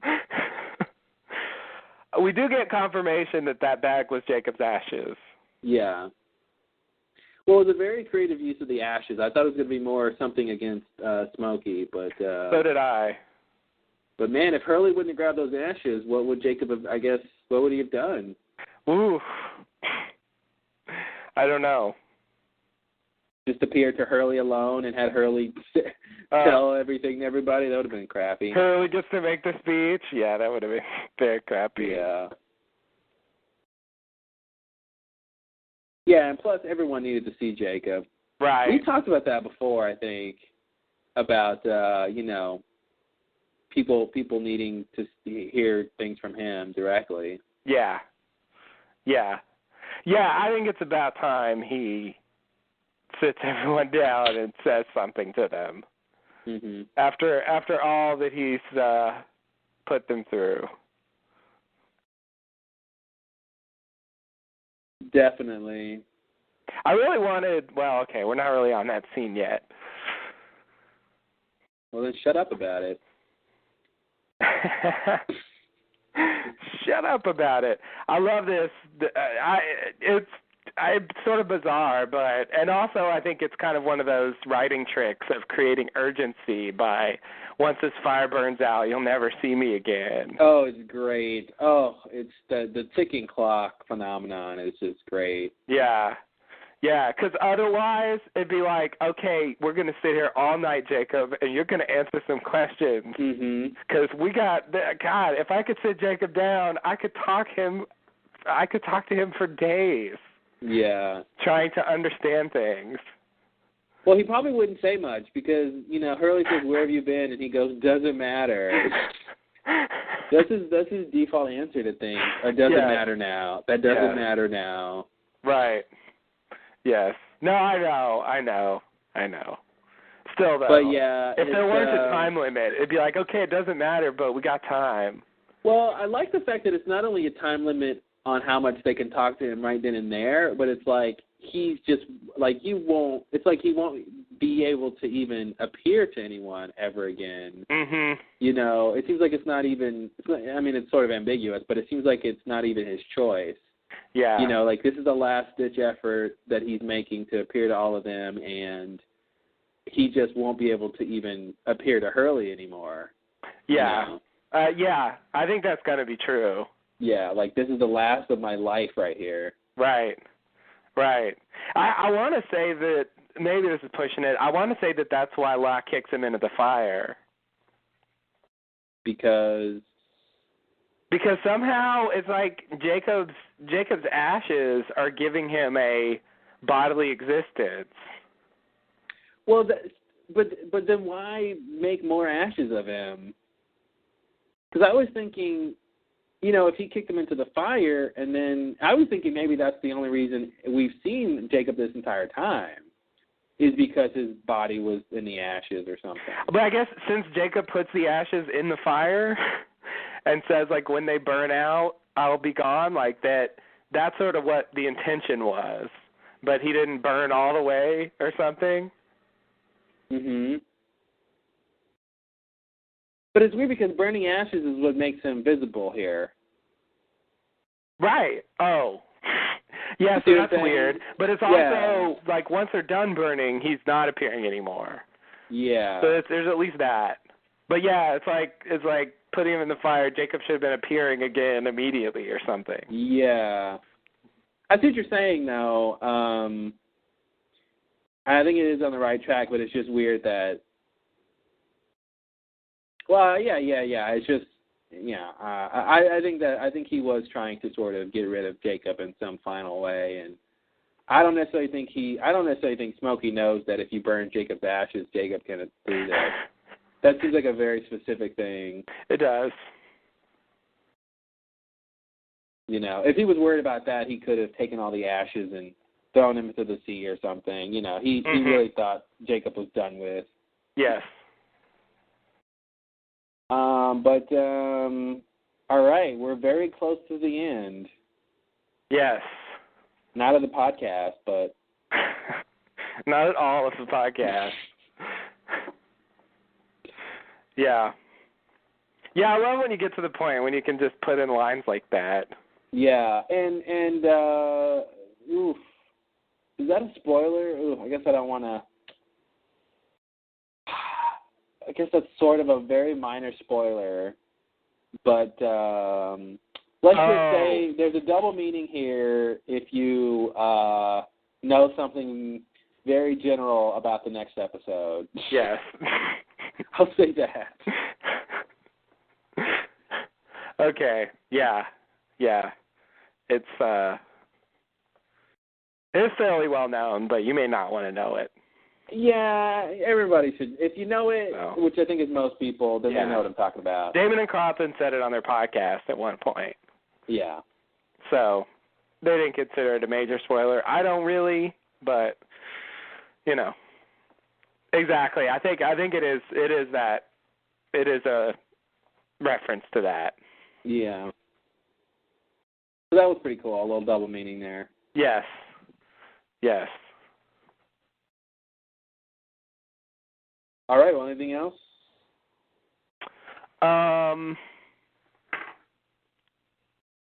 No. I think that's it. Okay. Well, did I want to say something else? Let me make sure. I always forget stuff. I guess not. I'm not seeing anything. Okay. I'm good. You ready to move? Okay. So, in the next scene, Locke gets out of his outrigger. He sees Widmore with not Widmore, sorry. He sees Widmore's outrigger with the gear in it. And then we go back to the house. Zoe arrives at the house. Zoe and Widmore are going to hide. Ben is going to wait for Locke outside to get it over with. Miles decides to run. Ben asks for Zoe and Widmore's walkie-talkies. He takes one, gives the other one to Miles. Zoe and Widmore hide in the secret room. Ben asks Richard to join him outside. Richard says all he wants is for me to join him. So he decides to go talk to Locke. Miles just runs away. Ben and Richard go out front. Richard takes the lead, going out on the lawn of the barracks. We hear the Smokey rattle. Then Smokey knocks Richard off screen and possibly off the show. Ben sits down on the porch. Then Locke comes around the corner of a house, approaches Ben, sits down next to him. Locke tells Ben he needs him to kill some people. He offers Ben the island in exchange. Ben says, all right. Locke asks about the outrigger. Ben says it's Widmore's. Locke asks where he is, and Ben rats him out. Like a rat. Like a rat. Classic Ben. Yeah, surprised Widmore didn't say that. Like, you ratted me out like a rat. Yeah, I agree. You missed an opportunity there. I thought we'd get one more rat reference before the end of Widmore. Yeah, it's too bad.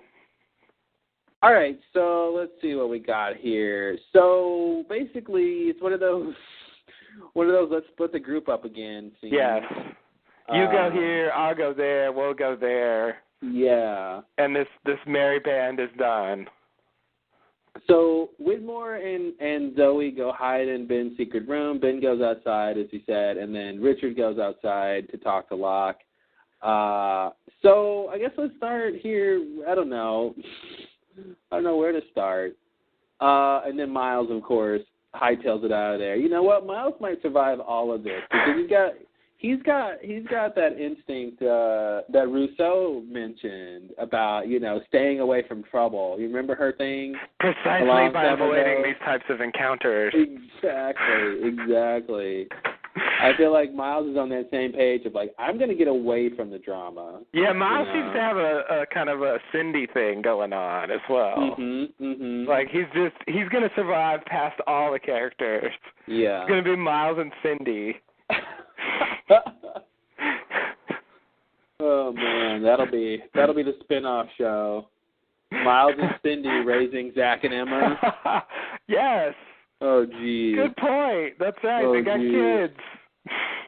Oh, there's your sitcom. Growing up on the island. Oh man. Why not? Yeah. Yeah. So Zoe and Widmore go hide. And there's this business about the walkie-talkies, which I assume they're just setting up for something they're going to do later. Yeah. Since they give Ben a walkie-talkie and Miles a walkie-talkie, so at some point I assume Ben will call him or something. So at some point, the last episode, that's when it's going to happen. Let me just say that. Yeah. God, these vague statements.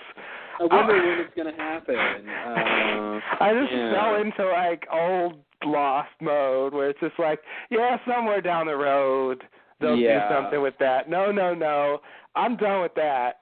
We're going to see it in the next episode. I guarantee it. Yeah. That's really nice. It's either not going to happen or it's going to be in the next episode. There's still only two options left. Yes, exactly. And I'm going with they did it for a reason, so we'll see it again. Yeah, totally. Okay, so Ben and Zoe go hide. Okay, so let's talk about Richard real quick, I guess. Okay. He says all he wants is for me to join him. Oh, Richard. Poor Richard. He hasn't moved on from the beginning of the season. No, he's still stuck at the beginning of the season. So what's funny is the phrase, all he wants or all I want should be one thing, right? Yes. And it seems like Richard should know that the one thing Locke wants is to get off the island, if anything. Yes. It's not come with me, it's I want to leave. So, yes. He was being a little oversimplistic, I think, with this.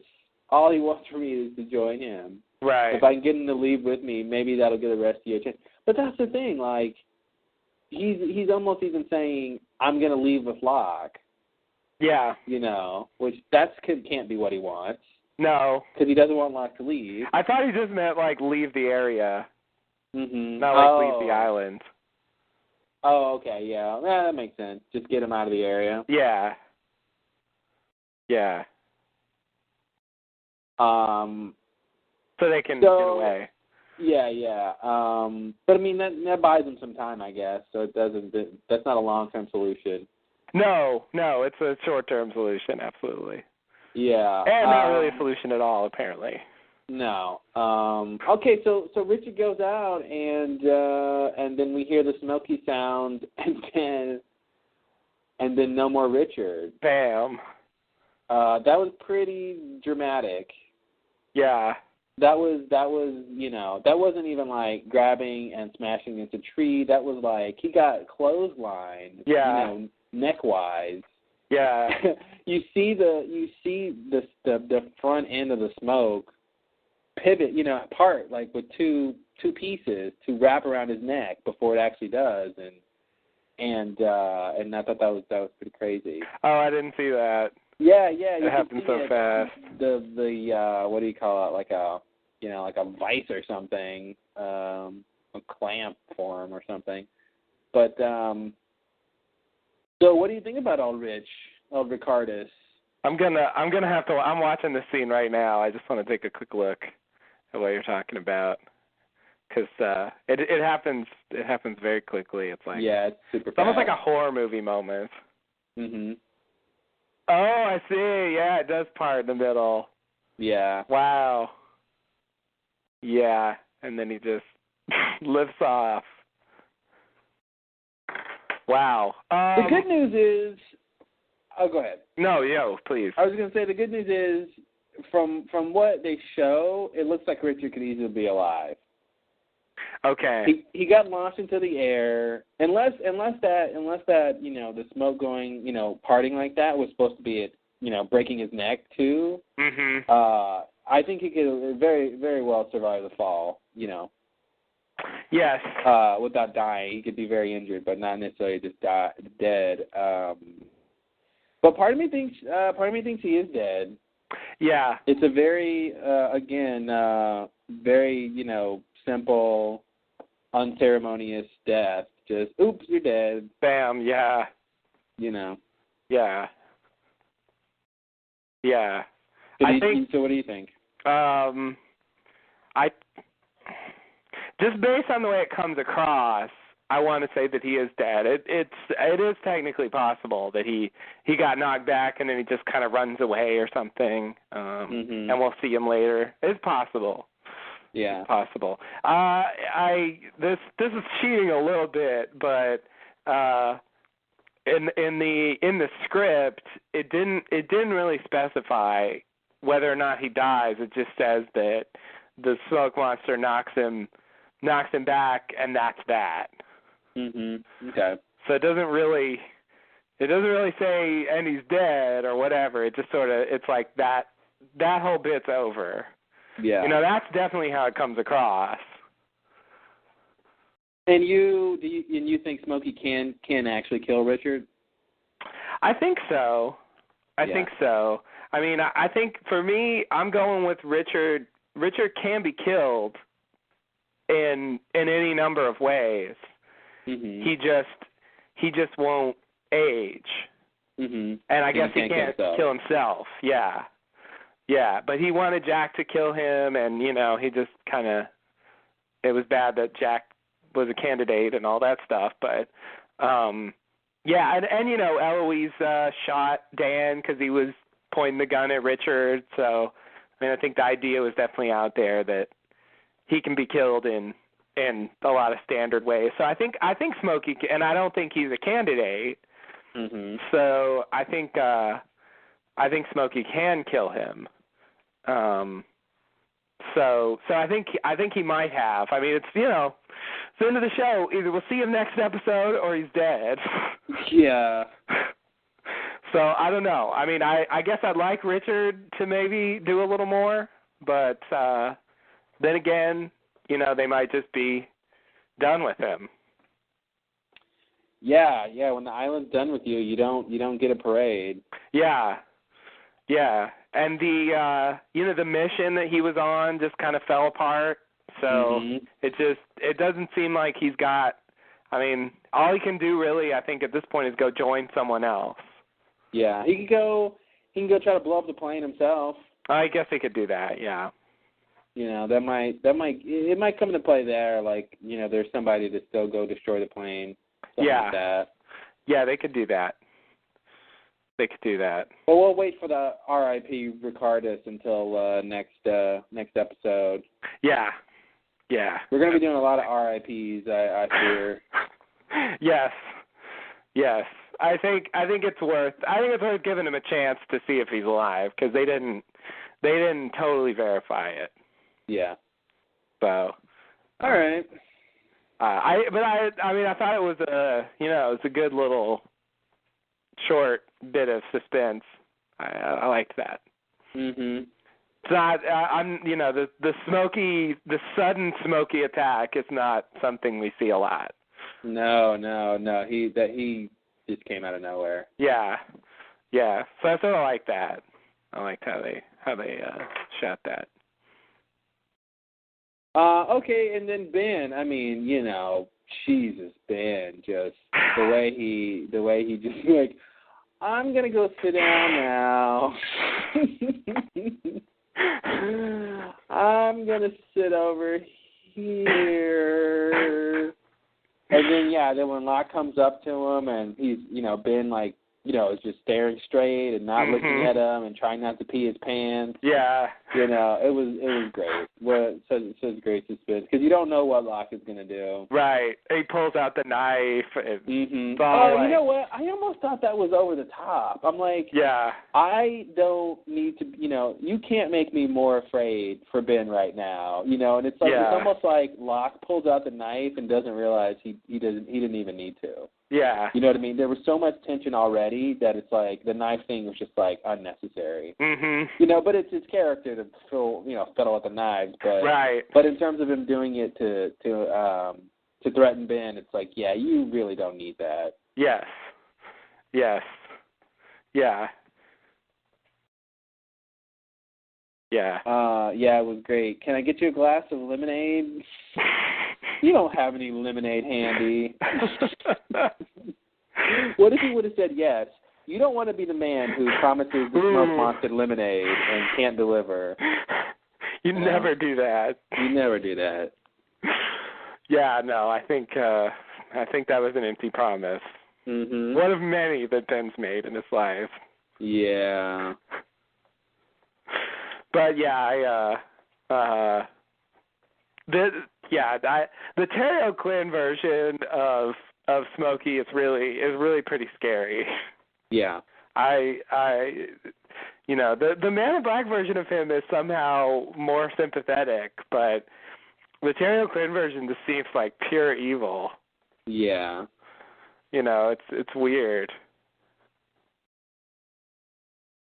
Because, when he sits down on the porch and he just takes out the knife and just casually like, I need you to kill some people, Ben. Like, wow, that's it, huh? Yeah, the little exchange was pretty, it was just like, I need you to kill some people for me, Ben. And why would I do that? Because once I leave the island, you can have it all to yourself. All right. It's like, yikes. Okay, I guess, what is Ben going to say, Yeah. Even if he doesn't want the island, I feel like he's just going to say, all right. I know.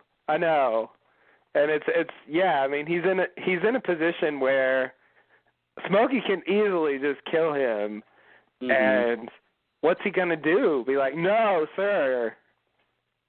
Yeah. In your face.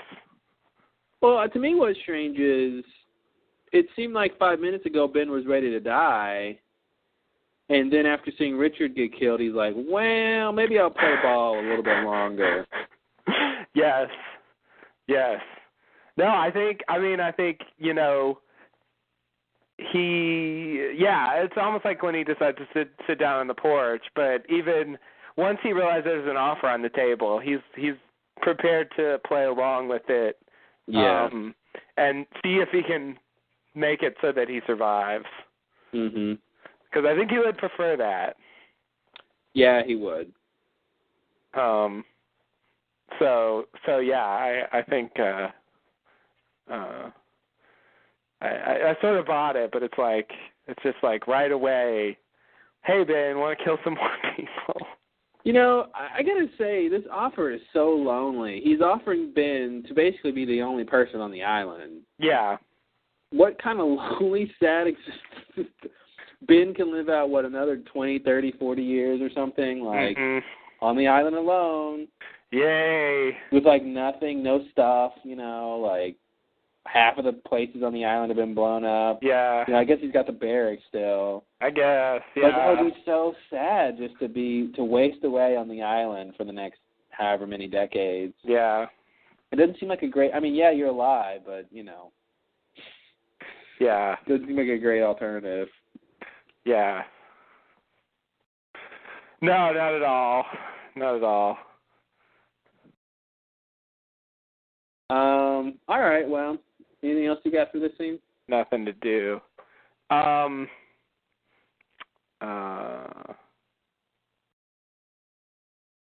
guess not. I do want to say more, but I guess we'll get to that in later scenes. Yeah. Let me make sure. Yeah. Now, yeah, I guess, did you expect Ben to rat out Widmore? Did I expect him to rat him out like when he tells him right now who's like he's hiding in the closet? Yeah. I guess I didn't. It happened so quick. I don't remember. What did I think was going to happen?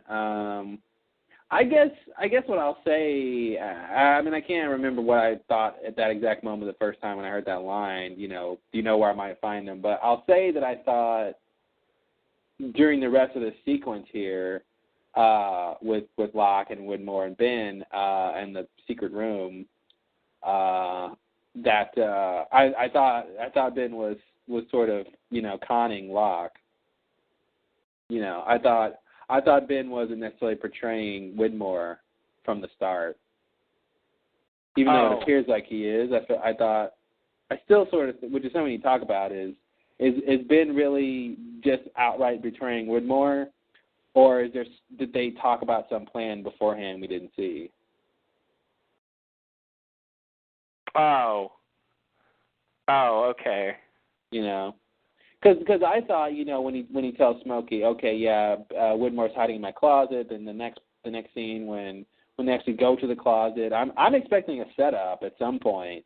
You know, I'm expecting you know, Widmore and Zoe not to be in there, or they're in there, but you know, or you know, somehow he's gonna push Locke into the secret room and close the door, and then that's how they're gonna try to escape. You know, I was thinking stuff like that. Yeah, but it turned out to be more like they're in there, and they didn't even have their shirts off.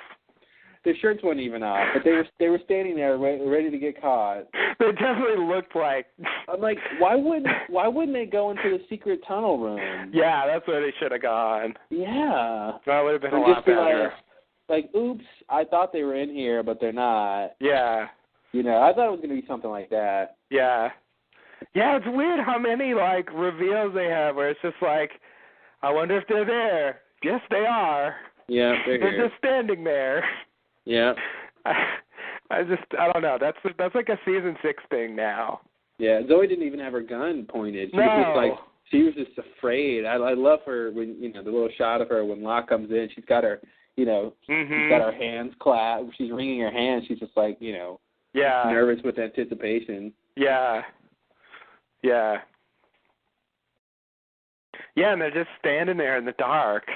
Like, the fuck, that was guy? so great. That's so scary to just be standing in the dark waiting for the evil incarnate to come find you. Yes. Yeah, I can pass on that one. Yeah. Me too. I will also pass. All right, well, let's go to the next scene, and then we can come back and finish the conversation about all this stuff. Okay. Next scene, flash sideways. Ben tries to leave school, drops his keys.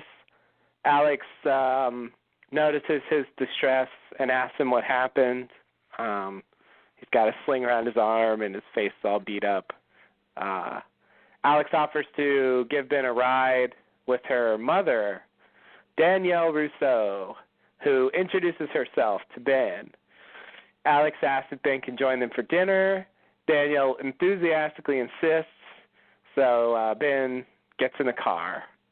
I guess I'll do the next bit, too. Ben brings a plate into the kitchen. Danielle thanks Ben for being there. Ben asks about Alex's father. Danielle says he died. Danielle insists that, Danielle tells Ben that he's the closest thing to a father Alex has ever had. Ben gets choked up, blames it on the onions. Danielle says she'll put in less next time.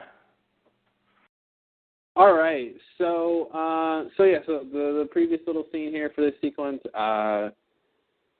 when Alex said, you know, my mom's here, I'll see if we can give you a ride. I was not thinking we were going to see Danielle. I was under the impression in this flash sideways that, you know, the idea of Alex's mom was just that, an idea, you know, just this off-screen, you know, like David's mother, you know, this off-screen presence that, you know, we're not going to see, you know, they're not going to show her. Yeah. And then they show her, and I'm like, holy crap. holy crap, Rousseau's here. That's who your mother is. You know, it was it caught me by surprise. Yeah. And which was fun. And I gotta say, Rousseau's like a MILF. What was up with that? Like, she comes out and she's all sexed up. You know, it's so funny. Yeah. Yeah. Wow. I didn't expect that. Rousseau's a MILF. Rousseau's a MILF. I mean, you know, no offense if anyone doesn't like that term, but that's just, you know, she just was not the Rousseau that we know of course. Yeah. No, I mean, you know, they always had her, it's kind of like what they've done with Claire this season. Like, they always had her on the island, like, really dirty, and her hair sort of messed up, and she was wearing, like, survival clothes, and you never really, you know, they never really tried to sort of make her up. So, yeah, it was kind of jarring to see her like that. Like, It was. She looks really, really different. Yeah, she was super happy to meet Ben. Oh, man, was she happy. She jumped out of that car so fast. I'm just trying to think if my mom was giving, you know, my teacher a ride home or something. She would have stayed in the car. She would not have gotten out the car. Yes. Yeah. Say what you will about my mother. Anyway, actually don't. Why would I get permission for that? Yeah, that's not a good idea. No one ever does that. Yeah, I mean, I think, you know, Danielle's like, sorry, Alex is like, you know, you're the best teacher ever. Like, why would anyone want to hurt you? Like, she has a thing for Ben, kind of like what David has with Jack. Totally. You know, so it seems like somehow she's just praised Ben to her mom so much that it's just rubbed off. She's just like, Dr. Linus, yes. Yeah, it's like all this talk. You guys have never met. You've never come to a parent-teacher conference or the what is it? The history club meeting, or I don't know. Yeah. Whatever. I'm nitpicking. But no, it was great. It was great to see Rousseau again. And anything about this first scene here you want to talk about before we move on to the next part? Napoleon. Oh, did they have that Napoleon thing? Yeah. Yeah, it's a Napoleon. Oh, and Alex says they're having, what did she say? I don't know. Every time she said it, I didn't know what she was saying. I had to look it up. Now I forget what it is. It's some like French thing. It's Coq au vin or something. Coq au vin. I don't know how to pronounce it. Yeah. COQ, and then the next word is AU, and the next word is VIN. Coq au vin. So then I looked it up, and it's like this. It's like this French dish that goes back to Julius Caesar or something. Oh, they just happen to have a Julius Caesar dish cooking. Okay. Yes. Yeah. So I think it's supposed to be a French thing. Yeah. With it turns into the Napoleon stuff. Yeah. I mean, that's the, you know, I got the context that she was saying, you know, she was excited about it because of something that, you know, he could relate to, but I had no idea, you know, what that was. Yeah, I heard something like it's cocoa bean night. What? I'm like, all right, I guess. Why do you have cocoa bean night, Alex? I don't understand. Yeah. That's not normal. So yeah, I had to consult the Well, it's apparently it's a French braise of chicken cooked with wine, lardons, which is a strip or cube of pork fat. Oh. I would pass on that one. Yeah, maybe. And then mushrooms and optionally garlic. So in general, it sounds pretty tasty. Except for the pork fat. Yeah, but I could deal with it. I'm sure it adds flavor, but I could deal without the pork fat. Yeah. But anyway, you know, leave it to the French to come up with a tasty, you know, dish. They should really look into being known for their cuisine. Yeah, they should. They could really go somewhere with that idea. Yeah. Is anyone aware of French cooking being good? I don't know. I haven't heard anything about it. No, it's not a thing. All right. So the next part where they're actually eating dinner, this was a cool little scene of Ben being told, how important he is to Alex and all that stuff. Mhm. And his little line about, when he chokes up. I mean, somebody give this man an Emmy already. Jeez. Like when he says you're the closest thing to a father he's ever had, and he sort of goes to the room and he looks at her and he goes like, he makes this little sound. Yeah. And it's too good. It's way too good. And he says, I'm sure it's the onions. And I'm thinking, aren't onions supposed to make you cry when you're cutting them, not after you've eaten them? Not after you've eaten them. Yeah. But I like that Russo lets him have that excuse. Yeah. It's a flimsy one, but again, it's like that's sort of getting back to what was one of the weirdest things about The Flash Sideways, which was the Ethan and Claire scene from what Kate does, where it's like it takes what on the island was disturbing and twisted and a mess, and turns it into a nice thing. Oh, the line! Oh, one of the best lines in The Flash Sideways to me. This Russo's line in the previous scene when she wants him to get in the car. She says, "No, we insist, even if we have to kidnap you." Yes.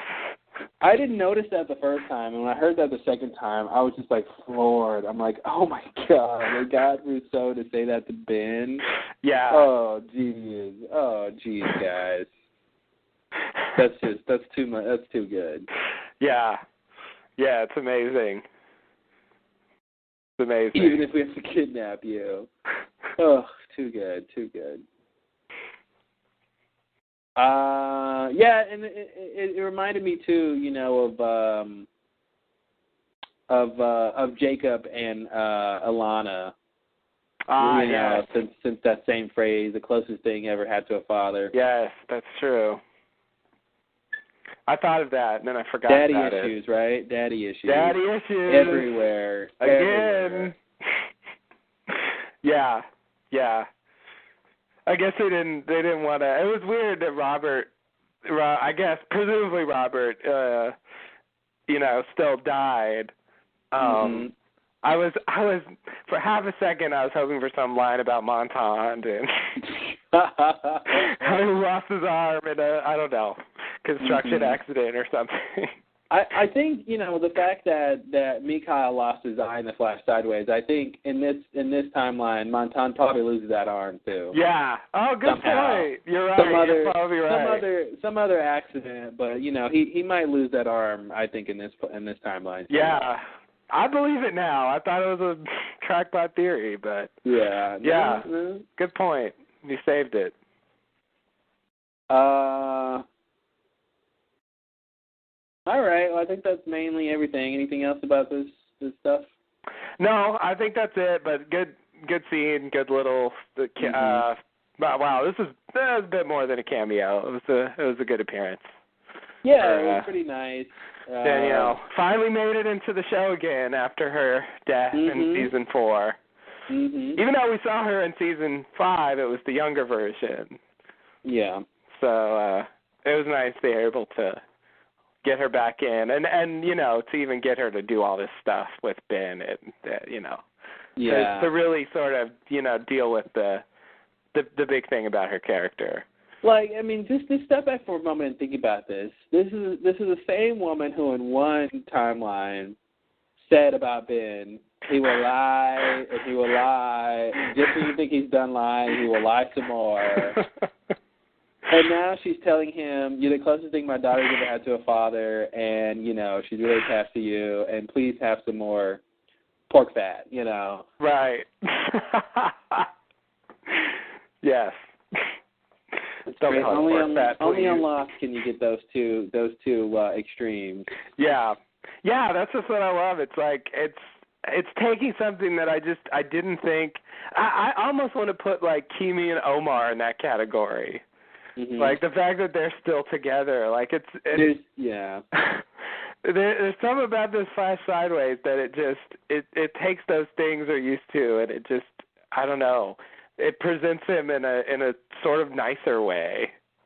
Yeah, there was something nice about the fact that, you know, even though they're criminals, Kimi and Omar will still work together. Yeah. You know, and his little line, you know, when Kimi tells Omar to go get the Arab, and he's like, hey, I'm an Arab.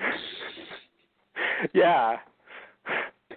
Love that. I do too. Yeah, it was a good little moment, and it's like they're just, I don't know, they're buddies or something. They're buddies. Yeah, they're just destined to hang out. Yeah.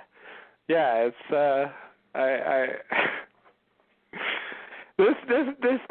this idea, I don't know. It really blows me away. Yeah. They get so much out of it. So much out of it. Yeah. Yeah, I don't know how I can't believe what they've been able to do with it, and I'm just surprised they went this far. Like I never would have expected the stuff we've seen in the Flash Sideways this season. No, totally. It's just been amazing. Wow.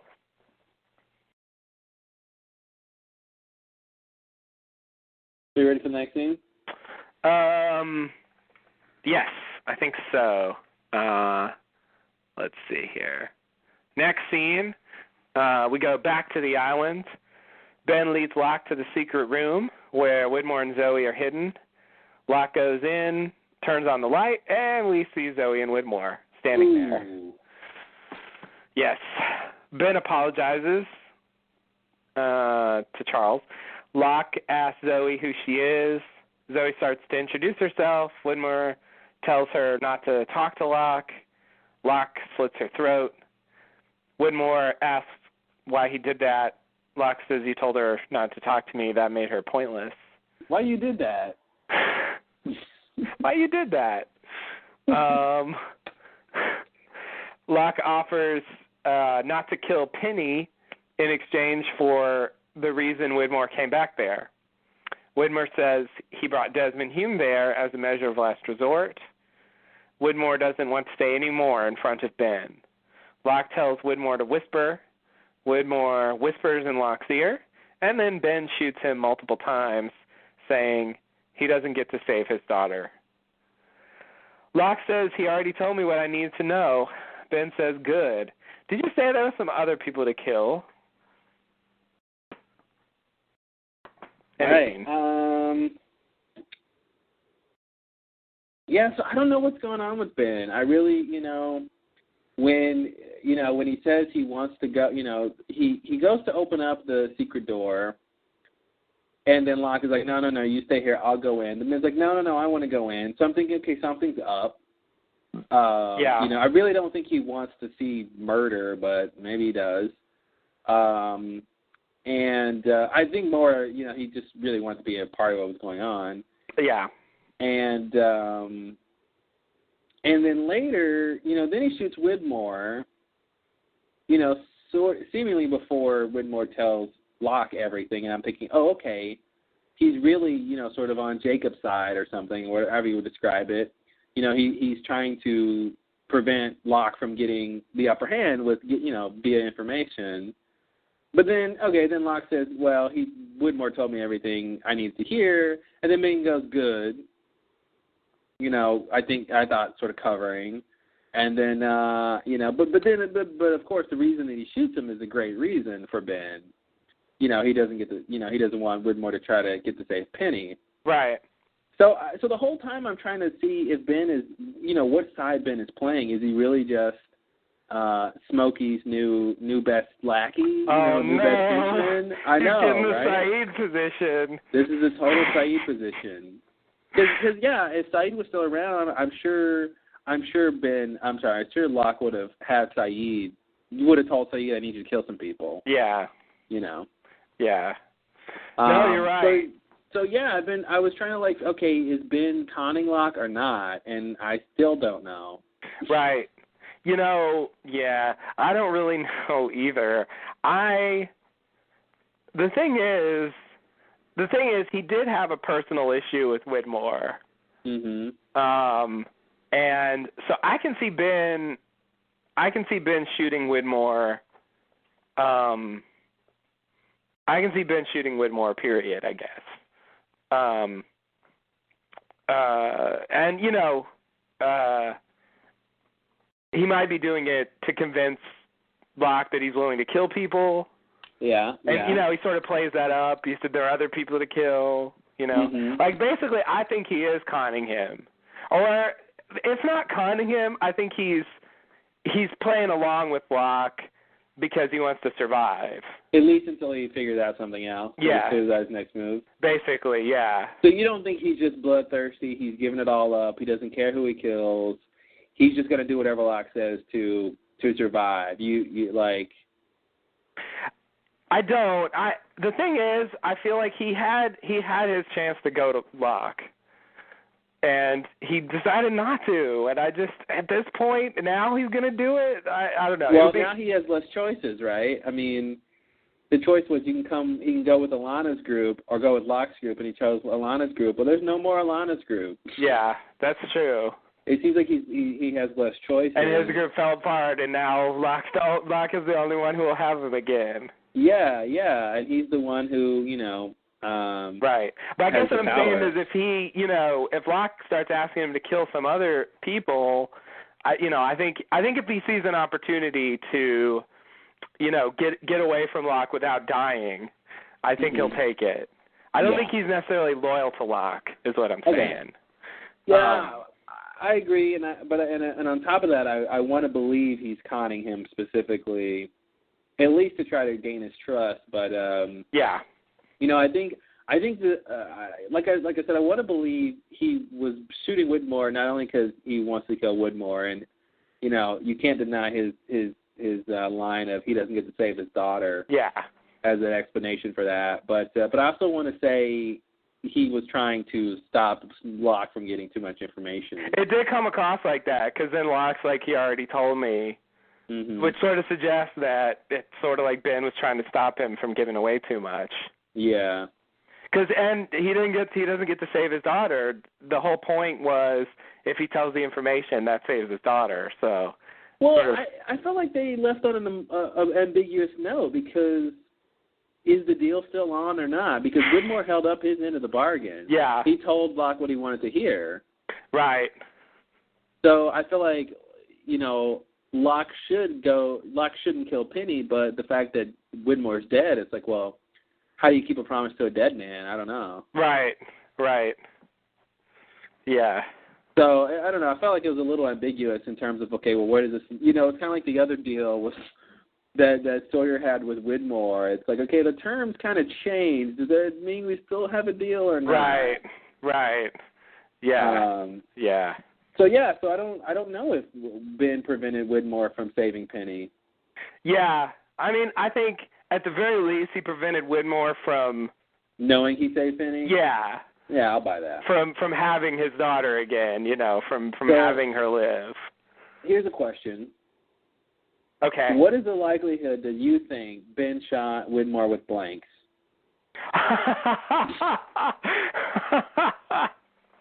Because I'll say number one, 0. I don't know where Ben got a gun. 0.1. Where did Ben get a gun from? His house. But he was standing right there the whole time. I mean, he didn't seem like he had a gun on him until he started shooting. Oh, didn't he have a gun earlier? Oh, I don't know. Did he? Maybe I missed it. I thought didn't Richard had a rifle at least. I think Ben. Let's see. Remember Ben had that rifle, and then he put that down. Yeah, I don't know where he got a gun. Yeah, I didn't notice him having a gun. I mean, in that after he gives the walkie-talkie to Miles, he holds on to a walkie-talkie, you know, that whole time when Richard gets knocked out, and then when he's talking to Locke outside, he's still got the walkie-talkie. I don't know where the gun came from. My point is, you know, I'm just wondering if Locke and Widmore planned this at all. I know it didn't seem like they had time to do any, covert planning here. Locke and Widmore? I mean, Ben and Widmore. Okay. So now that's getting diabolical. Locke plants a fake gun and he wants Widmore. Oh, man. And Ben thinks he's killed Widmore, but he's wrong. Okay. That Ben and Widmore actually planned this as a little drama. Mm-hmm.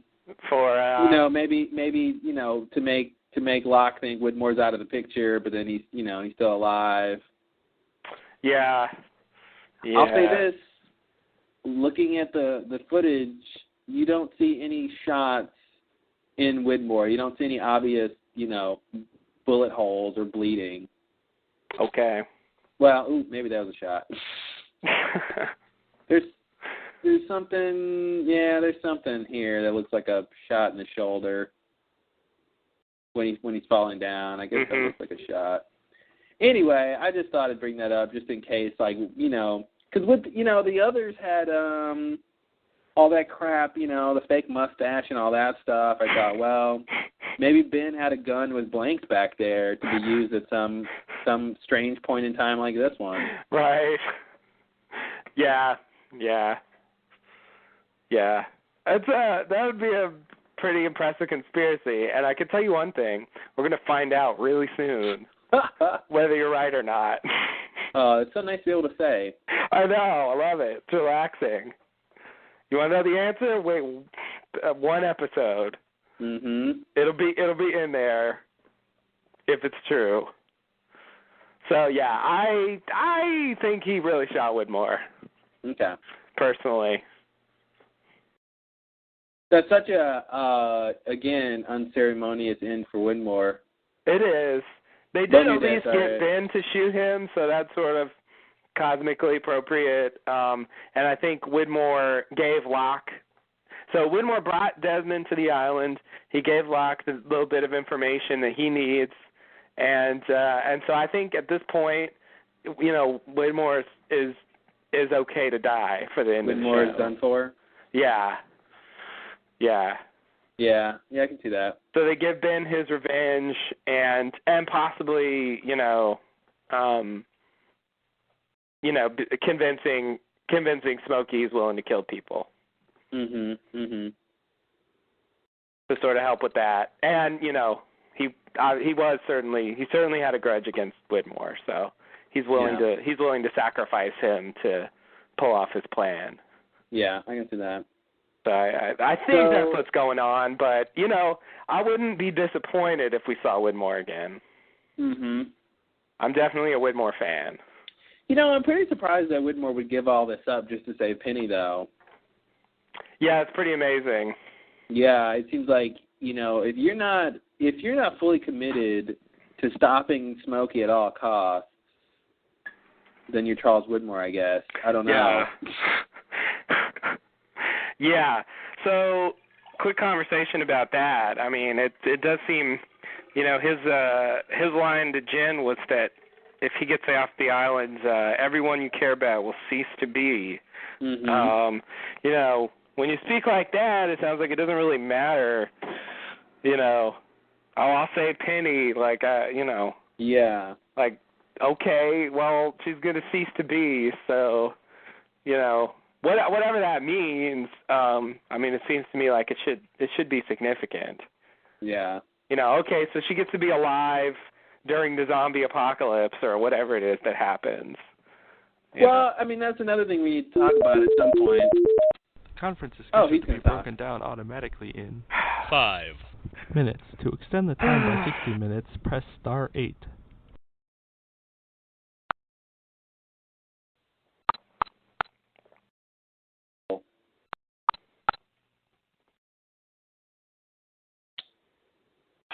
I won't miss that. Me either. Yeah, that's one of the things we need to talk about is what happens when Locke leaves the island? Because this episode, I think, changed my opinion of that. Yeah, mine too. Specifically this line here where he says, well, there's two things actually new to bring up, I think, in terms of locking up the island. One is he says, okay, that he's going to get what he wants. So I'll be over, I'll get what I want. then he says, I'll finally leave the island, and when I do, the first thing I'm going to do is kill your daughter, Penny. So, that makes it seem like when he gets off the island, it's not, this isn't Mousetrap or something where just, something triggers and everyone's dead. Right. Or everyone ceases to be the moment he leaves the island. Like, he's actually going to go find her. How's he going to do that? I don't know. He's going to go find her and then kill her specifically. Right. Which seems to me to suggest that if everyone ceases to be when he gets off the island, it means he's going to have to individually kill all of them. I guess. Which is a lot of work. Yes. Yeah. Even for a smoke monster. And Smokey, he can clear out a temple in, 10 minutes? Mm-hmm. Pretty good, but, there's a lot of temples in the world. Good luck clearing everything out. Yeah. And, why would he even want to do that? Why would he just go around on a rampage and kill everyone in the world? That's really not what I thought was going to happen when he left the island. Is that really the point? It's just kind of releasing this potentially dangerous, murderous entity into the world? I guess. Okay. I'm just doing the math here. If there's more than 6 billion people in the world, but let's just say there's 6 billion people, and if he killed a person a second, okay. If my math is correct, it'd take 190 years. Well, because 6 billion is a big number. Yeah, it is. Hey, he seems to have lived for about 2,000 years already, so I guess he can do it. It's going to take a long time, but it looks like he could do it. If that's what he wants to kill everyone in the world, and then I don't know what, just live or whatever. The other thing that occurred to me was, he always wanted to go across the sea and see what was out there, and get off the island. That's been his mission for a long time. But I kind of want to say some kind of consolation prize should be the fact that he's a smoke monster, so he can scan people and totally download their memories, and so he can get all these off-island experiences. It's a virtual kind of thing, but I feel like he knows to a certain extent what it's like to be off the island. Yeah. Because from all the people he scanned over the years, just Locke alone, he was, he knows all the stuff he did off the island, so it's not like he has no idea what it's like out there. Mhm. You know what I mean? He's seen what the off-island is like. Yeah. I know that's, maybe not good enough, but I don't know. I feel like he doesn't appreciate that enough. Yeah, totally. And why kill everybody? Yeah, well, exactly. It seems to me he could have a perfectly okay life just not killing people. Just get off the island and go hang out somewhere and go travel, go whatever. What's the point of killing everyone? Right. Yeah. Yeah. Yeah, it's like he's cutting a deal with Widmore because I think he is evil.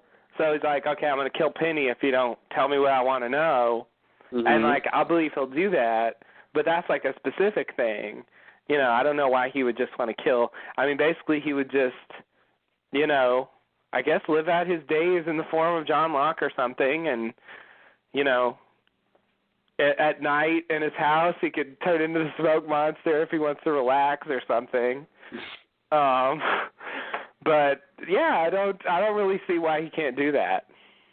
Honestly, I feel like if he ever got off the island, he wouldn't know what to do with himself. He spent his entire lifetime trying to get off that island, and once he actually gets off, he wouldn't know what to do with himself. Yeah.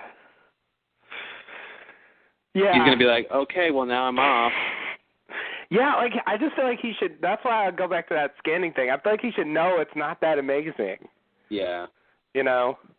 It's not that much better than being on the island. Well, and from his own mouth, he said, everyone left their miserable existence. People didn't realize the miserable existence that they left, and it's like, well, is he going to have a much better existence off the island than everybody else did who came from off the island? Yeah. Yeah. Yeah, I really think they need to specify what's going to happen when he leaves, because they've made it go from he's going to kill, if everyone just dies to people cease to be, which is different than dying. Right. And I think a little bit, and then he might just be killing individual people at whim. Right. So I don't know what's going to happen. Yeah, that's a big drop. Yeah. Sort of like, I don't know, having a genocidal emperor versus just some kind of petty thug. Yeah. Like he's just. The thing is, I still don't know, and I feel like it's still confusing what the connection is between him and the light.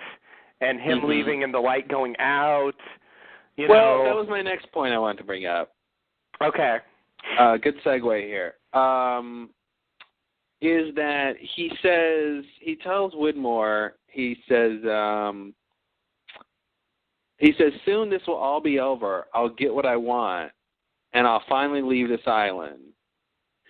So what I took from that, I thought all along, he just wanted to leave the island, and maybe that is what he's saying here. But given the previous episode talking about the light and talking about how people always want more, and it should never be put out, and the end of the episode when he says he wants to destroy the island, I'm thinking, okay, well now he wants the light, he wants that power there. So I'm wondering if that was sort of the big reason he didn't just leave in the first place, is that he doesn't just want to leave the island, he wants to leave with that power. And maybe that is, of course, what would kill everybody. If there's a little bit of light in all of us and that light goes out, if he tries to take it, then that would make people cease to be, and I can understand that. But that was the part I never thought. Of course, this was just the last episode that they told us about the light, but true. I didn't imagine that, when the mother was saying, people always try to come get the light, that he was the guy that they're probably talking about. Yeah. The number one suspect to try to come get the light. Right. Yeah.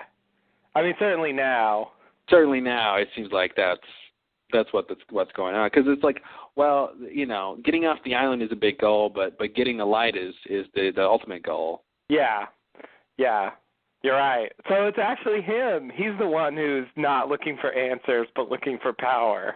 Yeah. Like that's yeah. You're right. So that is sort of what he wants beyond leaving.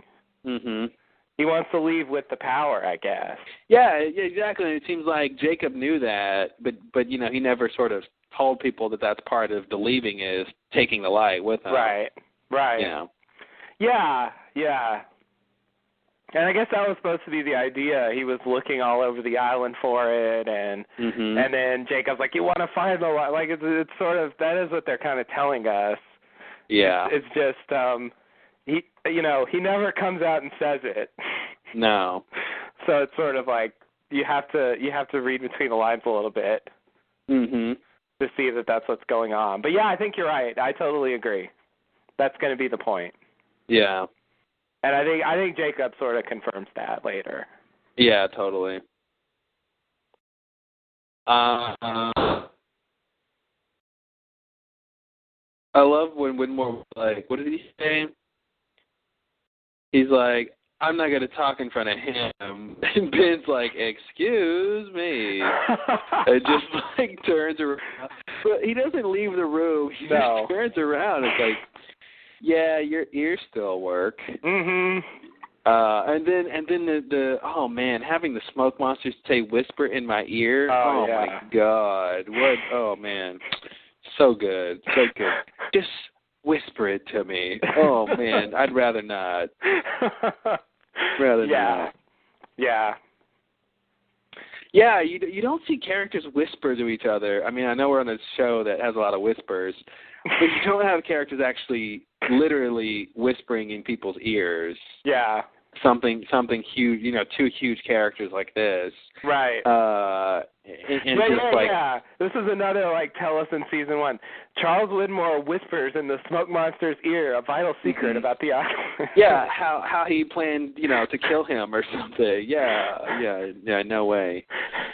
Completely ridiculous. Mm-hmm. Yeah, no, being in a small room like this with a Smoke Monster would be a problem, but yeah, then it's like, okay, now I'm going to get in your ear and whisper. Oh, God, yeah. Yeah, no, this was a great little scene here. There was so much good stuff, going on. Yeah. R.I.P. Zoe, huh? Oh, okay. You do think that wasn't a fake knife? So, what's the likelihood he killed her with a fake knife? No, she's gone.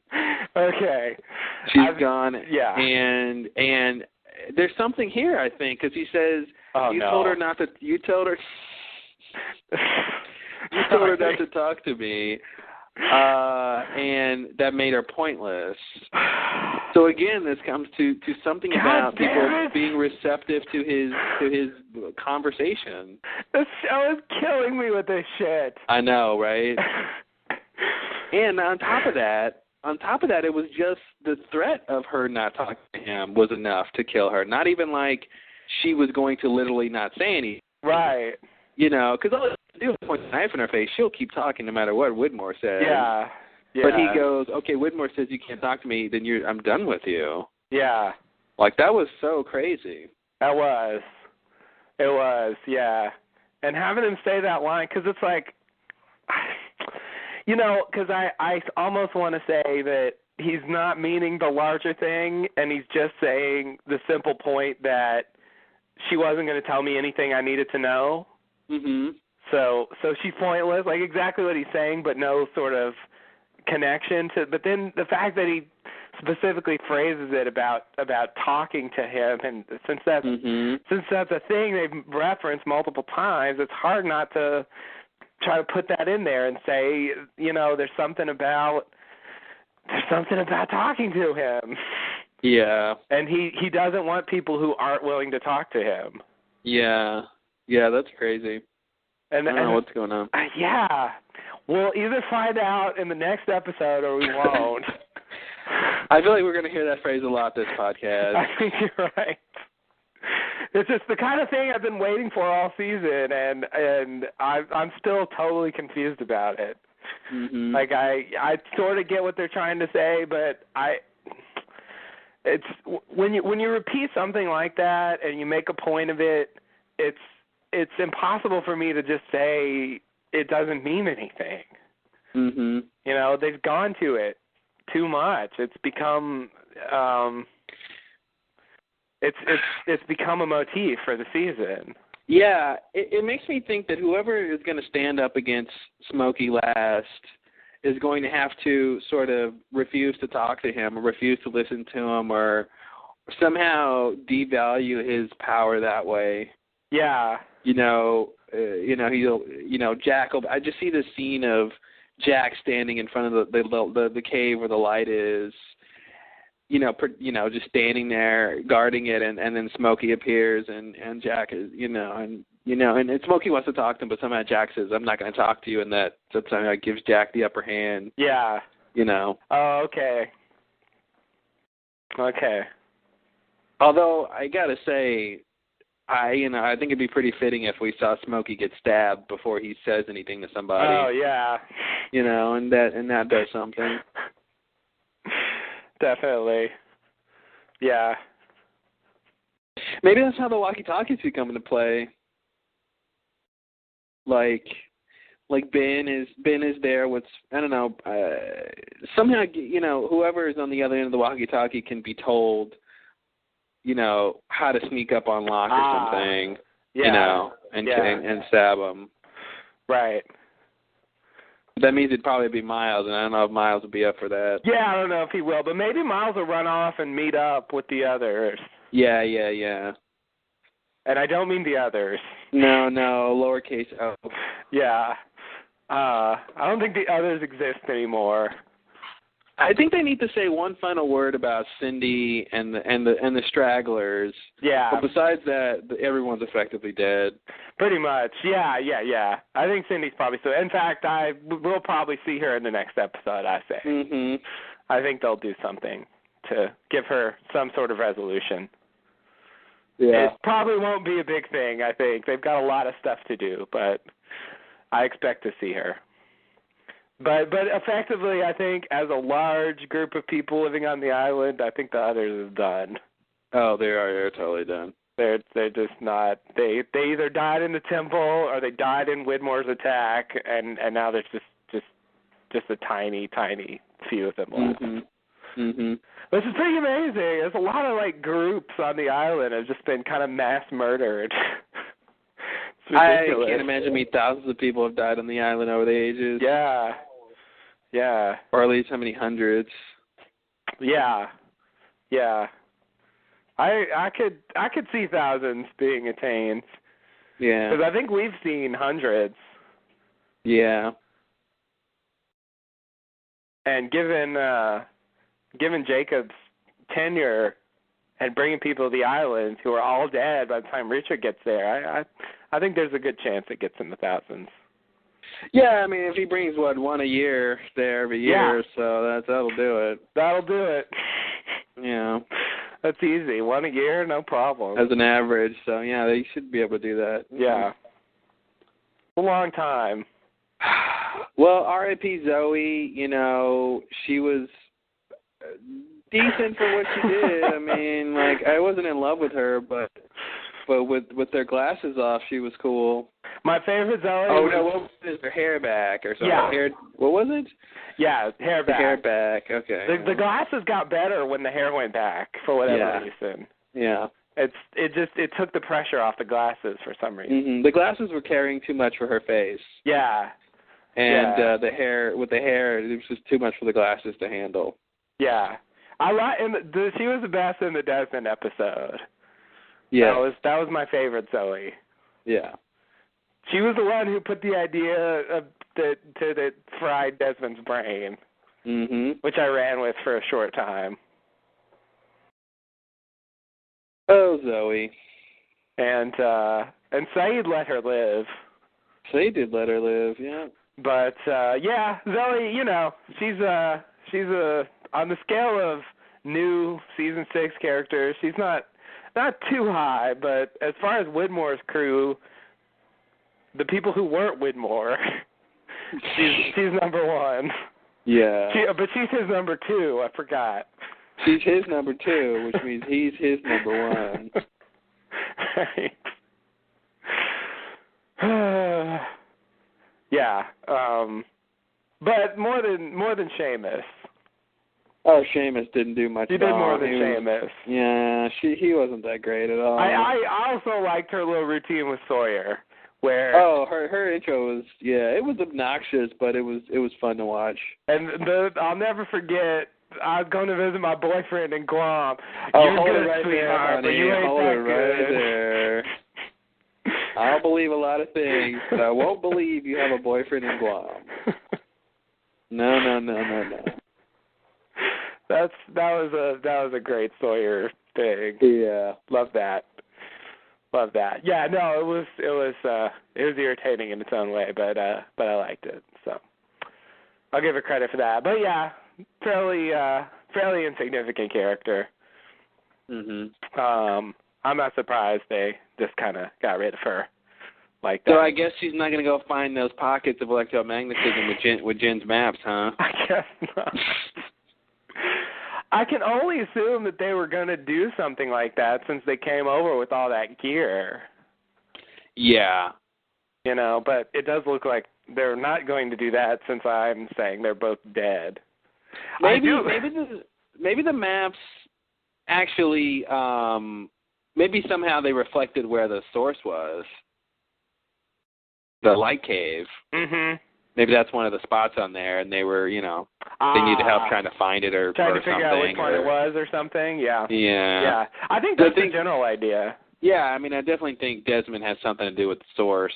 Yeah. You know, my general thing, what they're going to do with Desmond, the only thing I can think so far is that they're going to put Desmond down in the cave like Locke went down in the cave. Mhm. And since he can resist electromagnetism, then part of me thinks he's just going to become like the anti-smoke monster. Yeah. Yeah. That's that's the wind monster. I don't know what that looks like. So I guess he wouldn't be a monster. The wind angel, or I don't know what to call it. I'm the vacuum monster. Mhm. Yeah, he sucks in the.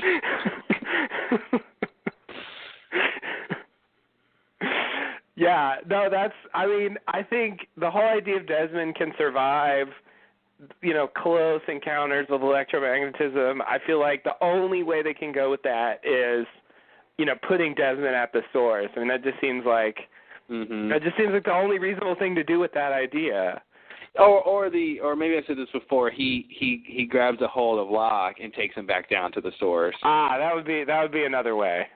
In that way, and maybe Desmond doesn't even survive, right. But he survives long enough for Locke for Evil Incarnate to be put back into its place. Right. Somehow he can hold him in there or something that the other people can't do. Yeah. You know. Yeah, because he was supposed to make a sacrifice. Mhm. So, you know, that would be a sort of a sacrifice. Yeah. Because I can't.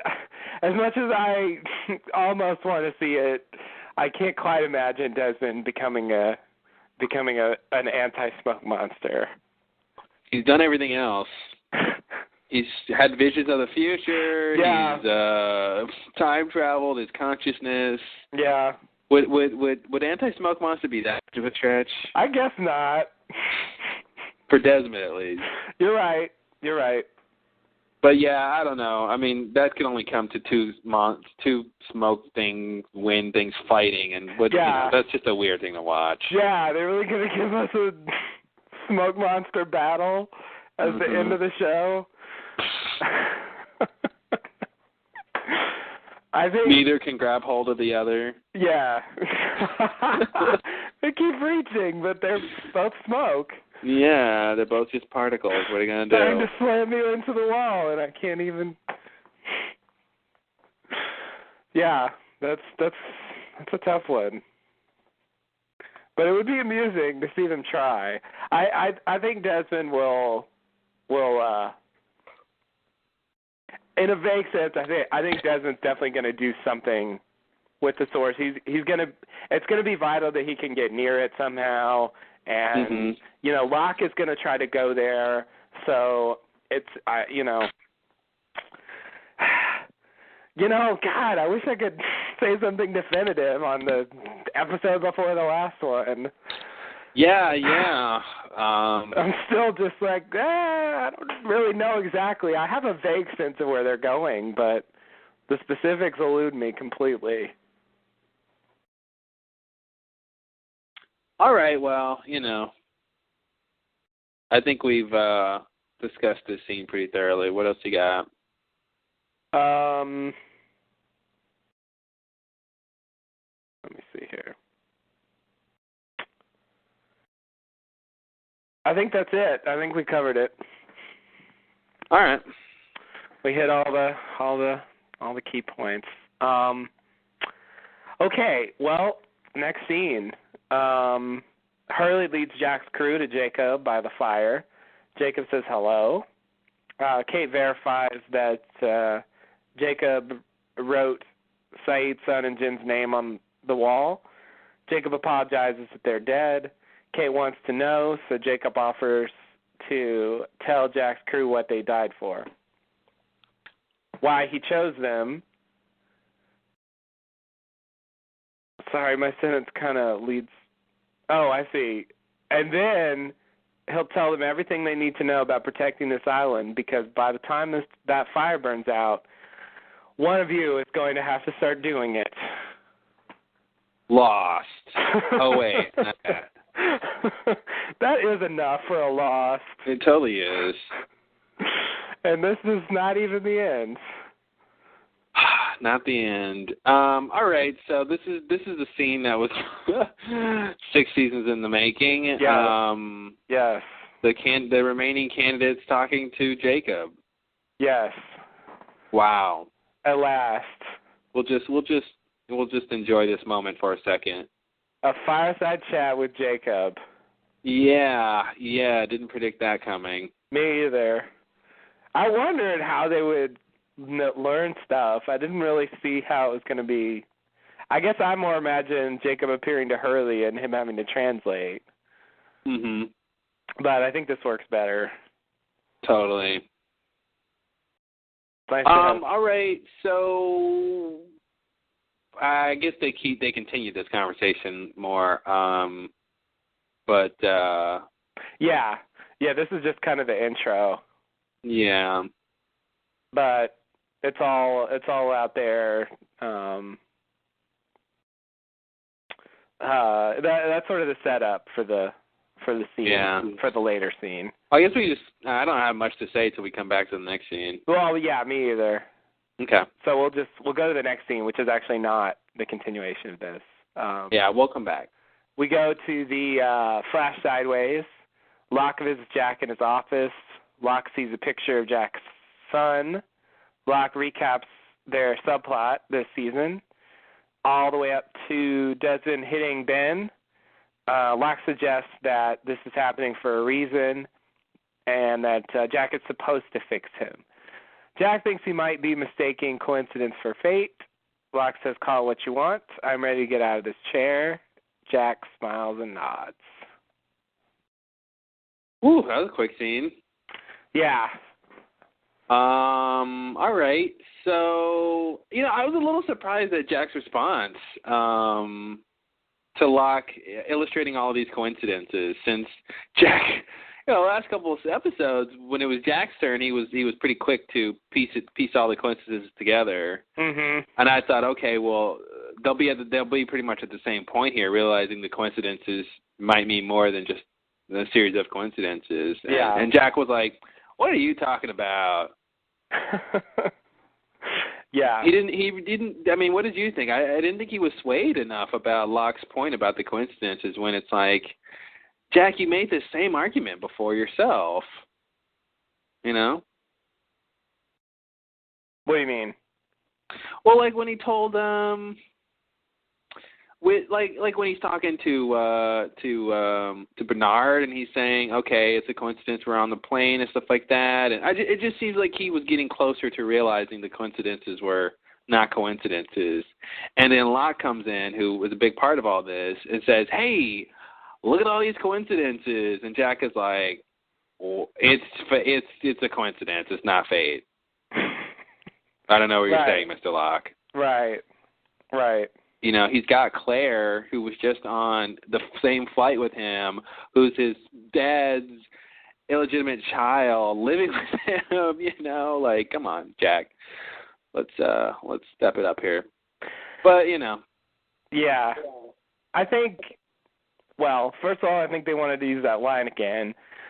Second, I think they want to sort of go back to the original Jack Locke thing, with Locke saying this is happening for a reason. Mm-hmm. And Jack is very gently doubting it. I mean, it's not quite the same as the island stuff, but but I do think they wanted to echo that kind of stuff, and so they sort of have to have Jack take that position, even though you're right, he has been sort of realizing the coincidences pretty consistently. Yeah, I mean, didn't he have a whole speech to Locke the last time they talked about that? I forgot what he said to him exactly, but I thought he illustrated the coincidences to Locke. Or did I make that up? Yeah. That hallway scene when he's telling Locke, "I need you to practice letting go," I thought he mentioned all the coincidences there. I don't think he says anything about the coincidences. Oh, okay. I think he just says that he mentions their meeting at the airport, and how what Locke said was good for him to hear, so he's telling Locke to let his dad go. And I don't think it's about the coincidences. Okay. I did like Jack's reaction, though, when Locke tells him the coincidences, and then Jack thinks, "Are you saying that I sent this man to run you down?" Mm-hmm. You know, because from what Locke says, it's like that seems like the implication, sort of. I'm glad that there's an alternative viewpoint to what Locke is saying that Jack picks up on. Yeah. You know, at the same time, I'm dismayed that Jack didn't pick up on the real viewpoint. Mm-hmm. That it's not coincidences. Right. Right. Yeah, it didn't occur to me that you could interpret it that way. Mm-hmm. Like, he really wants him to let go.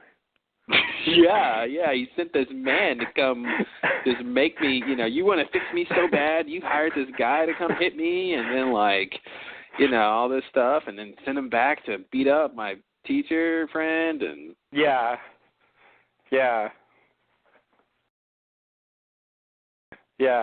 that would be really crazy.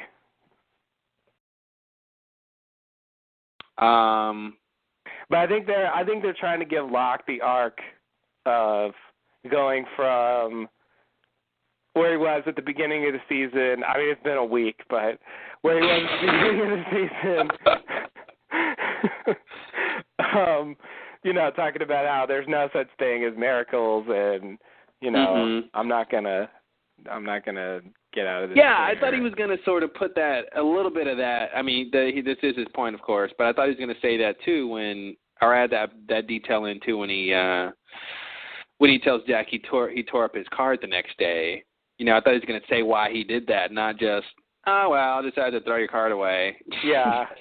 No offense. I thought it was going to be like, I threw your card away because I didn't want to, invest in a miracle. Mm-hmm. And then he says all this stuff, and then he can come back and say, well, now I think it's fate, Right. Yeah. Yeah, but, that's sort of what I expected. That's sort of what I read into it, even though he didn't say it. Yeah, he didn't say it, but that's definitely what's going on, obviously. And I know they're trying to, Jack is more doubtful, skeptical, and then Locke is the man of faith here, sort of in this scene. But it's just weird, like I said before, because Jack was sort of on the path to believing just before. Yeah. I guess I want to say the idea is that, it is more the earlier Jack. I think it's going to be easier this time than it was, but I do think this is more like original Jack, and so it's just going to take more for him to get on board. Whereas Locke just, goes with it, more quickly. But that's the thing. Jack just seemed like he was already on board. Like the whole, drive to try to figure out what's wrong with Locke and fix him. I thought that was predicated on the fact that he thought something was going on. Yeah. Yeah. No, I see what you mean.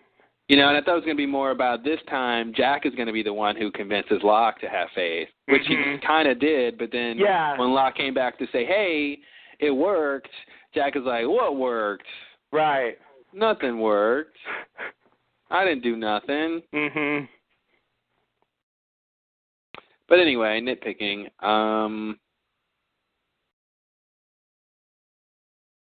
But yeah, I did like Locke's final line of saying, well, call it whatever you want. I'm ready to get out of this chair. And that's exactly what Jack wants to hear. Yes. And they're finally delivering on that plot line that I thought they were going to do for sure, and then I thought they weren't, and then I thought they were again, and then I thought they weren't again. And now they're back, finally. Locke's getting on board. Now, my problem is he going to do it that day? Like, when is he going to do this surgery? Like, it seems like the plot ends that night. So, like, how are they going to work that in? Like, I don't see where it fits. Because I feel like he's got to do it, Well, maybe it's enough that Locke wants it done, and then maybe something will happen to Locke. Maybe he'll get hit by another car or something, and he'll just miraculously be able to walk or something crazy like that. Oh, okay. I see. I see what you're saying time-wise, though. Maybe... Yeah. Well, maybe like whatever Desmond does, Yeah, he can do it that night. He's got to pick up his father's coffin, and he's got to go to this concert. So well, exactly. Jack's busy tonight. Exactly. Yeah. So I'm like, are they gonna go in the operating room like right now? Mm-hmm. Like, because I don't see, and it shouldn't be an easy surgery. Like, I'm just trying to see how they're going to make, because I really feel like this concert is the culmination, and so yeah, I don't know. I don't know what they're going to do. Yeah, me either. Because I feel like they have to pay this off somehow. Yeah. And if the concert's the end, then, I don't think the concert's going to be the end. I think that'll be pretty... I think they'll be done with the concert within the first hour of the finale. Really? Yeah. Oh, I think there's going to be plenty more stuff going on afterwards. Oh, interesting. I don't think the concert's really the end. I think it's the next big step, but I think it's where they make a pivotal choice, but I think we need to see the results of that choice, whatever they decide to do. Okay. Yeah, so I think there's some time after the concert. I don't know if that means the story is going to sort of be over that night anyway, or the next day or week, or they can do whatever they want, man. It is building towards the concert, but I think there'll be some stuff after that. I don't think that'll be any close to the last scene or anything like that. Okay. Yeah, my theory sort of depends on it being the last scene. What theory? Well, the theory I haven't mentioned yet. Oh, okay. I don't really have much of it. It isn't a big, elaborate theory. I actually what have are you two saving theories it for? now. What? What are you saving it for? Oh, I was just going to save it for the end. Oh, just the very end? Okay. Yeah. Just to sort of incorporate everything in the episode. Okay. I want to say Terry O'Quinn has one of the most expressive faces ever. Like, especially in this scene here when he's talking to Jack, like there's one scene, one or two parts where he just like smiles and his whole face just like lights up. Like he's just got such a, when they cut to a close up of him, like he's just got so much character to his face. Yeah, I agree. I noticed that he's really doing a lot. Yeah, he smiles and 20 different parts of his face move, like. Yes. Eyebrow goes this way, this thing goes that way. Like, it's just, yeah. He's got a really expressive face. Yeah. Yeah, it's amazing. Like, he's, everybody's playing sort of two versions of himself, but he's playing sort of a variation on original Locke and then, the ultimate bad guy at the same time. And they're both, they're very different.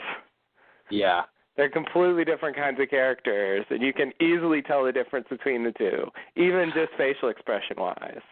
I hope he's happy he stuck in there. I know he was unhappy with Locke's character in that middle period. I wonder what his take is now that he's, he's gotten to play has come so far. Yeah. I imagine he is. I think he got a big payoff and got a lot of good stuff to do. I think he was really frustrated with Locke during season 2. Yeah. When Locke was very frustrated? Yeah, when Locke was frustrated. I think he just kind of took on his character's, problems. Because it was just, Locke was frustrating during season 2. That was the worst time for him, I think. Yeah. He made so many errors, and he got crazy in season 3, but at least he wasn't just, shut up in a thing and, whining about the button all the time. The button. Yeah. Yeah. It was, and that whole thing where he punches Charlie, and it's just like, oh man, for taking the baby, for taking Aaron? Yeah. Oh, that was great. Charlie had that coming. Yeah. All right. Anything else with this scene? Let's see. Again, I really like the idea of this subplot, and again, I really like how they're playing with the stuff that the fundamental Jack Locke thing that the symmetry of what's going on here. Yeah, that has just driven the plot of the original timeline, the way it's being mirrored, and there's this. It's very satisfying to see an alternate timeline where Jack's going to actually do surgery on Locke and let him walk, sort of in a scientific way, instead of the miracle of crashing on the island. Yeah. I like that kind of alternate. Well, I think you're assuming Jack can fix him. Yes, I am. What if Jack can't fix him? Have you considered that? No, I haven't. The way he walked in, looked at that Duralsac for 2 seconds, was like, I got it. Like, I totally bought into the idea that Jack can do it. It never even occurred to me that he couldn't.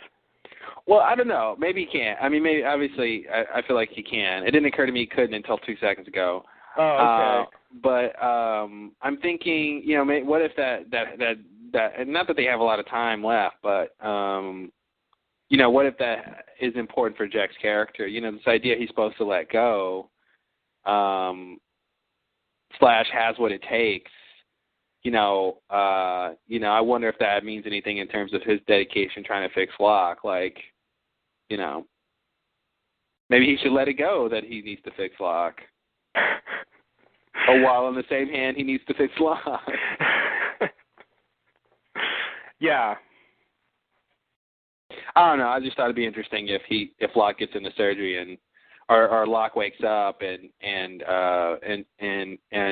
Locke is like, Jack is there and Locke is waking up from surgery and Locke is like, I'm glad I trusted you, Dr. Shepard, and then Jack is like, I'm sorry, I couldn't fix you. Wow. Right? Wouldn't that be? Wow. I don't know. I'd like to see that just for the drama of look at Locke's face when he puts his trust in Jack and sorry, I thought I could fix it, but your Duralsac was there were more complications when I got in there and I just Yeah. But you said you could fix me. That doesn't matter now. I don't know what the response would be. You're writing a scene. I am writing a scene. I got to tell you, I never, as listeners know, I never got to write any lost scripts during the actual show. But it's not too late. It's too late. I'm not going to bust anything out before write the Sunday. Finale. Yeah. Oh man, write the finale of my ass. But I will say this: I am very interested in writing some sort of lost fan fiction afterwards. I was thinking earlier we were talking about Rosinski and Kelvin and the Swan Hatch, and I'm thinking I'd like to write something about that. Yeah, I'd like to have some up, like stuff that we didn't that's in canon but we didn't actually see. Right. If I could find stuff like that to do some little fiction about, that would be pretty fun. Yeah, I agree. I think there's something there. Yeah. That would be nice. That's the kind of thing stuff like that is good for. But anyway, I just want to put on the table maybe Jack can fix Locke. I think he can, but there's always room for twists. Yeah, there are. I guess what I foresee rather than I couldn't fix you is a little scene where Locke looks at his foot and wiggles his toe, and we get that scene from Walkabout. That's sort of where I see it going. And then Jack says, "All I could get you fixed was your feet, but your legs don't work." Lost. Yeah. Sorry, I can only make it where you can wiggle your big toe. The rest of you still paralyzed. It's enough, Doc. It's enough. It's the first step. No, technically it's the first hoe. Now it's lost the comedy. Yeah. Yeah, it's just getting silly. All right, you ready for the next scene? It is getting silly. It's getting late. Yeah, let's go. I think so. Let's go to the next scene. So now we're back to where we left off with those guys. Yes, back to Jacob. Right? Oh, yeah. Mm-hmm. Back to the island. Hurley asked Jacob why he brought them to the island. Jacob says he made a mistake and now everyone might die. Jacob's mistake was the monster. He made him that way. Sawyer asks Jacob why he's messing with their lives. Jacob says they were all flawed in some way, like him. Jacob thinks they needed this place. Kate asks why Jacob crossed her name off. Jacob says she became a mother, but says she's still up for the job if she wants it. Jack asks what the job is. Jacob tells him to make sure the light doesn't go out. Wait, did he mention the light yet? Okay, now I feel like I'm... No, he's mentioning it right there when Jack says, what's the job? And then Jacob says there's a light at the center of the island. Oh, yeah, he tells him there's a light. Okay, sorry. Yeah. I guess I'm just skipping that because we know what the light is. Oh, okay. Jacob tells them to make sure the light doesn't go out. In particular, they have to protect the light from him, meaning Men in Black. Jacob says they must do what he could not. Jack infers that means kill the Man in Black, and asks if that is possible. Jacob says, I hope so. Hurley asks how Jacob will pick his replacement. Jacob says he wants to give them all a choice. Kate says, what if none of us chooses it? Jacob says, then this ends very badly. Jack steps up and says, I'll do it.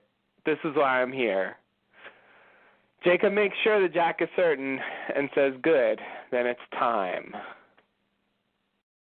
Whew.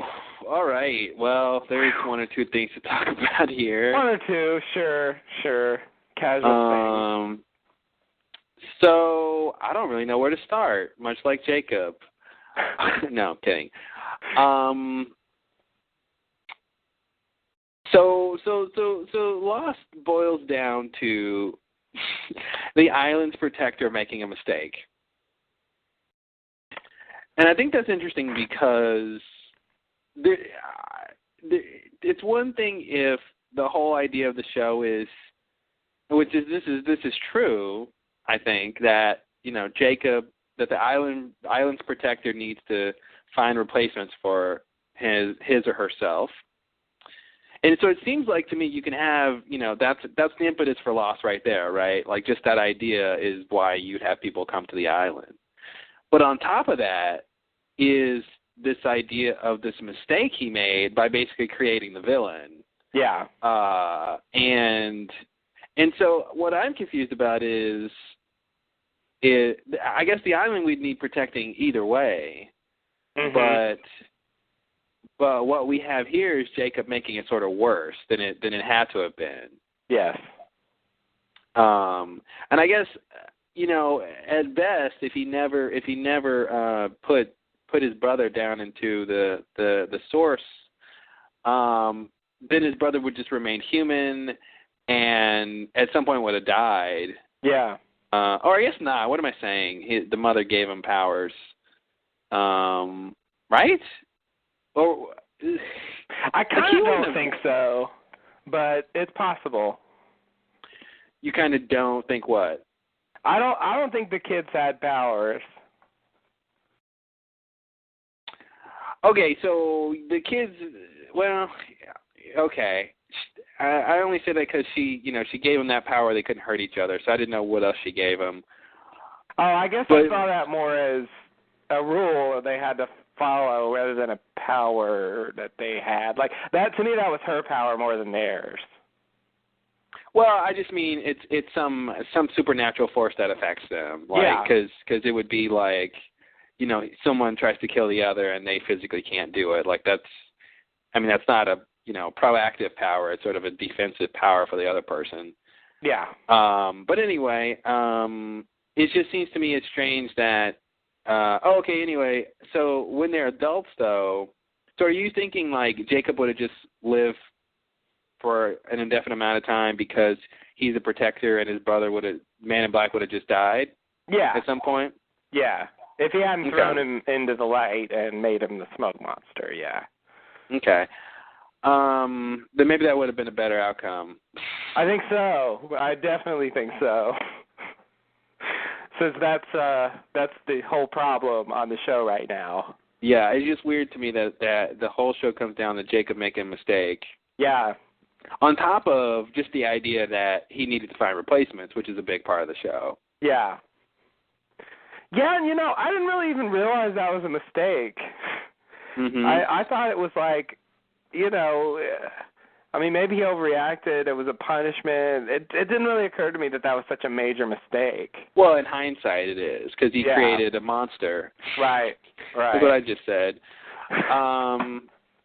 Yes. Literally, created a monster. So, yeah, I mean, you get it's a mistake in that sense. You just mean that when he did it, you mean in terms of mistake when he did it? Yeah, what am I talking about? I'm trying to say when they showed it, I just didn't get the impression that Jacob had made a mistake. Like it just seemed like, I don't know, it seemed like, oh, that's weird. I don't know. Maybe he just didn't realize at the time how bad it was going to be. Yeah, he didn't know. I'm not convinced he knew what would happen when Smokey went down there, when his brother went down there. So I think that's what the mistake was. It's like, I created a monster, and he realizes that was a problem. I guess what I'm saying is just that I personally didn't really realize that was the takeaway from that. Mm-hmm. Until Jacob said it here, I didn't really understand that was kind of a point. Yeah. Of that. So. Yeah, exactly. Yeah, I mean that's sort of what I'm illustrating here too. Is like it's a separate issue. Yeah. From just what's going on in general. What would have happened anyway with Jacob presumably needing to bring people to the island to find replacements? On top of that, he created this evil incarnate thing. Right. And Sawyer has a point of saying, why do I have to be punished for your mistake? Mm-hmm. And he said, okay, so can we talk about the next part here? Okay. Where he says, what made you think you could mess with my life? I was doing just fine till you dragged my ass to this damn rock. And Jacob says, no, you weren't. None of you were. I didn't pluck you out of any happy existence. You're all flawed. So I'll just stop right there because the next part is a little different. But I'm thinking, because this is what we were talking about plenty of times is, who is Jacob to think he can do this and blah, blah, blah, mm-hmm. and bringing these people to basically die and not really tell them why they're here and all this stuff. And he tries to give an explanation, but it's like, you came to Sawyer when he was a kid, what, horrible existence was he he didn't have the chance to do anything, And it seems like the explanation we had before, well, I guess this is from Locke, from Man in Black, from what he said is, Jacob was influencing these people, for a long time. Sort of, to me, saying whatever crappy existence that he did pull them out from, he was partly to blame for that, for screwing with them in the first place. Mm-hmm. Maybe he wouldn't say it. Maybe he wouldn't have the explanation. Maybe he was just watching the whole time and he wasn't actually influencing their decisions. But I gotta say, his explanation doesn't cover the fact that, later he says, I want to give you the one thing I was never given, a choice. But they didn't have a choice to come to the island, which is the first thing, which is something else he didn't have. So it's, I don't know, I'm picking apart his arguments here, but it's just a little weird to me that on one hand he's saying, you guys didn't have a perfect life, and, which, yeah, that's true, but it was better than I think better than coming to the island to potentially die for no known reason. And then number two is he wants to give them a choice now, whereas he didn't give them a choice to, to come to the island or do any other stuff, Mhm. So basically I'm saying is I don't think his arguments have a lot of validity because they're full of holes. Okay. But, so that's why I stopped, because the next part I think makes a lot of sense when he says, you know, I chose you because you were like me, you're all alone, you're looking for something out there you couldn't find, you know, and that part I think is, you know, I can definitely agree with and understand his rationale for picking them that because of that. And then his last line about I chose you because you needed this place as much as it needed you. I don't know what that means, but I'll believe it since he said it. Mhm. You know, I don't know. You know, I don't know what that means. But what did you think about his explanations here? I think this is, you know, yeah, valid or not, I think this is what we get as Jacob's rationale for picking these people. Mm-hmm. Oh, yeah. This is what we get because that fire burns out. Yeah. And he, you know, chose them because they were flawed and they needed something. And so, you know, that works for me. I buy it. I agree. I'm coming down. He doesn't have he can't really defend that he has some kind of absolute commitment to giving people choices in every possible way. I mean, that's certainly not the case. It seems like it comes down to he's going to give them the choice to accept his position. That's sort of the choice he didn't have, specifically that. Mm-hmm. You know, not like I'm going to give you choices all around in general. Well, no, I agree, but I think my point is the specific choice he didn't give them, which is also a specific choice he didn't have, was to come to the island. I mean, that's the first bit that makes everything possible. You know, it's great he wants to give them a choice to take the position, although he's saying if no one takes it, everyone ends badly. So, you know, how much of a choice is it there? They get to choose who's going to do it, but they can't choose all not to do it, basically. But that's my point is he didn't give them a choice to come to the island. So it's like, I'm glad you're giving them a choice now, but that's years and years and you know, of trauma later from the initial availability of the choice to come to the island. Right. I just want someone to tell him that, that's all. Yeah. I think, yeah, it's, you know, they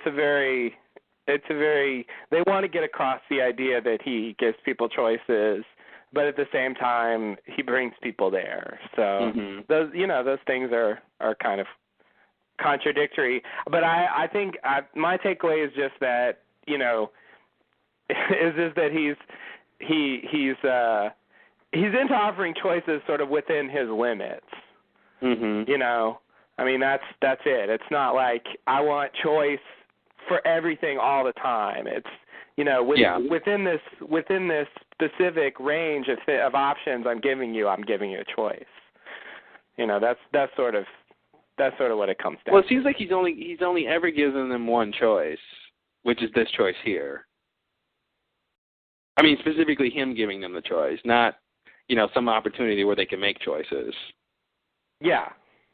Like, what other choices has he given them? Well, he hasn't ever talked to them before, so it's sort of, I don't know what I can really say to that. Yeah, well, that's part of it too, right? He didn't come tell them what was going on, so that is part of it. But I mean, or you know, an example of a situation where, you know, they have a choice between something, and we know like Jacob is setting them up or something, you know. I mean, as far as I can tell, when they've been on the island, they've been making their own choices. So, I don't know what else to. Yeah, they've been making their choices. That doesn't mean Jacob is giving them the choice. Or is that just I'm not saying he's giving them. What I'm saying is, you know, within limits, he's allowing them to make their own choices. Okay, but that doesn't mean he has to specifically propose certain things. I mean, he's bringing them to the island, and, you know, for the most part, just letting them do what they want to do. Mm-hmm. And then at this point, you know, he approaches them and gives them the specific individual thing about replacing me, you know. I don't understand what the problem is. I guess my point is the first point in which he should have given them a choice when it mattered was whether or not they got to the island. Okay. That obviously is explained by the fact he needs to find candidates. He's not going to I don't know, and then of course he's not going to tell people what's up when they get there. Yeah, and again, that's what I'm telling you. Like, he's not committed to choice absolutely in everything. It's within limits. He's gonna set up a specific situation and put them in a situation, and then give them choices. That's sort of the. I just feel like the only time he's obviously given them a choice is right now. I mean, I just think that's ridiculous because he hasn't influenced their decisions for the run of the show for the most part, besides bringing to the island. Yeah, that's number one, right? I mean, but the fact that they're there means they don't have certain choices. Well, that's the fact that they point. have to. I'm saying within the limits, he brings them to the island. I mean, so given that he brings them to the island and they're there on the island. Mm-hmm. Why are you saying, I mean, where's the point where he's not? Like I said, maybe it's semantics, but I feel like there's a difference between them having choices to do what they want, which is, I'm going to side with these people, or I'm going to find food now, or I'm going to look in this hatch, or I'm going to whatever. And then there's a difference between that and Jacob giving them a choice, giving them an opportunity to sort of choose certain things. Maybe I'm trying to split hairs here. But I feel like when the opportunity, that there hasn't been opportunities where it seems like he's actually giving them a choice. It's more they've just, been having certain limited options. What I'm saying is that he's not stepping in at every stage on the island and saying, do this, do that. Mm-hmm. So you're saying the lack of instruction is choice? Yeah, I mean, that's basically what you want him to do. Like, you want him to step back and let them choose everything. So that would be the ultimate sort of version of that. And so what I'm saying is he doesn't do that, but he does it up to a point, up to, I'm going to take you to the island.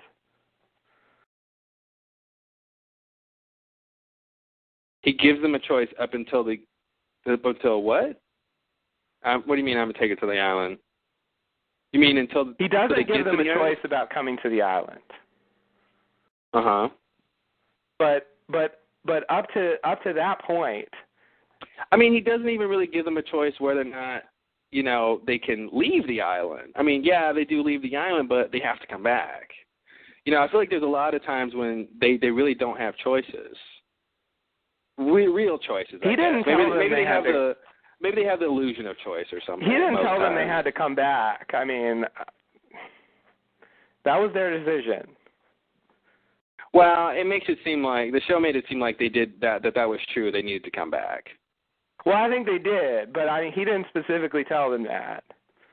And they worked to try to go back to the island. I mean, it's different from the plane crash.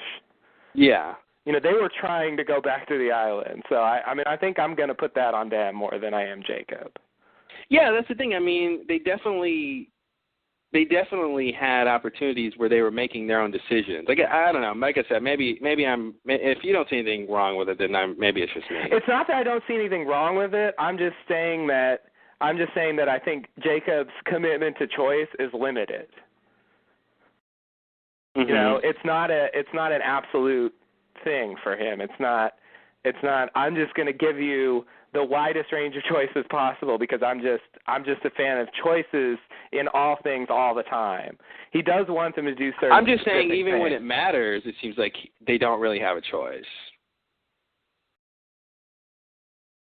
So I'm not saying he needs to give them choices in every single thing. I'm saying even when you just look at the big things. Like what? Well, the stuff they do on the I don't know. Maybe I feel like having limited choices is not giving you a choice. You can die or you can live. Well, I guess I have a choice, but which am I going to choose? Okay, I'm going to choose to live.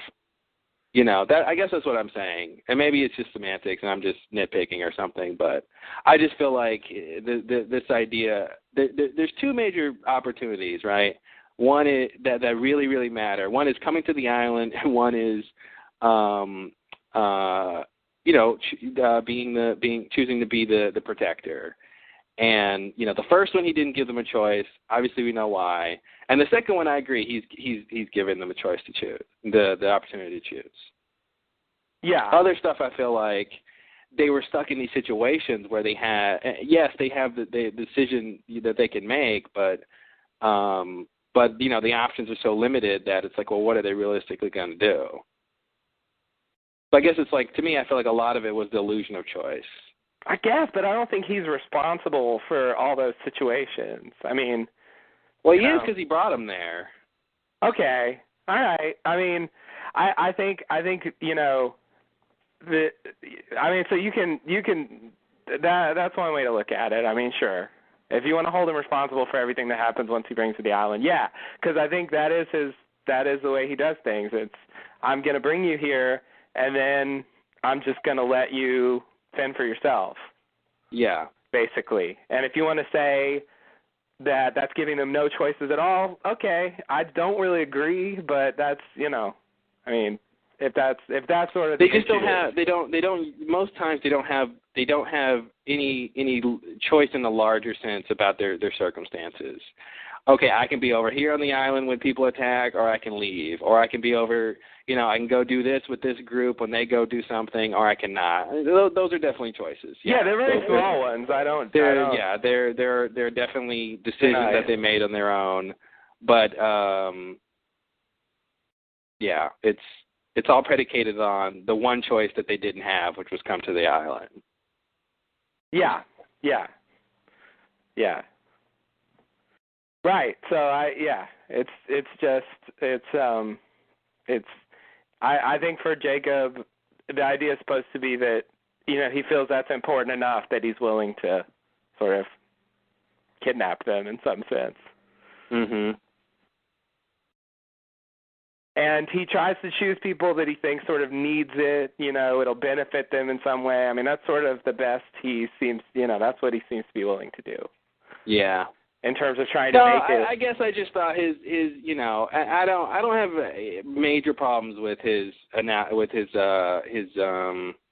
know, his motives here and his perspective on his motives. But I guess my point is I wanted some more objectively, you know, objective answers to why he would do this, you know. And like I said, the you know, character-wise, it definitely makes sense. The stuff about him choosing people that were like him is a, you know, big sort of revelation in terms of his motives and what his character is. Like, all that stuff is good, but it's just, you know, it's the other little stuff that's just like, well, you're making this big deal about giving them this one choice when you didn't give them the first choice that would have mattered, you know. So I'm just picking on that. Yeah. No, that's fine. I mean, I think that's a perfectly fair point. I was sort of trying to explain what I think is really going on with Jacob and choice. Mm-hmm. You know, I don't deny that he is limiting their choices severely. Yeah. I think for me the big thing is that he's flawed. He's a human being in a way, and he admits it, you know, and it's his mistake they're paying for in some sense. I mean, he's not perfect at all. Mm-hmm. You know, and so he is culpable to a large degree even for a lot of the bad things that have happened to the people. And so I think with the way they portrayed him, I mean, it's crappy for Jacob, but I think it's, you know, it makes sense. Yeah. You know, because I don't need to worship Jacob. I don't need him to be perfect. He is kind of an ambiguous character. I mean, he's sympathetic, but, you know, he is responsible for a lot of bad things. Yeah.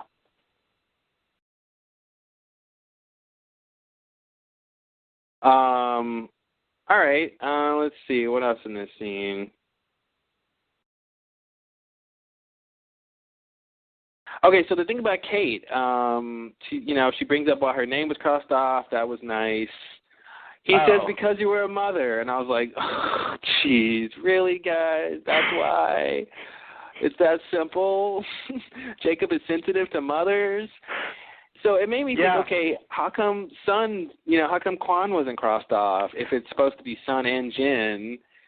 And then it made me think, well, maybe it's, like I said, I always thought it was Jin. Yeah. And to me, it almost proves it. It's like, it seems like he should have half crossed the name off or something if their son was anywhere to do with the Kwan being on the wall. I know, and Kate specifically asked about Sun and Jin, And I really wanted to be like, no, it was Jen. Exactly. I thought he was going to clarify which one, and he didn't, which makes me think that they just wanted us to be unsure about who it was, but either or both.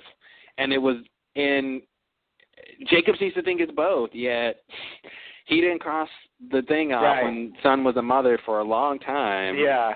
You know, so that makes it seem like it's Jen. That makes it seem like it's Jen. I agree. You know, even though he was technically a father, he wasn't playing that role. He wasn't actually taking care of the kid. And of course, Kate wasn't technically a mother. She was playing that role. Mhm. You know, she was doing the important part. Yeah. You know, rather than just sort of generating a human being in your body. Mhm. So it's a very simple, you know, sort of classic Lost kind of explanation, you know. Totally. Jacob it's just a line of chalk in a cave. Yeah. Why did I think it was a magical line of chalk in a cave? My fault. I'm the asshole, right? I know. When he said that, it was like, oh, really? That's all it is? That's all it is. So he didn't have any paper. And he's even like, you can have a job. Yeah, and it's like, what? It's like, what makes Kate ready to have the job? Because she's still alive? Yeah, I guess so. And like she's it there. seems like if any of the candidates had still been alive, then it's just like, it's almost like a gauntlet. Like, you survived this long, and now that the clock is sort of artificially almost up because I created this monster who's the closest he's ever been to leaving. Right. I gotta decide who it is now. It seems like, I mean, obviously with Jack, it seems like Jack went on a specific journey to get to this point, to take control, to take charge. But it doesn't look like Jacob had, was really waiting to see whom of the candidates. Can I use whom there? Who of the candidates? I want to use whom for some reason. Which of the candidates, that's probably the right one. There you go. Which of the candidates, sort of progressed enough to warrant being not crossed off the list. But now it just seems like, well, whoever didn't die warranted not being crossed off. Yeah, and he didn't cross off for some other, personal reason, I guess. Mhm. So yeah, so Jack's been on the journey, and like it's totally appropriate that he steps up to me. But yeah, I think as far as I can tell, if Jack was just like and someone else was willing to step up, I think he would have accepted it. Mhm. So yeah. So I don't know. Well, that's the word from Jacob. So what are you gonna do? Yeah. Yeah. So Jack's little line here, he says, I'll do it. This is why I'm here. This is what I'm supposed to do. And Jacob's like, is that a question, Jack? And I'm thinking, did it sound like a question, Jacob? Sounded like a man who knew what his purpose was to me. But yeah, no, it was. So is this the thing Jack is supposed to do? This is what it was all about, the whole lighthouse stuff and everything with Jack on the island. Like, Jack was supposed to realize that he was supposed to come to the island to be his protector? I think so. Okay, so the thing he's supposed to do, he's done. It's not like something else. He's got to defeat Smokey. He's got to XYZ. You think he did the thing he's supposed to do? Well, I think he is supposed to do that, but it just looks to me like... Or at least that this is the first step that he was supposed to do. Yeah. Okay. I mean, it just seems like the lighthouse and the idea of Jacob was watching him and he was there for a reason, and then him saying, "This is why I'm here." It just seems like that connects really well with the with the lighthouse, with the idea of what he saw in the lighthouse and what he took away from it. As opposed to like defeating Smokey, which it seems like isn't necessarily something he would take away from the lighthouse. Yeah, but I got to say, being the island's protector is something that's a bit of a stretch to take away from the lighthouse too. That's that the talk of Jacob and all that stuff was. the talk of Jacob and all that stuff was sort of around, and and maybe he had the idea of Jacob being the island's protector or something. I forget exactly who sort of knew that sort of idea, but besides knowing Jacob, but knowing that he's the protector. I don't know if Jack would have grasped that idea if Jacob didn't just tell him, or present the idea to the group that someone needs to take over. Right. Yeah. Well, I think I can see Jack seizing on the idea. Yeah, he realizes this is it. Yeah, because of the experience. But yeah, you're right. Yeah, he can't be told what it is. He's got to find it himself. He's got to figure out that he's here to protect the island. Like, what?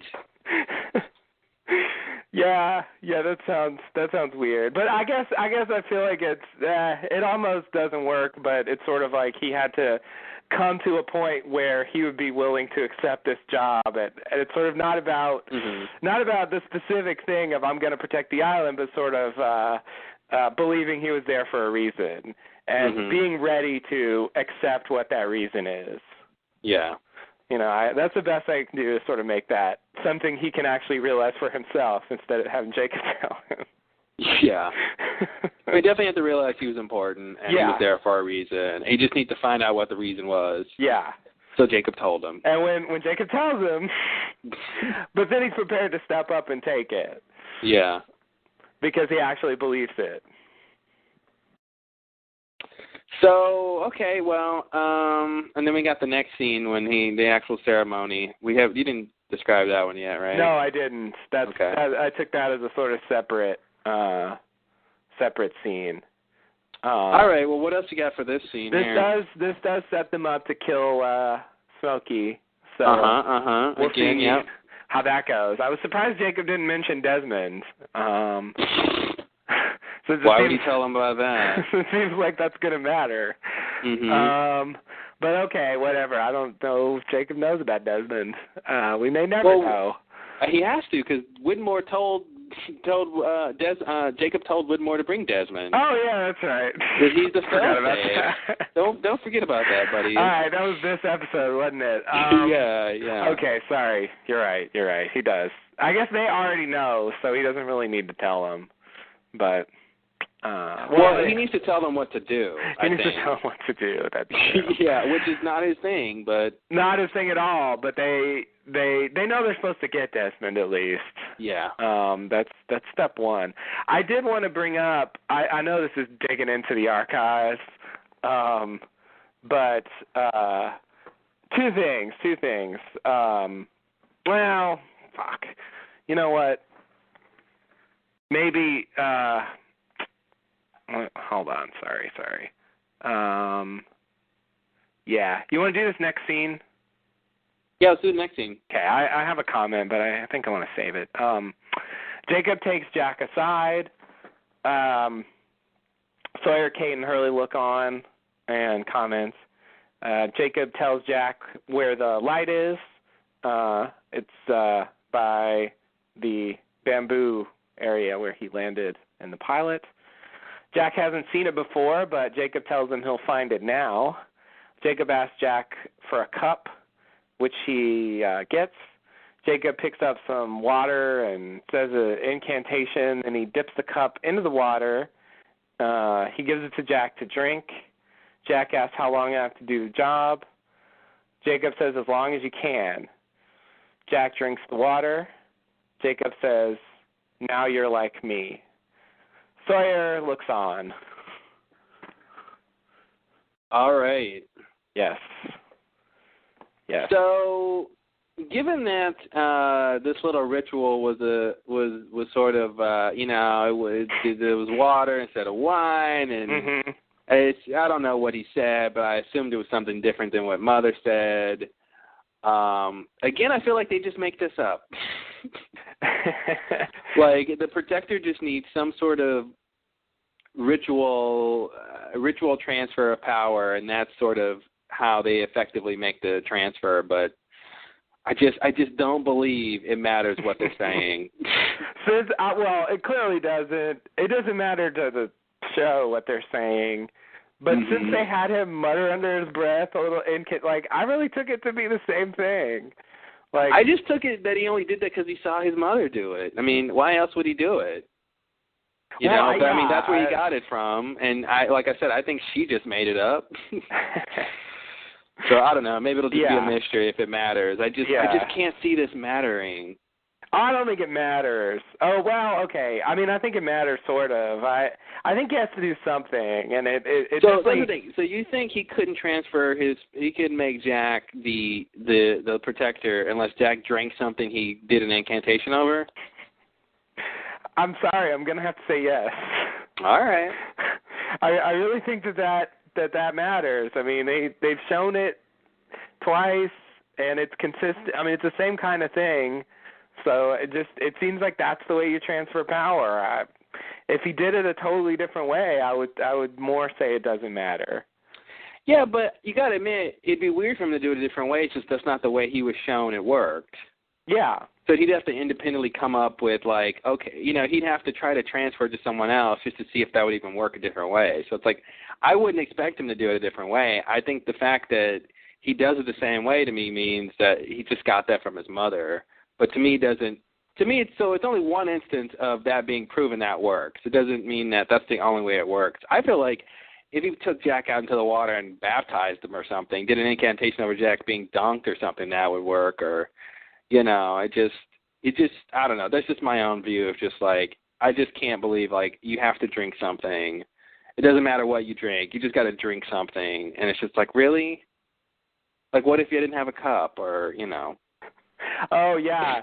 Yeah. You know, and then can I drink out of my hands? Is that enough? Like, there was a whole business of Jack finding the cup at the beginning of the episode that was cut.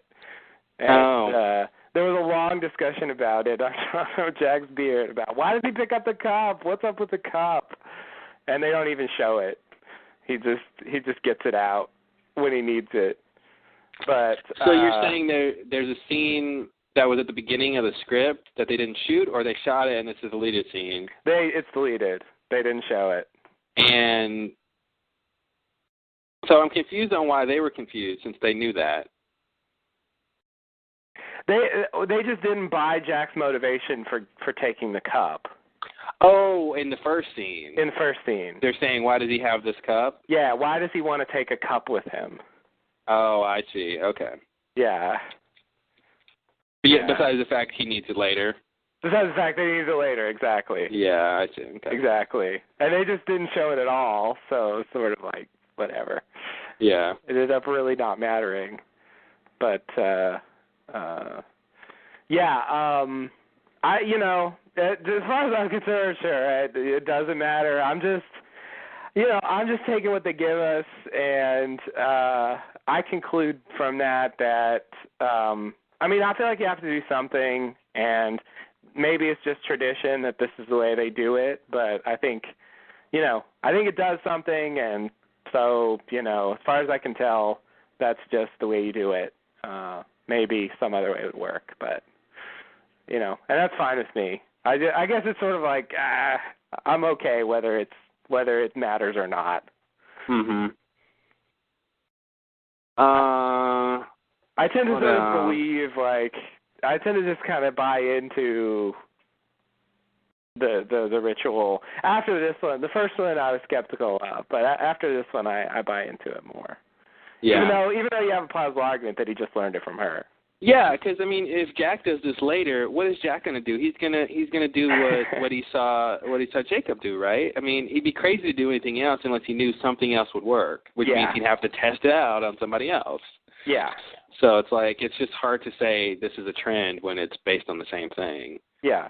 Now, I'm not saying within the story it's a trend, but I think writing wise, that's what they're showing us. Mm-hmm. Same thing twice, and so I think even though internally in the story it doesn't necessarily mean anything, I still feel like they have repeated the thing. Yeah, but I mean, even writing wise, they would need to repeat it, right? Because it would make sense that Jacob would do what his mother did. So even on the Again, you're character going level, internally. Like, I'm saying just from what they're showing us. okay, well, then I'm confused on what you're talking about then. But you mean based on what the show is showing us? Yeah. But isn't that aren't they showing us stuff based on the characters? Yeah. Yeah, but My what I'm point saying is is like, you're legitimate sort to of do going is, into the world and saying, here's why I don't think this matters. yeah, because I'm saying even if you step back out of the world, what they show us should be predicated on what's in the world. Right, but I'm saying that's not necessarily true. They can write whatever they want. Totally. But that's what I'm saying is my whole point is Because we've I pointed can't tell out because logical flaws in the scripts numerous times. Oh, so, totally. So like, But logic doesn't mean that's what they are intending to get across. My point is they could have taken this opportunity to have Jacob do something completely different, and then that would be the show showing us two different ways and then making a point between those two ways.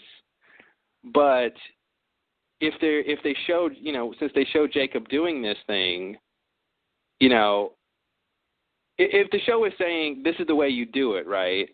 At some point they have to be thinking about the character. They have to go into the world with the character and say, okay, why is the character doing this? And the fact that they show the same thing to me is like, well, to me, I don't know if they're making a point or not. I don't think they always necessarily do that. I mean, I think sometimes they have characters do and say things just to make the point they want to make. Yeah. Regardless of, why does the character know that. Right? I mean, they've had several examples of, this character never learned that. Why are they saying this? And it's because of the, it's because of the external. I agree. Kind of yeah, but you see in that example, then the character stuff doesn't line up, right? Yeah. Okay, what I'm saying is the character stuff lines up. So that's why I feel like it's hard to tell if they're trying to make a point or not, because the character stuff actually lines up. Yes. If the character stuff didn't line up, then I would say, yes, they're making a point about it's different. Yes. So that's what I'm saying. Even if you step back and say, okay, what is the show telling us, the point of the world, it's hard to tell because it does follow with the characters, with what the character would do. Anyway. But see, you're sort of imposing an interpretation on it. What do you mean? Which is saying, here's my explanation. I mean, I think it's a plausible one, but Jacob is just imitating what he saw his mother do. Well, yeah, I mean, I don't. Well, what else would it be? I guess have the an other alternative, but they never told us that. Oh, okay, yeah, totally.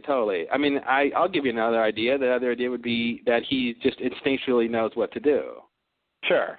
That could totally be true. Sure, which is I agree, a weak answer. I mean, your answer is perfectly logical. I don't know why I'm making a big deal of it. To me, it's just sort of the kind of thing that it's just weird. It's just weird, like, to make a point of this ritual if it doesn't matter at all. Like, I find that very bizarre. It's hard for me to believe that's really what's going on here. I'm okay with you saying that, and it's fine. Like, even if that's true, I don't even think it matters. But like, it's just really weird to me if it's like this is just some bullshit that they made up.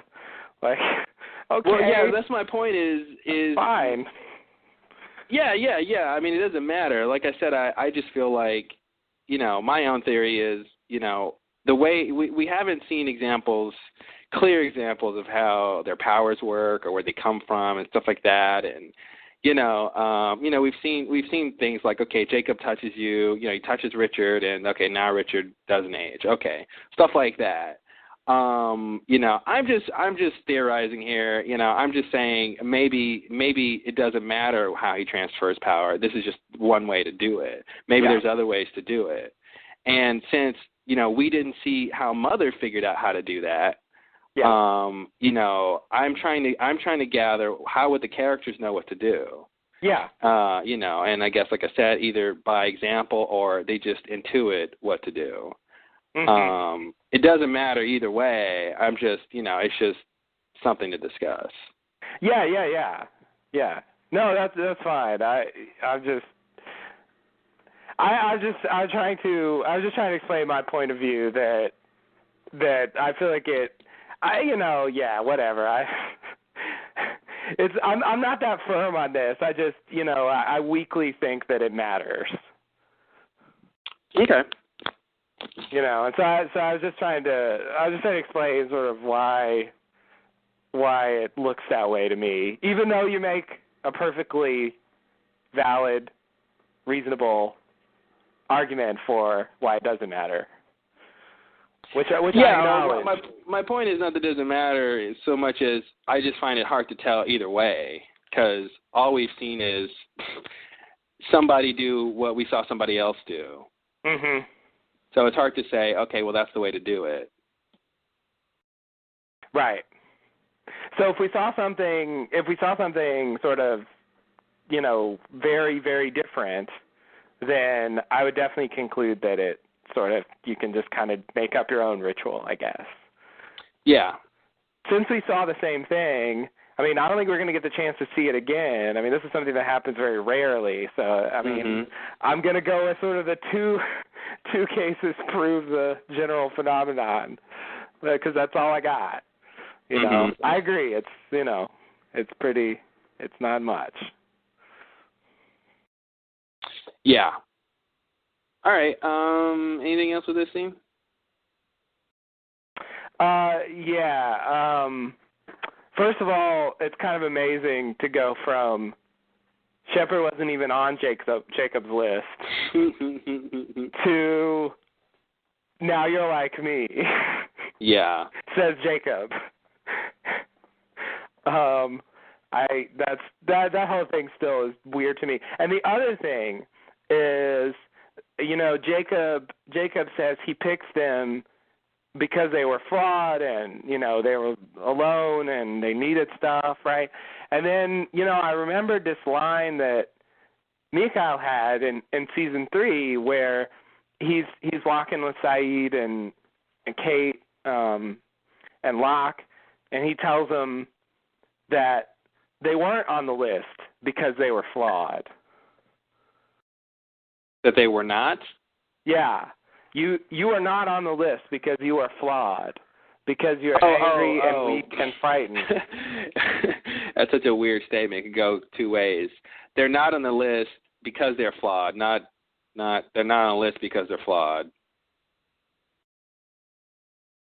If that makes any sense. I don't know. So understand. he's saying if you're flawed, you can't be on the list. It's a list of perfect people. Yeah. What's the other way? Well, the other way I think is you're not on the list because you're flawed, meaning, they. What was I thinking you meant? I don't remember now. Okay. How did you phrase it? You said Mikhail says you're not on the list because you're flawed. Yeah. I don't know. To me, when I first heard of that, I thought that meant I can't think of what I thought, but something to do with the fact that they are flawed, but they're just not on the list. Versus the list being a list of perfect people.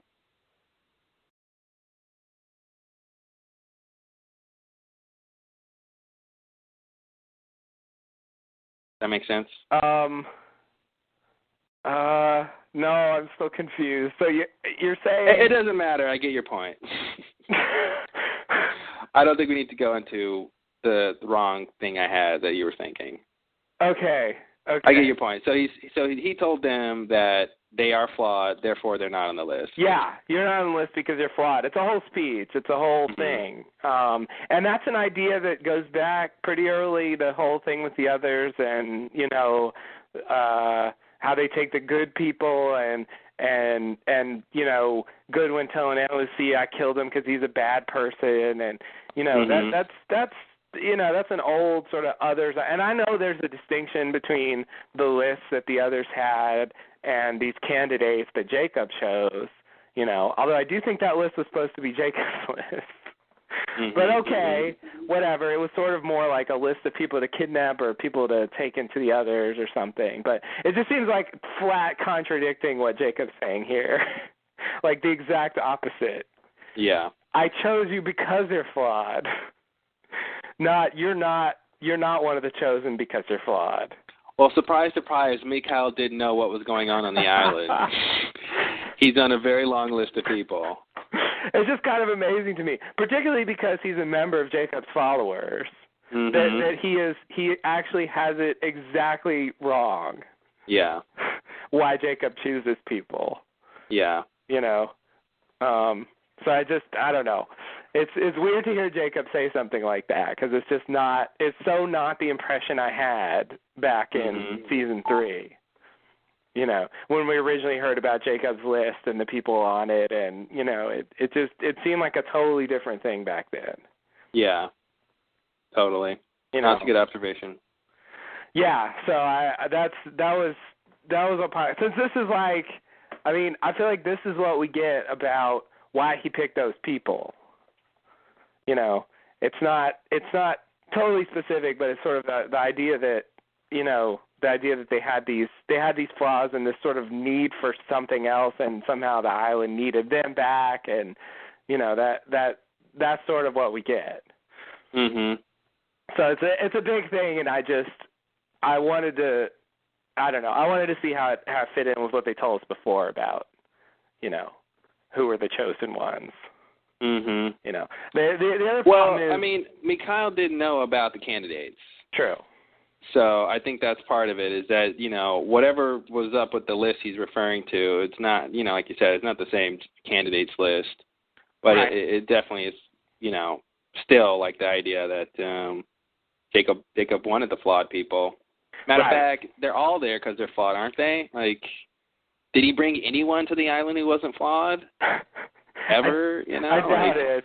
I mean, yeah, it's one of the other thing, it's like, when Jacob says that, it's like, well, you could just bring anybody to the island. Everybody's flawed. Who isn't flawed? It's sort of ridiculous. Like, I mean, like, I sort of like the idea, but at the same time, it almost means I just picked you among the so many flawed people I could have picked.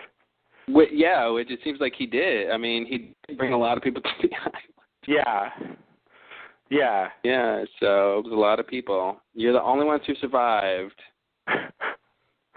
Yeah, therefore exactly. you deserve the job. Yeah. But if you die tomorrow, then you don't deserve the job. Right. So there.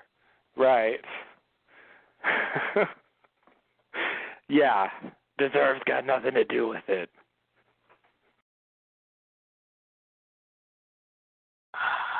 All right. So, I'm anxious to see what's going to become of Jack, the new Jacob. Yeah, I'm interested to see it too. You know, the transfer of power went so smoothly, and it was so, who wants to do it? I'll do it. I'm expecting some hiccups in this plan. I'm expecting. I don't think. You know, I'd be a little surprised if the show ends with Jack being the protector. I think the fact that he stepped up to the plate so fast with 3 other candidates sitting there, we might be in for a last-minute upset somewhere along the way. Really? It's the season series finale, man. Anything's possible. Okay. You know, to me, it's the same. You know, when Lost has a plan, you know, when the Losties say we have a plan, how many times does the plan usually just go according to that plan? No, I know. I mean, well, I still think there's a lot of stuff that has to happen. I mean, I don't think this is the end of it. Mm-hmm. You know, although I do wonder what the ramifications are. But I guess to me, Jack being the protector, it just seems inevitable. It seems right. I agree. It seems really, really perfect and very fitting. But I think that's the kind of thing they might throw a curveball to. Yeah, I guess they could. It would, man. Well, you know, we'll find out. Yeah, it's an interesting thought. It never even occurred to me. I really just thought this is it for that. Mm-hmm. And it's going to be about what do they do now, rather than like who's the real candidate. Mm-hmm. Yeah, we'll see. Next episode. Yes. Oh, so soon. I also wonder, I don't think this is going to matter, but I'm just going to throw it out there. Now that there's a new Jacob, can Man in Black change shape again? It would be nice if he could. I'm just saying. Yeah, I'd imagine the answer is no. I know. And I also thought we'd have some scene after this where when Jack becomes the new Jacob, that Man in Black would sort of sense that transfer of power has occurred. Something like that. Yeah. Because again, like if he, to your point of wondering if he can change shape now, it's like, well, he's got to first realize Jack is in control, I think. Yeah, that's true. That's true. I guess, yeah, again, like you just said, I thought he could feel it or just, you know. I thought he could too. And, I mean, he definitely felt when some of the candidates died. Yeah. And he could tell, like, some of them were still alive, or at least not all of them had died, so. Right. Maybe we'll get that next episode of him realizing that Jack is in control. Okay. Yeah. I mean, he'll definitely find out. Obviously, they'll meet, but, I mean, in terms of him just feeling it or something beforehand. Right. It was just when you said that, it sounded like speculation about some possible future. I don't know. Anyway, yeah, I agree. Because I do think, you're right. The with the sub thing, it seemed like they were really telling us he has some kind of connection to the candidates. So it would stand to reason, I think, that maybe he would know that someone's. I mean, to me, it almost means game over. Like Jacob was the one. I guess Jacob, Man in Black maybe will try to kill Jack now, like he did Jacob or something. But Jacob was keeping Man in Black on the island. It's almost like, well, now they got Jack. I don't know. Seems like problem solved, but obviously that's not true. So we'll see. Where that goes. But I was just going to bring up, if it's true that he could change shape again, that's another way we could see Christian again, although it would be Smokey Christian. Yeah, that's not good enough. I know. Although I liked Smokey Christian, but he was different. Part of me thinks that there might be two, there's sort of two things at play with Locke getting off the island and Locke wanting the power, wanting the source, and maybe the deal is that the island's protector is supposed to protect the source, but maybe maybe Mother's whole thing about Locke not leaving is something separate, like tied to the protector, but it's not specifically the protector keeping him there, but really something else. That because she says you'll never be able to leave, and it's like, well, why? Yeah. So I'm wondering if they're going to be splitting those two things up more than they sort of already are. I see. I guess, I was sort of thinking of the conversation in Aberturno where Jacob says, I'm not going to let that happen as long as I'm alive. Let him leave? Yeah. Yeah. Yeah, but the mother said he couldn't leave even before then. When Mother was around, she says, you'll never be able to leave this island, Yeah. It made me think the same way she made it where they couldn't kill each other. She made it where they can't leave the island? Well, Jacob left, but somehow made it where he couldn't leave or something. Yeah. Yeah. And then, of course, it became, that was recent. But before that, we were thinking, of course, he couldn't leave until, the idea was he couldn't leave until he had a body. Right. The whole reason that you have Locke and stuff like that. And so I'm just wondering if they're going to, it just seems like it's diverging, like it's not necessarily just the protector of the island who is keeping him there, but, the protector of the island might just be specifically to protect the source, not specifically to keep him from leaving. Although that's important if you don't want the rest of the world to die. Right. Yeah. No, I think the job of the protector of the island is to protect the source, which is why it's called protector. I think keeping Man in Black on the island is something. Jacob seems to be saying that he's doing something to make that happen. So I take his word for it and just assume that that's something he did because he thought he should do it. And it's not necessarily part of the job. Okay. So Huh. So does that mean you think he, like, so it's not necessarily part of the job. So Jack could choose not to stop him from leaving. Like, it's not like if there's a protector on the island, Smokey can't leave. Right. I don't want to say that because I feel like he should have a chance to leave, or it's just sort of, you know, I mean, I guess then maybe you want to say he has to kill Jack too or something to leave. But yeah, I feel like he could choose to let him leave. Okay. And then Jacob could have too, if he wanted to. And the mother saying you'll never. I'm not sure about that. I'm not sure if that means. If she said I made it where you can never leave the island, I would definitely say that's what that is. But I feel like she's telling him that because she wants him to stay there. Mhm. And so I'm not sure if that's supposed to be a supernatural thing. Well, that's a grand thing to say. Whoever told you you could leave the island was wrong, and you can't leave. But I don't know. It's just so muddled with the fact that, you know, there's consequences for him leaving later in life, you know. Yeah. I want to believe that in some way he could leave. That it's not like literally impossible for him to leave. Yeah. See, I just thought we were always working on the assumption that, you know, he can't leave if there's a protector of the island still alive. Like there's some force that keeps him there. You know, like a warden keeping a prisoner there. Like as long as someone's alive on the island being the protector, he just can't leave. Yeah. That might be true. That might be true, and it might just be that he has to kill them to leave. Yeah. I mean, that's what he was trying to do with the candidates. That's been the modus operandi so far. Yeah. But I also think that Jacob would not willfully let him leave, even if he could. So. But is that a power thing, or is that he's going to, you know, institute some actions to keep him from leaving? Right. Well, that's a good question. I don't know that. Because they didn't make clear, you know, what he meant. So yeah, it's hard to tell. It might be specific actions. It might be supernatural.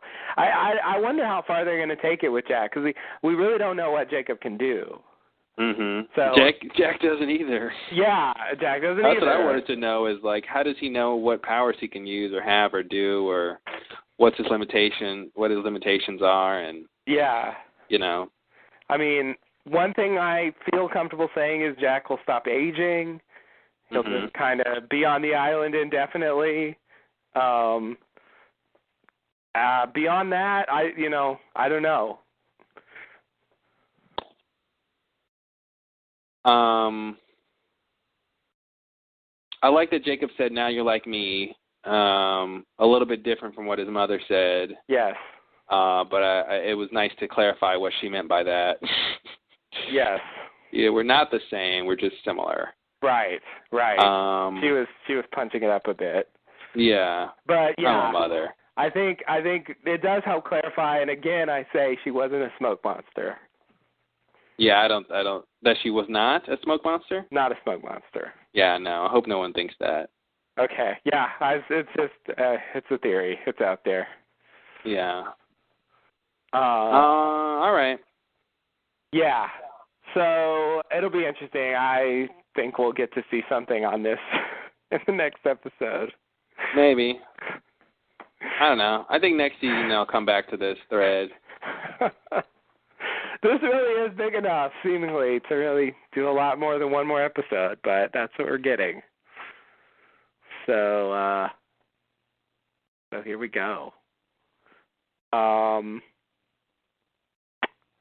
And I think Jack's going to protect the island for one more episode. All right. I'll buy that.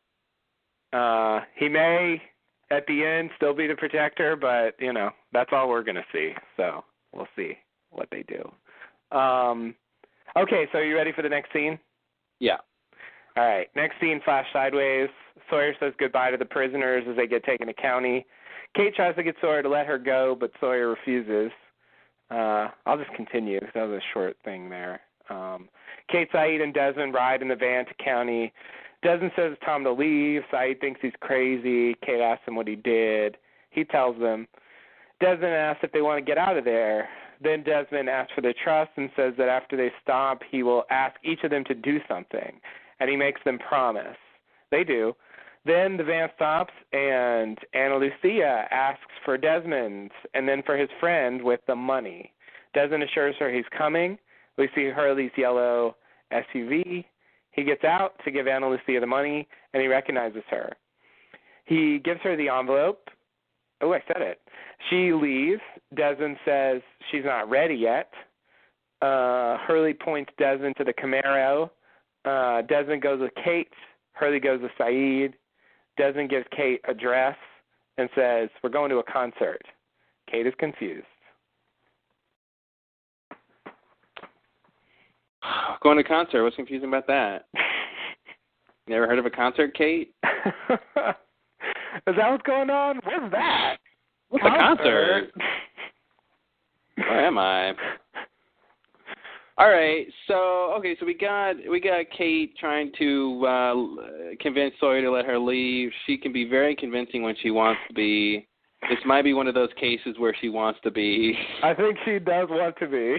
And it almost seems like it's working. I don't know why, but yeah. But, and then she tells Sawyer he doesn't seem like a cop. It's like, wow, this is a bad thing to tell a cop. Mm-hmm. I did love his line, though. He goes, doesn't matter, still can't let you go. I'm a cop. Really emphasizes that cop. He does. Yes. But you don't seem like a cop to me. Yeah, it was almost like, well, if I weren't a cop, I'd let you go. Why not? Yeah, exactly. I mean, he'd never be in that position, but yeah, she's sensing the bad boy side. You know, real quick, I gotta say, how come Kate and Sawyer haven't recognized each other from the alternate time? Oh, another good question. Yeah. Yeah. Exactly. Like they have a way bigger thing, I think, than the other characters who have those. Yeah. I mean, Kate and Jack even shared a moment, a very slight moment, but yeah. But yeah, she and Sawyer haven't done anything, and it's like, man, if But again, he couldn't remember what she looked like, after 3 years, and couldn't remember her face. Yeah. He called her Freckles, and he couldn't remember why. What was I thinking? Why did I call her Freckles? I don't know. Can't remember her face. I'm so crazy. Okay, so Desmond's whole thing, man, it's so great. It's anytime a character is orchestrating some big plan, it's always fun to watch. Oh yeah. He blew me away. When Desmond got arrested, I was like, man, that looks bad. Mm-hmm. Why are you doing that, Desmond? That's a bad idea. But yeah, then he pulls this shit off, and it's like, okay, well, you're more together than I thought you were. I really had no idea he was actually going to bust him out. Yeah. Yeah, I totally thought when he said, the driver knows where to stop, but when it happens, they're going to need your truck. I thought he was going to, fight. They're going to fight their way out or something. Me too. But no, Ana Lucia's on the take. Yeah. Ouch. Well, yeah, he's still a cop. I guess she didn't even meet him before. They must have just talked on the phone or something. I don't know how he organized this, but she didn't apparently even meet him in person. Yeah, it's like he made a deal. It's like he made a deal with somebody else, and they just sent her to drive them. Mm-hmm. She's just like, yeah, who's Desmond? She doesn't know anybody. Explain this line to me. She says, where's your friend with the money? Talking about Hurley, and he says, and then she says, otherwise I'm going to have to say I shot all of you trying to escape. What is she going to say anyway? Oh, I see what she's saying. Like, if your friend doesn't come with the money, I'm going to shoot you. Yeah, and I'm then going to kill you all, yeah. Okay. I'm just confused on what she's going to say anyway when she shows up with a van full of no passengers, no prisoners. Van. Yeah. Well, hopefully she shows up to a place with a bunch of other corrupt cops and they split the money or something. Cause, yeah, that's a hard one to explain. Definitely. Yeah, because I thought she was trying to say something like, I sort of got what she meant, but then I thought she was also trying to say, like, I'm going to tell them you escaped. You know, I thought, like, that would be her alibi, like, oh, no, she goes and fakes a bruise or something, and they beat me up and they left, something like that. Mm-hmm. I don't know what she's going to say. Yeah. Yeah. All right, Hurley comes right on time with the money. Again, Hurley's money coming in handy. Yes. And Hurley is totally willing to just go, like, break these people out of jail for Desmond. All for true love. I guess. All it took was one crazy hot blonde. Crazy comma hot. Oh, wait a minute. Which one is it? What's the other one, like one word? Yeah, just that she's crazy hot. Crazy hot, okay. Yeah, okay. Versus crazy comma hot. Right, she's both, maybe, I don't know. Yeah. Yeah, he's just gonna bust them out. He even brings the Camaro has a cameo. Like, jeez. Oh yeah, the fucking Camaro. Let's make a fresh start and have hope, and it'll drive the car. Yeah. Yeah, that's. I didn't really realize that's what that was. It was like, oh, it's a Camaro. So what? Yeah, okay, that's what that is. Yeah, no, it's his old Camaro. He's got two big cars, that yellow thing and the Camaro. Well, and his third one is the Dharma van. Oh, Hurley's the driver on the show. You're right. He's got three. He's over 3 cars. You're right. He comes to the rescue in a vehicle. Mhm. Yeah. Wow. Yeah. So So we talked about this earlier. So we don't have to talk about it now. Okay. Cool. Well, you brought up that you didn't necessarily agree with me. Like, to me, Desmond, I guess, I don't know where they go from here, but he's breaking out. Saeed's up for murder. Kate's up for murder. He's getting in deep here. I just don't see how are you thinking he's gonna sort of recover from this and like try to live some kind of normal life. Like I don't think he is.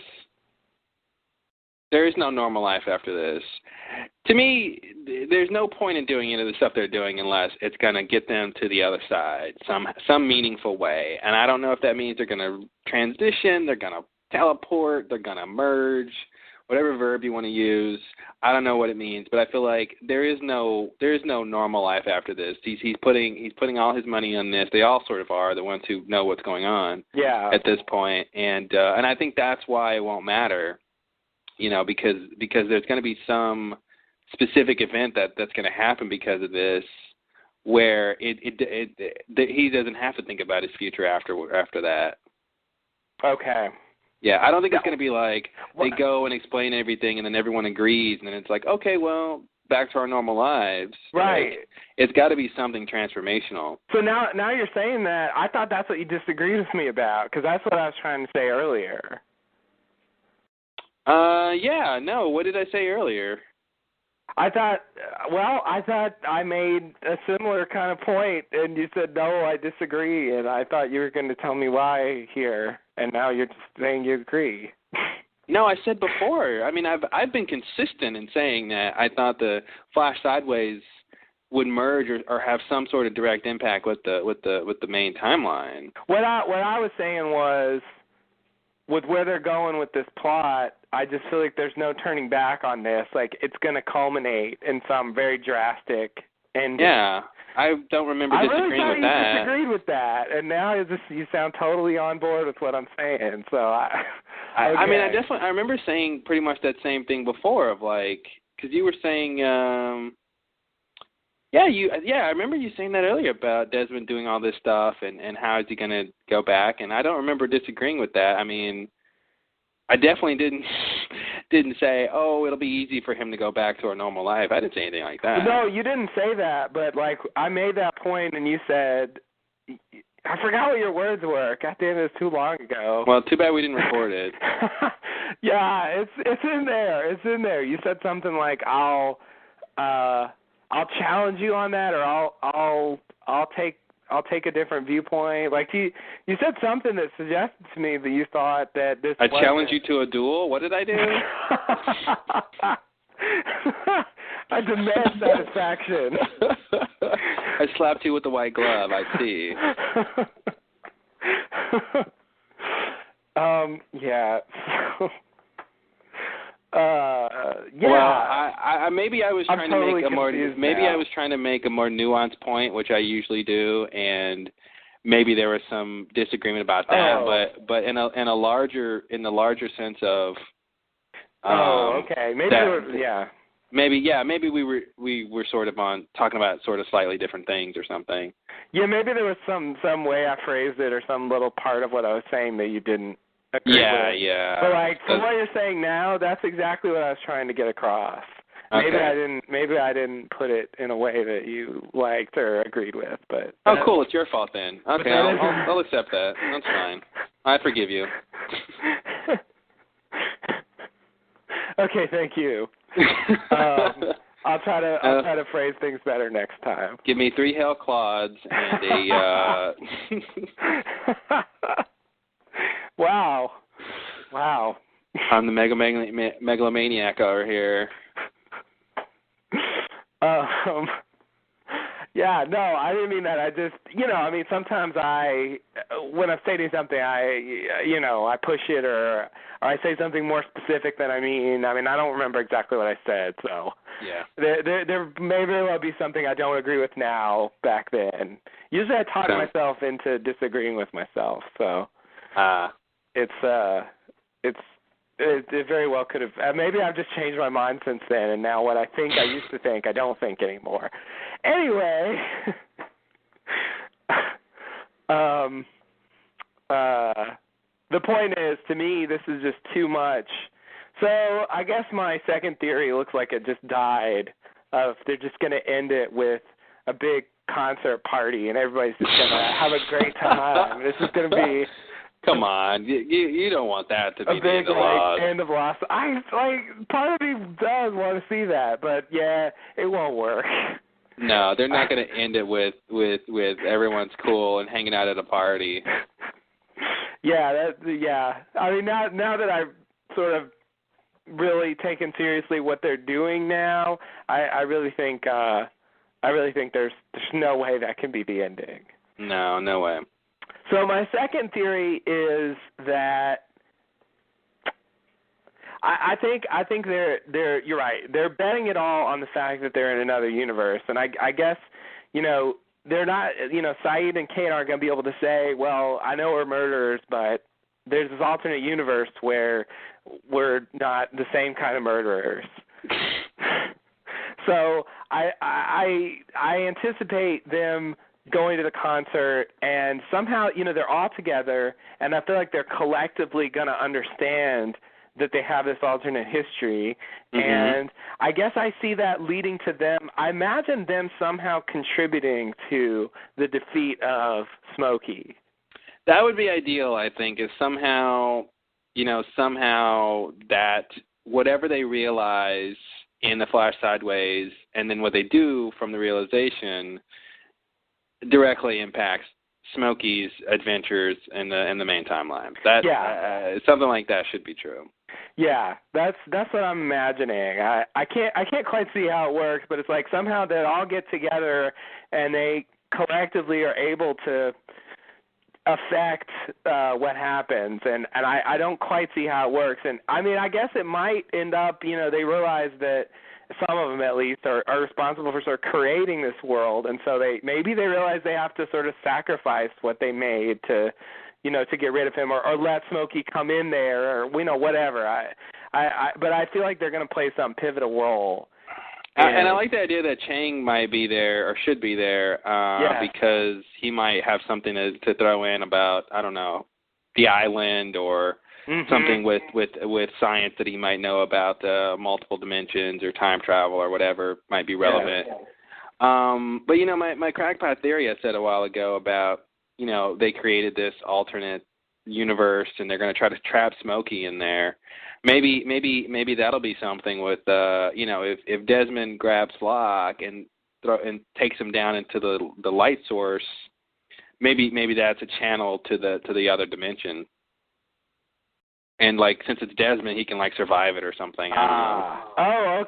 Oh, okay. Yes. I would love it if somehow that's how they defeat him. They can't kill him, but they trap him over there, and then all the other the universe is effectively nullified, and all the people there, something happened, something positive sort of happened. They're not there anymore, and it's just him left in this empty world. Yeah. And then hopefully the Langoliers come and eat it. Perfect. And Lost. Who else is going to eat all this? Yeah. Bring in the Langoliers. Exactly. Yeah, no, I definitely like that idea. I think I really just think the Flash Sideways has done a lot of great stuff character-wise, but I just feel like it really is leading to some kind of relevance with the On-Island story. So yeah, I mean that something along those lines is definitely what I see happening, and it's it'll be interesting because I think you're right. That's the point I was trying to make. They're really committing themselves that whatever Desmond's mission is, it's important enough to get involved in some serious shit. Mm-hmm. So I feel like it's got to be a big deal. So a party's not going to be good enough. Party's not big enough, no. It's just not going to work. But I do think something's going to happen at the concert. Yeah. Something significant. But it'll be. It makes me feel like if enough of them realize what's going on, then that'll be enough to sort of put them back, or. Maybe so. I just don't know what the outcome of the Flash Sideways is going to be. I mean, that's an obvious statement. But I can't imagine what it's going to be because I don't know if they would be content with them all realizing the truth and then sort of dealing with that, and that universe just continues on. But there is some connection and relevance to the main timeline, but it doesn't. The Flash Sideways timeline isn't nullified. Those people somehow still continue to go on. I don't know if they would be just content with that, or if they really wanted to at the end of the story, there's effectively no Flash Sideways universe anymore. Oh, okay, yeah. I guess that's sort of the kind of thing I'm imagining. I can't see the show ending with Desmond and Sayid and Kate just getting carted off to go, serve long terms in prison. Well, they don't have to get captured, just because they broke the law. Look at Kate; she can be on the run forever. They can have a nice ending without getting caught. I think, but not that they probably would be on the run forever or something like that. A couple of them, but the majority of them haven't really done anything wrong yet, so it's only really a couple of them. Yeah. Who were, some of which are already in trouble, so. Well, I know. But I think, Desmond's done a couple of kind of bad things, hitting Locke and beating up Ben, and now he's breaking murderers out. He's getting in deeper. Yeah. No, Desmond, Kate, Sayid, they have something to worry about. Hurley for being an accomplice. Hurley's a partial accomplice, so he's got some problems, but less. So not all the characters are in trouble, but it's just it seems like a significant number of them are, and I feel like that has to. I just can't imagine them either getting caught, like you said, that isn't that, or just like we just got to be on the run forever, and that's the end. I mean, I guess they could do that. Well, but most of the characters are fine. Like 90% of them haven't done anything wrong. Yeah. You know, so it's like if not that I think this has happened, but just playing devil's advocate. I mean, if Kate goes on the run, no big deal. She's used to it. Sayid, no big deal. He can be on the run. He can't get Nadia anyway. Desmond is the big one. He screwed himself. That might be a price he's willing to pay. You know, or he could be killed by the end of that. I don't know. And then Hurley's from an accomplice. But everybody else is fine, you know. There's a lot of people who are fine who, if this doesn't work out, their lives aren't ruined. But I think it won't, again, either way, I think it won't matter. You know, if the universe comes to a close or not, I really don't think it's going to matter. I think whatever happens is going to be transformational enough to effectively, it's not going to matter. Like, okay, well, now that we realize this, what are we going to do? Like, it'll, you know. Even if they just end there or something and we don't know what happens to them afterwards in that timeline. Yeah. Yeah, they could do that too. Yeah. That's true. All right, well, you know, I don't have a lot of big, you know, I've said my big sort of theories about what's going to happen, and I don't have any, you know, any more specific guesses about the next episode. I think you know, it's hard to tell what exactly they're going to do. I think the concert, you know, I almost see this thing of them at the concert and they're all there and they sort of realize what's going on, or you know, they're in the middle of the concert and Desmond gets on stage and interrupts and y'all here for a reason, brothers, you know, and yeah, and something like that, and then you know, then they all realize, and I get this horrible image of everything just flashing to white when they all collectively realize what's going on, and you know, something like that happening. Okay. Yeah.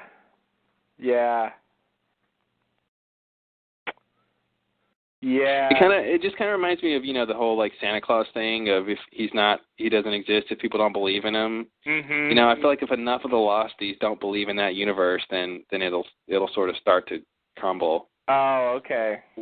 You know, he's just got to reach critical mass, as it were. Yeah. Yeah.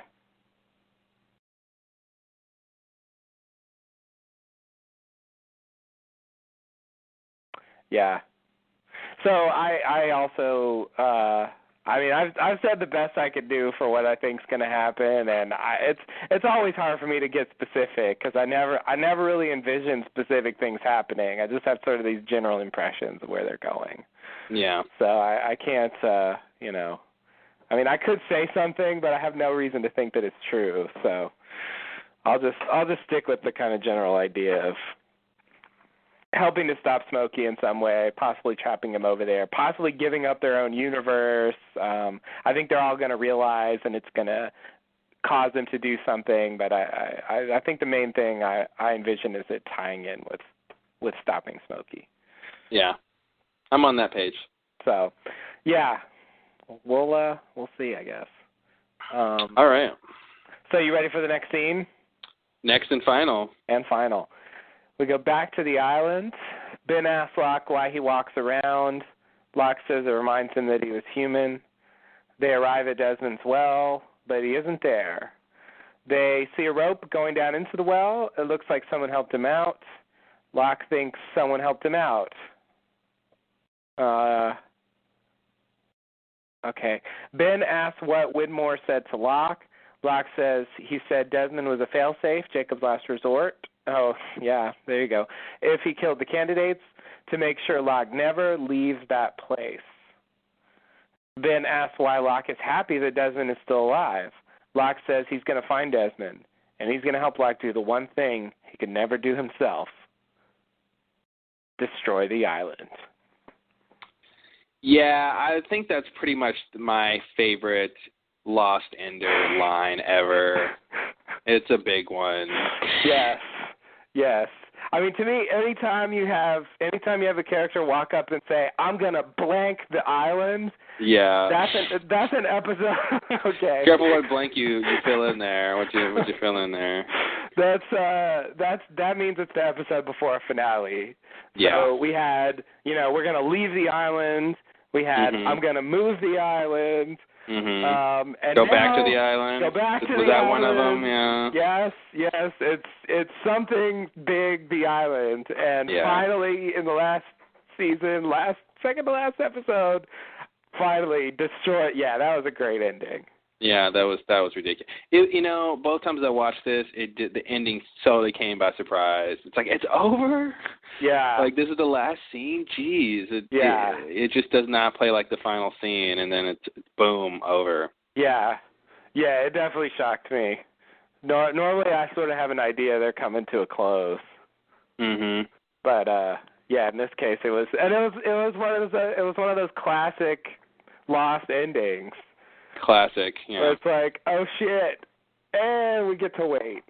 Yeah, total big oh shit moment. Yeah, and I mean this is the last one of those. Yep. Yeah. So they went out with a bang, destroyed the island. Wow, here we are. Here we are. And I just like I do like the fact that was not, I don't ever remember us talking about, well, maybe Locke wants to destroy the island. No. It was never on the table. No. He never told anybody he wanted to do that. No, I had no idea that was even a goal of his. Mhm. It totally took me by surprise. And it's kind of interesting because it's like he's gonna try to use Desmond to destroy the island, but I think Jack and them are going to want to use Desmond to defeat him. So it's going to be weird if they both want to use Desmond. Classic conflict. For different reasons. I guess if you put it that way, it is classic conflict. This is so crazy. Why are they writing this? This makes no sense. It's always drama 101. It really is drama 101. Yeah. Putting two sides directly opposed, and Desmond's in the middle, and the fate of the island at stake. Yeah. The fate of the island and the world at stake. And the world, yes. Yeah. So, it's interesting. I guess my takeaway is that he initially he really didn't know what Desmond was there for. Mm-hmm. And so it was like, well, I'll put him in this well. Maybe he wasn't allowed to kill him or whatever. Then Widmore steps up his game and he's like, go kill him. But once Widmore tells him what he's there for, he realizes he can use him. And so, And so I'm kind of just recapping what they told us in the scene, but it works. Yeah, totally. Which I'm glad, because I was going to be like, he's going to kill him, but it actually kind of fits because he really didn't know what Desmond was doing there. Mm-hmm. And that was the whole thing about my initial interpretation of the well when he threw him down the well was, he didn't know what to do with Desmond. Yeah. He didn't want to just outright kill him, but he wanted him out of the way until he could figure out what was going on with him. Yeah. And then, again, when shit was hitting the fan, he told Saeed to go kill him, like, okay, just get rid of him, so that, because he didn't want to play it safe anymore. He's like, okay, well, let's make sure the other side can't use him. Exactly, yeah. He knew Widmore wanted him. Yeah. Yeah, I think it took Ben a couple of gulps in his throat to get up the courage to ask what Widmore told Locke, I think. It was a little like asking a smoke monster what the secret was. Yeah, definitely. Yeah, it's a little weird. I mean, we don't get the chance to see what happens next, but it's like I want Ben to say, well, but I'm supposed to get the island. Yeah. You're going to destroy the island? Mhm. Yeah, it's like what is Locke going to say to Ben as an incentive for Ben to kill these people for him? Yeah. And of course he's going to say, I'll take you with me, or do it or I'll kill you, and I'll just take you with me when I leave. Yeah. But Ben shouldn't buy that. Maybe that's the whole point. Maybe Ben was being was seriously following Locke this whole episode, when he turns on Widmore and all those guys, like maybe all of that has been sincere, and this will be the point where Ben says, okay, well, now I can't even have the island. There's really nothing in it for me. I can't trust that he won't just kill me at the end of the day. Yeah. Therefore, he could, therefore Ben might defect to the good guys. Oh, okay. Yeah. Yeah. Yeah. At the very least, I feel like it should have some effect. Mm-hmm. When he realizes even the promise that was made for his service is clearly not going to be delivered. Yeah. So whether he really expected to get it or not, like he really knows he's not now. Mm-hmm. So yeah, I think it will matter, and probably you're right. It'll be a key thing going in. I think Ben will be able to make that connection. Yeah. Well, wait a minute. If I'm in charge of the island and there's no island, I'm not in charge of anything. Yeah, he can make that connection. Yeah. Yeah. It's classic. I do love how Desmond is a failsafe. I mean, Oh, yeah. It's just like slap me in the face. Jesus Christ. Desmond's a failsafe. Of all people, he's the failsafe. The guy who turned the failsafe key is a failsafe. He is a failsafe now, yeah. Yeah, and it's like, was he always able to withstand electromagnetism? Did the failsafe make him able to withstand electromagnetism? Did pressing the button for 3 years make him withstand it? It's like, we'll never know. But I do. Really well. It's so great that he is the failsafe. Yeah. Yeah. I mean, it's been, whatever the reason is, it's been a consistent thing that they've done with him through the run of the show. Mm-hmm. So it's just such a weird power to have. I'm still kind of, I don't know, I still find it strange. I think in terms of writing, it's really interesting that they gave Desmond this special quality and not Jack. Mm-hmm. Like they gave this other character who's not, he's not the main character, this very important quality. Yeah. That comes into play several times throughout the show, and yeah, I mean he's almost more special than Jack. I mean, I guess he is more special than Jack, but not necessarily more valuable, but just like he's got these crazy qualities that Jack doesn't seem that Jack obviously doesn't have. Yeah. He's a less big character on the show than Jack is. But, yeah. And so we don't know as much about him personally and all that. But yeah, in terms of the final game here, he does seem to have a more importance personally. Yeah. For what I think he can do.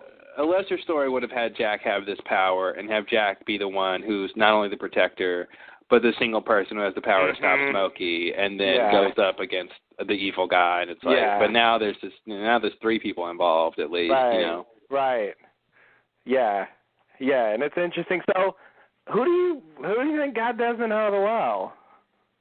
Jack and those guys. Oh, you think they just already been there? Yeah. They just as soon as they talked to Jacob, they went and got him out. They went and got him out, and so unless Cindy did. I mean, you're thinking Cindy did it? Who else could have I got the Vincent. Rose and Bernard. I have no idea. Yeah. No, I assume Jack and those guys have already done it. Yeah. Okay.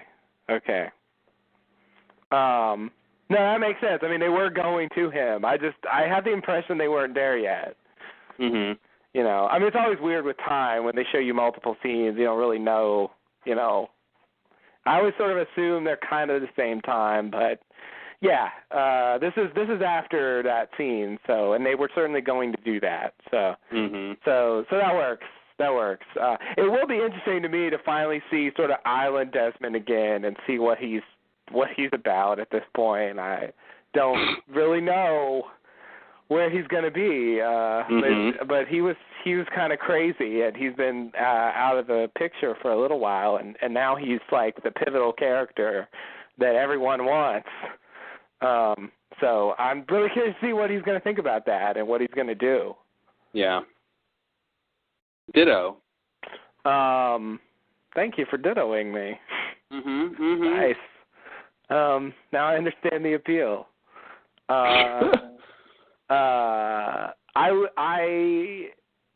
let's see. I would really like, this is hoping for too much. I don't think I'm going to get this, but I would really like it if Ben would just ask Locke, do you remember that time in the cabin? Was that you in the cabin? Mm-hmm. What happened with the cabin? Yeah, that reminds me. I think that might have been part of what Ben was saying, too, when he says he realized the smoke monster was summoning him. Mm-hmm. Like maybe, whatever experiences he had at the cabin, maybe he's sort of realizing that obviously wasn't Jacob, that was Man in Black. Yeah. It might be hoping for too much, but the fact that they're together hanging out, it's a question he could easily ask. So right. it's plausible that something like that could come up. And in the incident, he does have a conversation. I mean, he still thinks he's Locke, but he does have a conversation with Man in Black about the cabin. Mm-hmm. Where he says, I was just as confused as you were when the stuff started flying around, and it's like, damn it, we didn't know it was Man in Black yet. Like, I want to know what he really thinks about that. Yeah. What do you have to say about the cabin, damn it? Well, here's the other side of that, too, is Locke has those memories as well. So yes. Man in Black has it. So whether or not there was Man in Black, he at least knows what Ben's talking about. He knows what happened, right? So I wonder I would like him, if that's really him, I'd just like him to confirm it. I'd just like to hear from his mouth that was him in there. It would be helpful to me. It doesn't solve all the problems, because then it's like, okay, what does that mean? But still, I'd like some closure on that. Yeah. Since we have apparently, two of the key characters involved with the cabin, it just seems like it's at least possible. And they've always used finales to do some sort of sweeping up, clean up. Yeah, mm-hmm. Yeah, clean up their messes. Yes, clean up their messes. Anything they left off, they just throw in there and finish what they started. Like 3. Oh God, you can quote Ross all day with shit like that.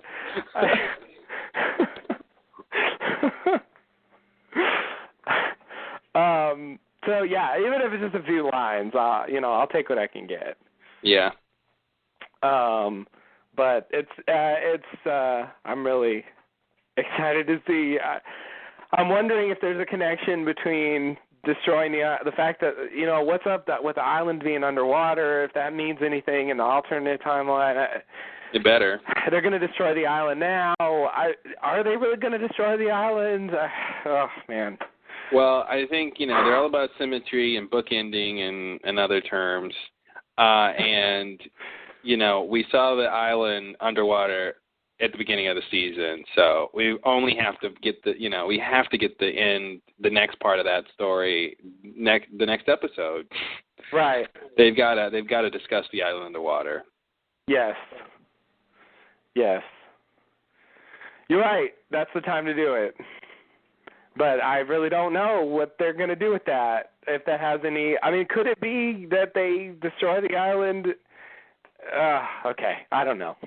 I want to connect it somehow, but I guess we'll see. I've done what I can do. I'll say this though. We still don't know why there's hieroglyphs and stuff on the island, and who built the statue. Yeah, stuff like that. We still don't know that. No, we really don't. We went back 2,000 years in the history of the island, and we still don't know that. Tell that to, Claude and Justin podcasting a couple of years ago. Yeah. Yeah. I'm not gonna know this stuff. I remember one of my crackpot theories of, the island being part of, some place in Africa and. Mm-hmm. And the origin of life or something, and installing the donkey wheel and turning it is what made the island sort of move and become an island in the first place, and that kind of stuff. And I thought we'd get some sort of early history of the island in terms of the inhabitants, not just the protectors. Right. And I guess we got a little bit with that last episode, but yeah. We didn't get to see if the statue was there, did we? No, they didn't show the statue. Yeah. So, I mean, they didn't clearly establish that it wasn't there, because it wasn't ever clear to me that they were on that beach. Mhm. You know? I'm not quite sure how they would tell us it's that beach, but it didn't really look like it. They'd use the same sand. Duh. Oh, duh. God, what was I thinking? It's the standard set design. Use the same sand if it's the same beach. Come on. How else are you supposed to let the audience know? Hello? All right. Okay, fine. Yeah, so I wasn't sure if we were supposed to think, because basically, okay, here's something I'll just throw out there. On the podcast... You know I'm joking, right? Yes. Okay, I just want to make that clear. Yeah. Sometimes things go, and it's like, oh, you were joking? No, I thought you were just being crazy. I got that was a joke, I think. On the official podcast, they were talking about the island and the history, and I think Carlton Cuse basically let slip that he said something like the Egyptians built Tararat. You know. Sorry, the Egyptians what? The Egyptians built Tararat. Oh, Tararat. The statue. Yeah. It's not a word you hear all the time, and I thought, what word are you saying? It's a hard one to say. It's kind of a mouthful. And then Damon steps in. He's like, what? The Egyptians built Tararat? What are you saying, Carlton? And so then it turned into this thing, and Carlton, well, that's just my theory. And so it got a little, you know, I wasn't sure what to make of it, but it almost seemed like Carlton just kind of said what the answer is.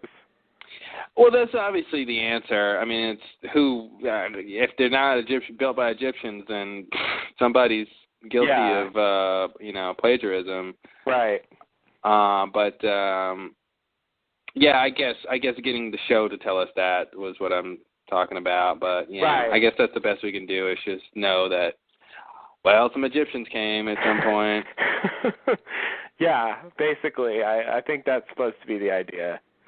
So... How did they get there? I mean, it's the Egyptians had boats, but did they really go that far, or capable of going that far? Yeah. Any real distance? Very short distances. If the islands move, I don't know. I don't know how that's supposed to work. It's kind of tricky. I mean, they showed Romans there, and so I guess, I feel like the Egyptians just came. I mean, that should mean the statue is there, I guess. Yeah. I mean, when was the Egyptians? That was before. That was like 5,000 years ago or something like that. Egyptian is I mean, it's well, I mean, they had the pyramid period is sort of a long time ago, but they had significant sort of civilization of the type that might build a statue like that. Up until maybe 1,000 years or so before the Roman period, so it would be quite a while before. Mhm. And also there's the stuff like under the temple with all the hieroglyphs in there. So it definitely seems like at some point there were Egyptians on the island, probably before the Romans. Just based on what they built, sort of historical stuff. So I mean, I don't know how they got there. So many problems. Hey, I just had an idea. I wonder if the Egyptians built the temple only because of the fountain. Like, they found this body of water that magically healed people, so they built the temple around it. Oh, yeah, maybe so. Because, I mean, I was obviously there before the others and stuff like that. Right. So, and before Jacob would have been presenting himself to people, so they'd have no reason to sort of build it in his honor, right. I would imagine. Yeah. Directly. It just dawned on me. I was thinking, like, why would they build the temple there, of all places? Mm-hmm. And, the big thing that's there is the healing pool. Right. Yeah. That makes sense. It was just kind of a naturally occurring thing that they built around. Yeah, I mean, tied to Jacob, but they don't know why. Right. it's a healing spring. What more do you want? Yeah. It'll do. I'll take it. Hey, they only figured out a couple digits of pi. They don't need to know why the healing spring works. Right. Yeah. All right. And Romans figured out the donkey wheel. Apparently. Who did? Romans. Oh, Romans. Yeah. That's something I didn't really think about or consider. Oh, and I'll just throw in at the end that there's another deleted scene in this episode involving Claire and Locke. I didn't get totally clear on what happened, but it was at least sort of addressing the fact that, we leave Claire on the docks and sort of never see her in this episode. So it's some explanation for why she's not around. Wow, I feel bad that I didn't miss Claire at all in the main timeline story. Yeah. I forgot she should have been around. That's why they cut it, I think. It wasn't essential. But since I so rarely know about since I knew about it, I thought I'd bring up there was a Claire and Locke scene in this episode. Nice. Yeah. I really like it in that sort of script level version of the whole thing. Mm-hmm. It's interesting. Something we've never had in previous seasons. Yeah. So, okay. Well, that's it. I think go ahead. I really would love to spend a lot of time theorizing. This is the last time we can really try to guess what will happen on the next episode. I just don't have anything more. I'm spent. 4 or 5. How long have we been podcasting? Your 4 years? Your theory well is dry. Is this 4 years? You want to quantify it like that? It's let's see. We started in it's 7, 8. 4 years. Okay, 4 years of theorizing. We basically started in May 2006. Okay, like literally 4 years. Yeah. And I'm just, I just want to see what happens now. I don't have a lot to try to get. I feel bad because I know after it comes out and I watch it, I'm going to be like, man, I should have tried to guess this, and I should have tried to guess that, and I should have tried to guess this, but I'm just going to say now that I'm not going to try any harder than this 7-hour podcast. It's enough. Yeah, it's enough. I think we've done our share of guessing and theorizing about what's going to happen. Yeah. Throughout the episode, I definitely what I really lack is a grand unifying theory, but I've never had one. I'm not surprised that at the end of this run, I still don't have one episode before the last. So yeah, I have little things that I'm expecting, but in the end, I think they're probably just going to surprise me. So here's one thing I'd want to discuss real quick before the end of the podcast is who do you think will either die or who do you think will make it, whichever game you want to play? Okay. Who's going to be left standing? That's okay. I think for the alternate timeline, I don't know what the fuck they're doing. So No, just main timeline. So alternate timeline is anybody's guess. Yeah, I give up on that. But for main timeline, I think Sawyer might die. Okay. Sorry, Sawyer. But I think there's a decent chance he'll die. I think Kate could die too. Okay. I don't think Hurley's going to die. I don't think Jack is going to die, although he could. It's possible. Let's see. Who else is out there? I think Desmond very well could die doing whatever his purpose is. Okay. I think Ben very well could die. So now you're giving me a list of the people who you think could die, and that's everyone. I've excluded Hurley. I don't think Hurley's going to die. Okay. So far, I'm just trying to sort of run through in my mind. Miles is probably going to die. Yeah. I think. I don't see Miles making it. Vincent will probably live. Oh, he's gonna, yeah. Him and Cindy will live happily ever after. Yes. Yeah, so I guess for me it does look like all the characters have. I feel like Jack's gonna live, but I do think there's a chance. There's somewhat of a chance he could die. And I'm kind of inclined to think Sawyer's gonna die. And then I think most of the characters are up for grabs as far as dying. For me, with the extent, I would be really surprised if Hurley dies. Yeah. Personally, I just can't imagine him doing that. I could see him trying to save somebody. He gets shot or hit or something, and I got shot, dude. Yeah. You know what? I just had a vision of the end of the Lost, and I'm thinking, this idea of Jack being the protector and whether or not he's going to live or die, and part of me feels like I said before, it was so easy for him to be the protector. Don't tell him that, right? His long journey, but in terms of just the transfer, really don't tell him that. Please. Yeah, this is a cakewalk for you, right, Jack? I was just thinking, well, maybe what'll happen is it won't, it sort of won't matter that he won't even get the chance to protect the island because Locke is going to try to destroy it. Right. So at the end of the day, the island is destroyed, and maybe I see this shot of like, God, I hate that it's on the plane, but that's the only vehicle we have left. That one or two people who survive and get off the island see the island being destroyed from a distance. We know Desmond's going to do his thing, and there's a big standoff at the source, and Jack is there maybe, and Desmond and Locke or whatever, and the two, Desmond throws Locke down there, or Locke throws Desmond down there. They both go down there, and we just cut to who's ever leaving the island, and the island blows up or something, and we don't know who survives or what happens, and there's your show. Wow.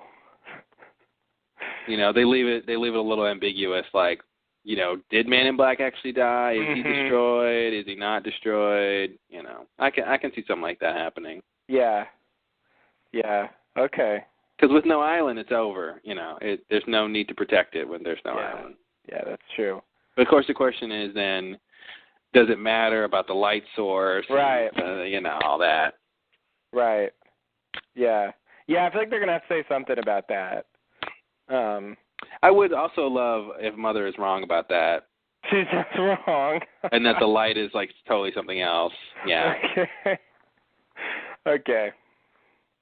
Yeah. Well, Mother was pretty vague, so. So I don't know. We'll see what else they want to tell us about it. They might say something more. Infamously vague, I guess. Are you taking a position on the characters dying? I think Sawyer's up to die. I think Kate is up to die, and I think I don't want Jack to die. There's no part of me who wants Jack to die, but I feel like there's something writing wise that would be satisfying if Jack dies. Yeah. I agree with you that Hurley is probably on the not die list. And what do you think about Claire?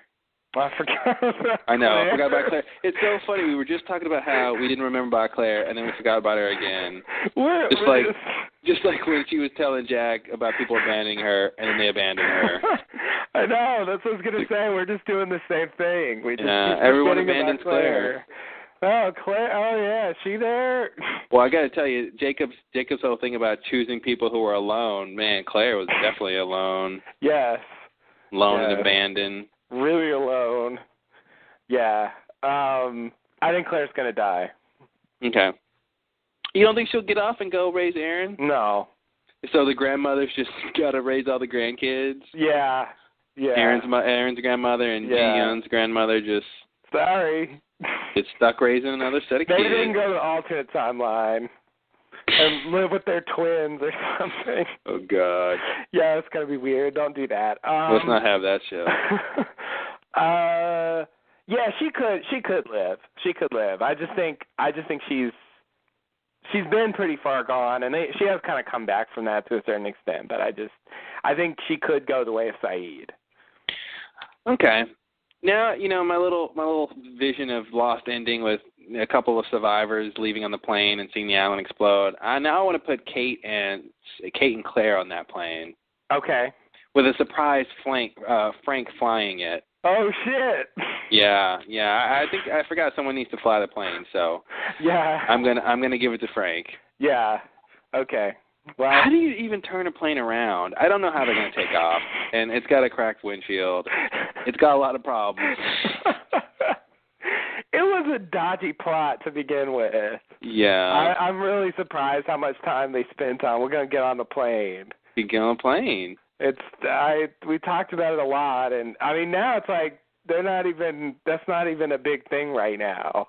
Yeah. Now it's about I'm going to destroy the island and we got to protect this, and nobody's even talking about the plane anymore. I just feel like if they once they realize that Locke wants to destroy, the Losties are going to be out to destroy Locke. Once they realize Locke wants to destroy the island, I feel like Jack is going to be like, well, you guys need to get off the island. He's going to want to try to save the people who he can save. So I think, I like I said, I hate them using the plane because I don't think it makes sense, but I don't know what else they can use. So yeah, part of me feels like some people will get off the island. I guess that's another question. Do you think anyone will actually get off, or any ideas on that? Is everyone doomed to stay there? Will some people escape? Yeah, I don't see. I mean, if I'm saying Hurley lives, I have to say how. And I think Frank's dead, so I don't know how they're going to fly that plane, so then I don't know how they're going to leave the island. Oh my God, I had an awful crackpot theory. Here it goes. Okay. Not to interrupt you, but real quick, Hurley gets on the plane. He's trying to figure out how to fly it, and a dead Frank appears to him, tells him how to fly the plane. Shit. Oh shit! That would so work. Oh my God. Oh man. That's perfect. There you go. I love when those ideas just pop up. There you go. I forgot he had that ability. That's perfect. Yeah. Okay. There we go. That gets a plane. I had a different idea, which is he just goes and turns the frozen donkey wheel. Oh, okay, and gets off that way. That's the easiest way I know of to get off the island. Yeah. I don't really know why he would do it or why he would even know what to do, but whatever. That's the best thing. Besides the plane, that's the best thing I can think of for them to get off. Yeah. It's a little crappy to kind of just wake up in the desert in Tunisia, but whatever. Woodmore's dead. He can't help anyone there. Yeah, that's true. So he could just die in the desert. Wow, that'd be really depressing. But that probably won't happen. But yeah, just throw that out there as a possibility. Okay. And I guess if the donkey wheel can transport you, like maybe it'll turn out that the light source or something can transport them, or I don't know. Maybe there'll be some other way to get off that doesn't involve the plane. But if they do use the plane, the Frank Ghost pilot is perfect. Yeah, I love it. Yeah, I'd love to see Hurley trying to fly a plane. Can you imagine? Frank was already sarcastic when he was alive. Can you imagine how sarcastic he'd be when he's dead? Oh man, wow. I don't know if we're ready for that. What do you want from me? I'm dead. Yeah. Yeah, and also Hurley, as he pointed out, Hurley's the vehicle guy. So it just seems appropriate that he'd end the show flying a fucking plane. Yeah. It's so ridiculous. I love when I start believing ridiculous theories. That's how I know it's the end of the podcast. Yeah, right. Like, yes, that's it. I believe it. Oh man, yeah, no, it's okay. So, and here's another question. Do you think Locke will succeed in destroying the island? Okay, I'm not prepared to say yes or no, but I guess I'll give percentages or something. I really want to say no. I think the island might be destroyed, but I don't think he's going to succeed. So I'm really going to talk about, yeah, I know, what's the difference, but I really going to talk about whether or not the island will be destroyed. And I'll say I really tilt towards no. I think for me it's sort of a 60-40 thing. So 60% you think the island will not be destroyed? Yeah. Irrespective of who does it or how it happens? Yes. Because I agree, there's a slight difference with Locke succeeding versus the island getting destroyed by, Desmond trying to kill Locke or something, or yeah, exactly, something like that. Or they sort of realize that they have to destroy the island to protect it or something. Mm-hmm. That's the kind of thing I could definitely see happening. If Smokey just wins, I mean that would be quite an ending, but I don't see that happening. So I think so I'm leaning towards not destroying the island, but only a little bit. I mean it's 60-40.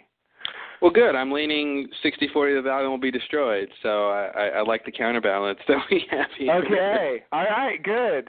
We're perfectly matched on the other side. Yeah. It is the kind of thing. I think they're going to go out with the bang, and I think what bigger bang than seeing the island? Absolutely. I don't know what, but destroyed. Yeah. Yeah. It's. Yeah, we'll see. Next episode. Yeah, I mean, part of it is I'm just not sure what kind of ending they want to do. So it's harder for me to really envision how the island fits into that since I don't know what they're going to do. But yeah, I don't know. I'm slightly leaning that way, but I don't know. We'll see. I'll pretty much be happy either way as long as it's good.